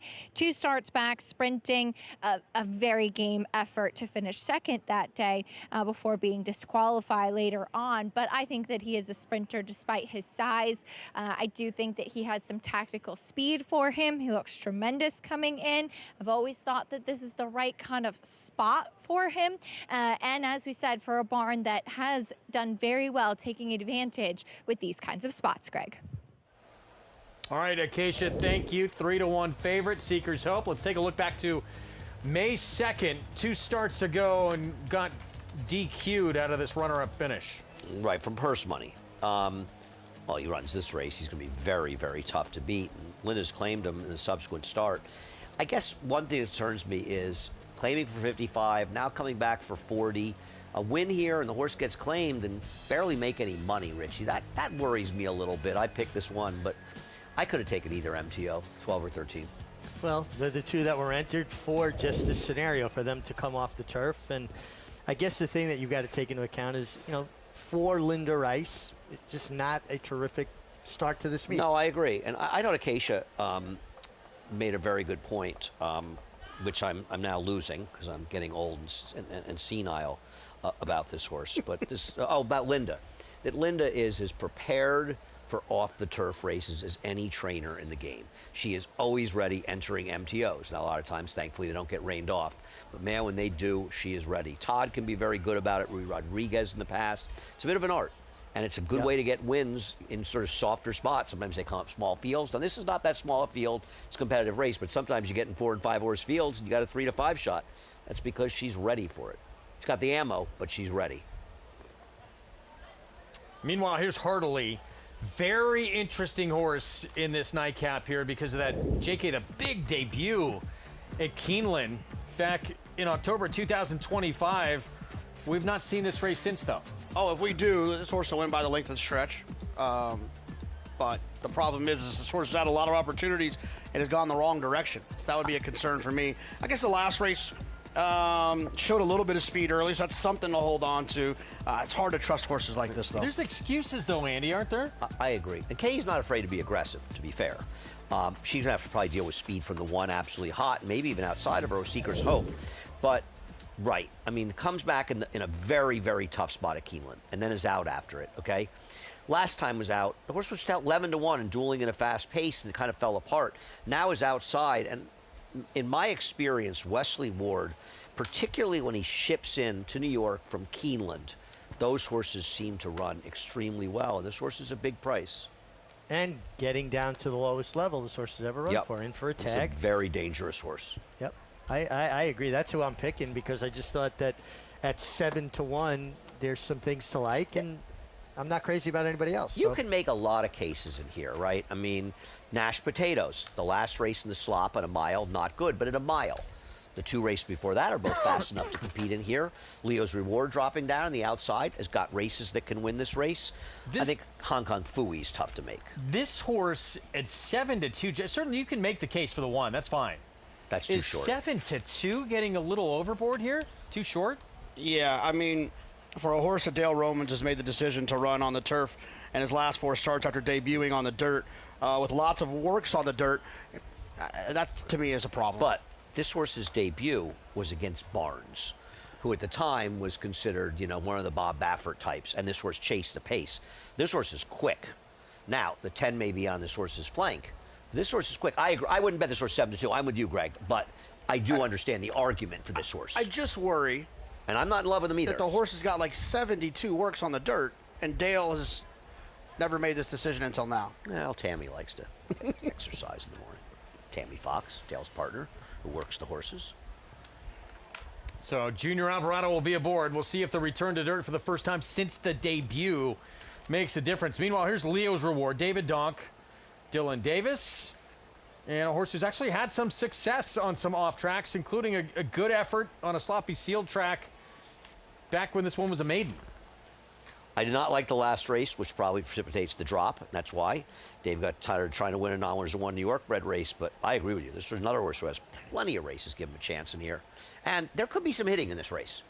Yeah. Potentially the 110, the 12's not slow. They could be moving a little bit. It's 5.5, but that doesn't mean, 5.5 doesn't make it necessarily easier to wire. Sure, if you're loose to the lead, you're going at a slower pace, it's nice.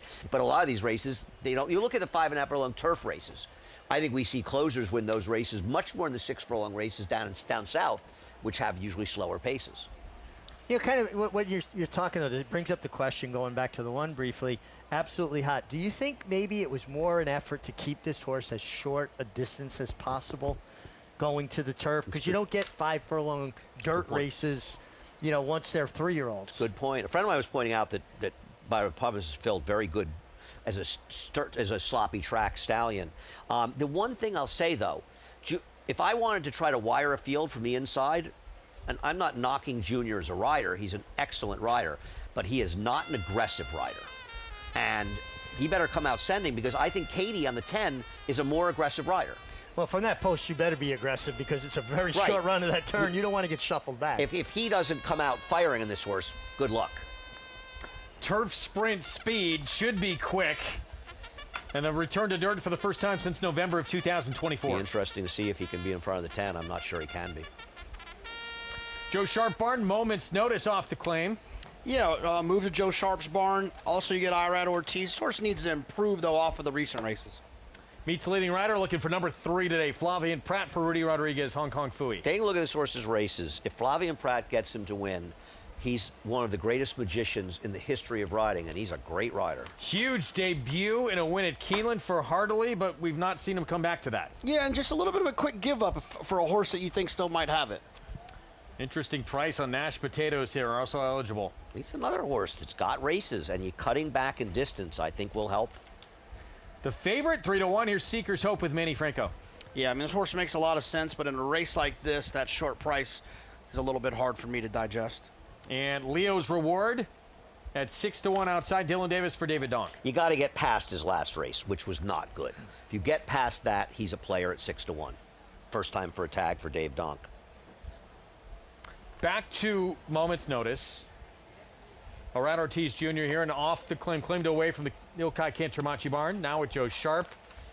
Andy, what do you think of the 4 here? I think he's a massive underlay because of his rider.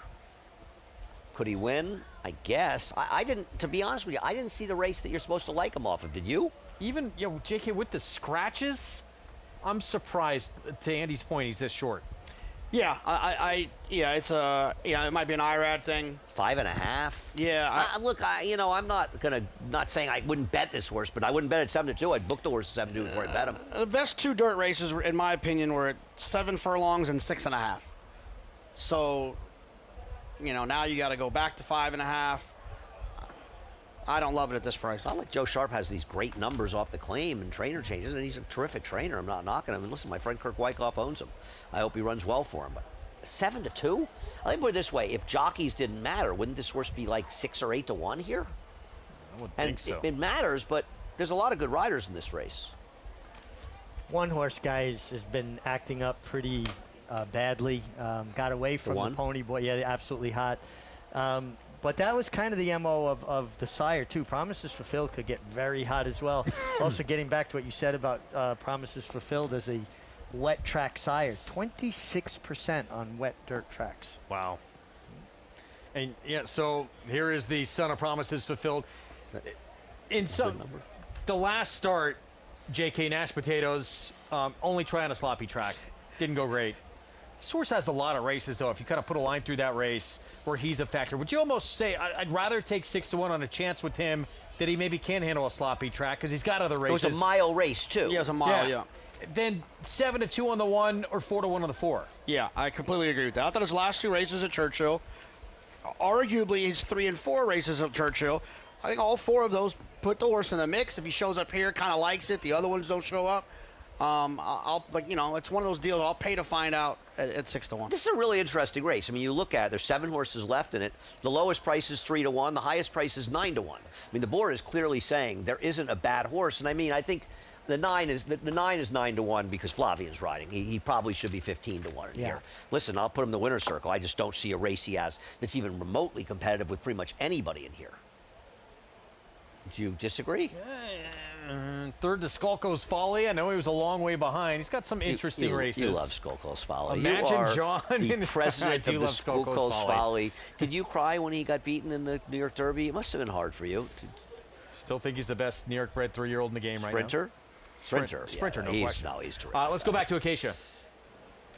And just to wrap up, some thoughts on the number 1, absolutely hot. I think Richie's theory that he's been running on the turf to run as short as possible may actually be the right one, because he acted up, reared up in the post parade, and well done Junior Alvarado to keep his seat and stay with him. He then kept trying to savage the lead pony out there, but they've done a really good job with getting him settled because he acted up quite badly when he first got out there onto the track. I think he's just such a sharp and energetic type that sometimes horses like that, the shorter the better, so they can just kind of expend all that energy in a quick burst. But very pleased to see how he has settled since then. The number 10, Heartily, he is getting a drop in class. He has been running against better. Gilded Bandit is no slouch, who he faded last time as he had pressure when on the lead last time out. And he is a horse that has been pretty sharp as well. Pretty much all of Wesley Ward's Saratoga runners are accompanied by a pony back in the paddock.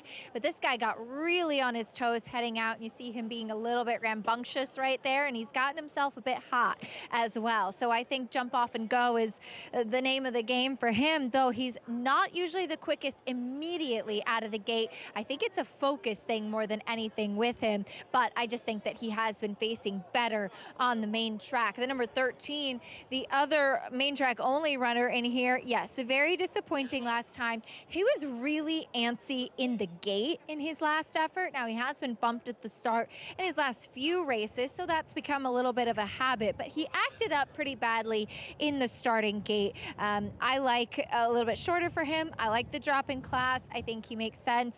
He looked great in his coat and warming up out there. Just watch how he behaves in the gate, Greg. All right, Acacia, thank you. Post time coming up.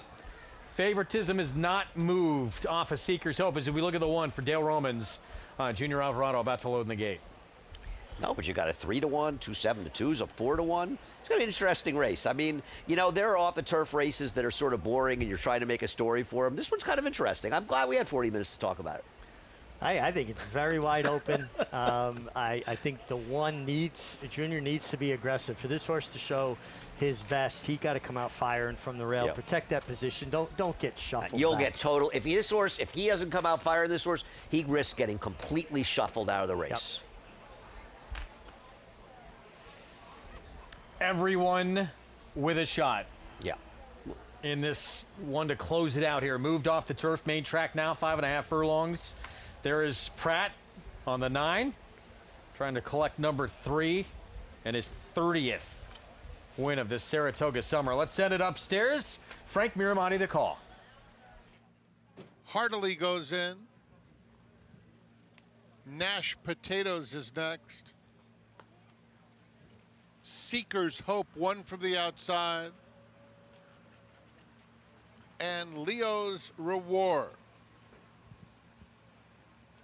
Going in.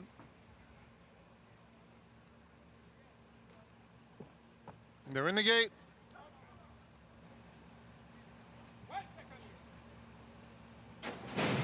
And they're off. Absolutely hot.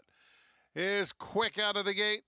Nash Potatoes comes away in second, and they're followed by Seeker's Hope third in the opening stages. Behind them, Heartily races a joint fourth with Leo's Reward just outside of him. Down at the rail, Moment's Notice, and it is a long way back to Hong Kong Phooey. 22-1 for Absolutely Hot. Pressed hard by Nash Potatoes, and Seeker's Hope is just outside of them. Leo's Reward, widest of all in the pink cap, and Moment's Notice is down at the rail, racing 4 lengths off the lead, hugging the fence. As the field turns for home, Heartily trying to mount a bid, one from the outside. They're in the final furlong, and Moment's Notice has shot through on the inside to take command, opening up 3. Nash Potatoes just trying to hold second as Moment's Notice overwhelmed them to win by 5 widening lengths. Nash Potatoes over Seeker's Hope and Hong Kong Phooey got going very nicely late. Ready to roll today on this track. Moment's Notice off the claim. Joe Sharp Barn 2 today. 20 for the meet for Irad Ortiz Jr. They fooled me here, but a good ride by Irad coming through on the inside.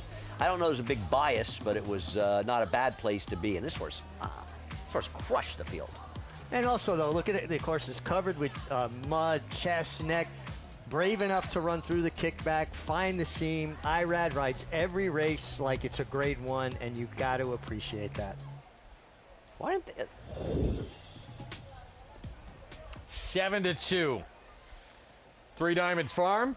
Sharp off the claim, and this man who's winning it better than 27% since he's come back. Let's go to Acacia.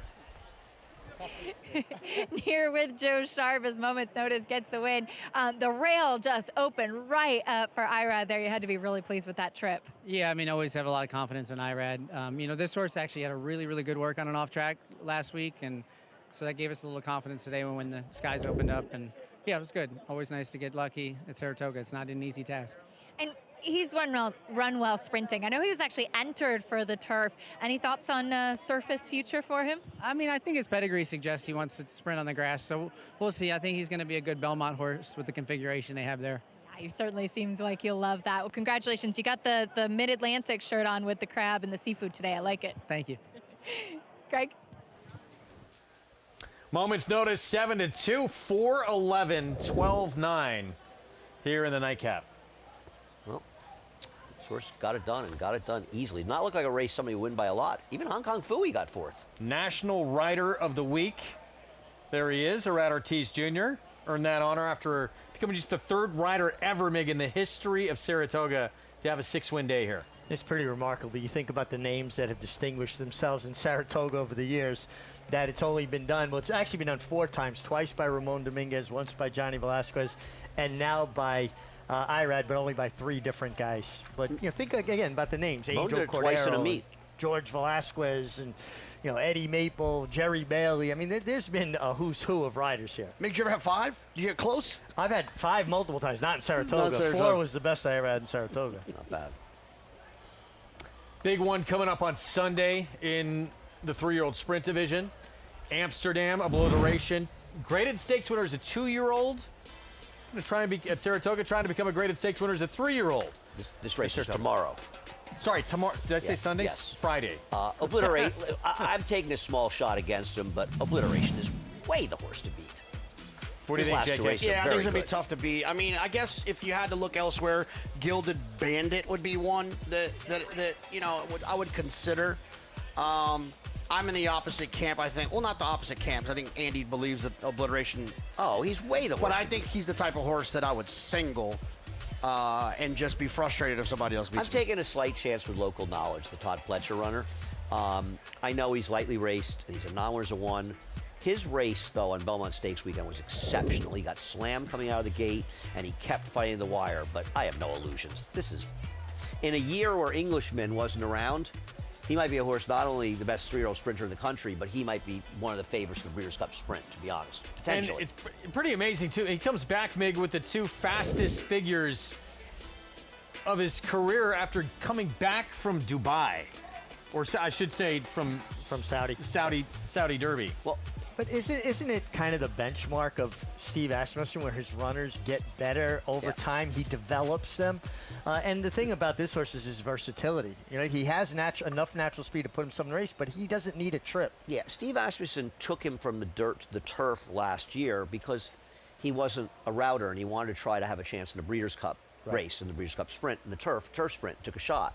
But now he's back in the surface he belongs on. And it's interesting, this Chick Lang was a crazy fast race, and the buyer people kind of dragged the number down a little bit because it didn't make sense for the other runners in the race. After the race he ran, where he ran so well behind Englishman, they bumped it up to a 101. He potentially, I mean, he could be a contender. Well, but Englishman, he's just like, you know, Englishman stands out there, and I just think he's towering over everybody at this point. I mean, everybody's afraid of him, right? Yeah, if I I had do to it again, but that was. Would you say that performance is the most jaw-dropping performance we've seen this year? Yeah, without a doubt, the best 3-year-old performance we've seen by any horse is Englishman in the Woody Stevens. He's Muhammad Ali against this group. He's good. So that's coming up, yes, tomorrow, Friday. 6.5 furlongs, race 9, 5:44 Eastern. Grade 2 Amsterdam. We look forward to that. We hope you join us on our coverage. Begins at 1 Eastern, Fox Sports 2 tomorrow on just a terrific weekend ahead. Obviously, the Jim Dandy on Saturday and Curlin rescheduled for Sunday along with the Sunday's Glens card is great. Yeah, I hope people, looks like the weather should be good, too, this weekend. 2-win day, Flavian Pratt. 2-win day, Arad Ortiz Jr., and we'll be back with more tomorrow. Again, 1 Eastern start time. Preside starting to put that talent together, winning a maiden special weight after a narrow miss on a wet track in the second start of his career. Obliteration, we just talked about, graded stakes winner. Back as a 2-year-old at Saratoga. We'll try and do it now at 3. And Chip Honcho. We'll see him in the Jim Dandy. Can he take him all the way off the best performance of his career in the Ohio Derby?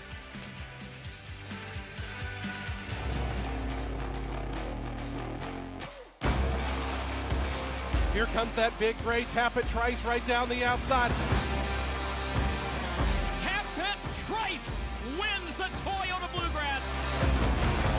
Tappan Trice's 2024 debut was awesome. Tappan Trice is lunging. Tappan Trice wins the Woodward.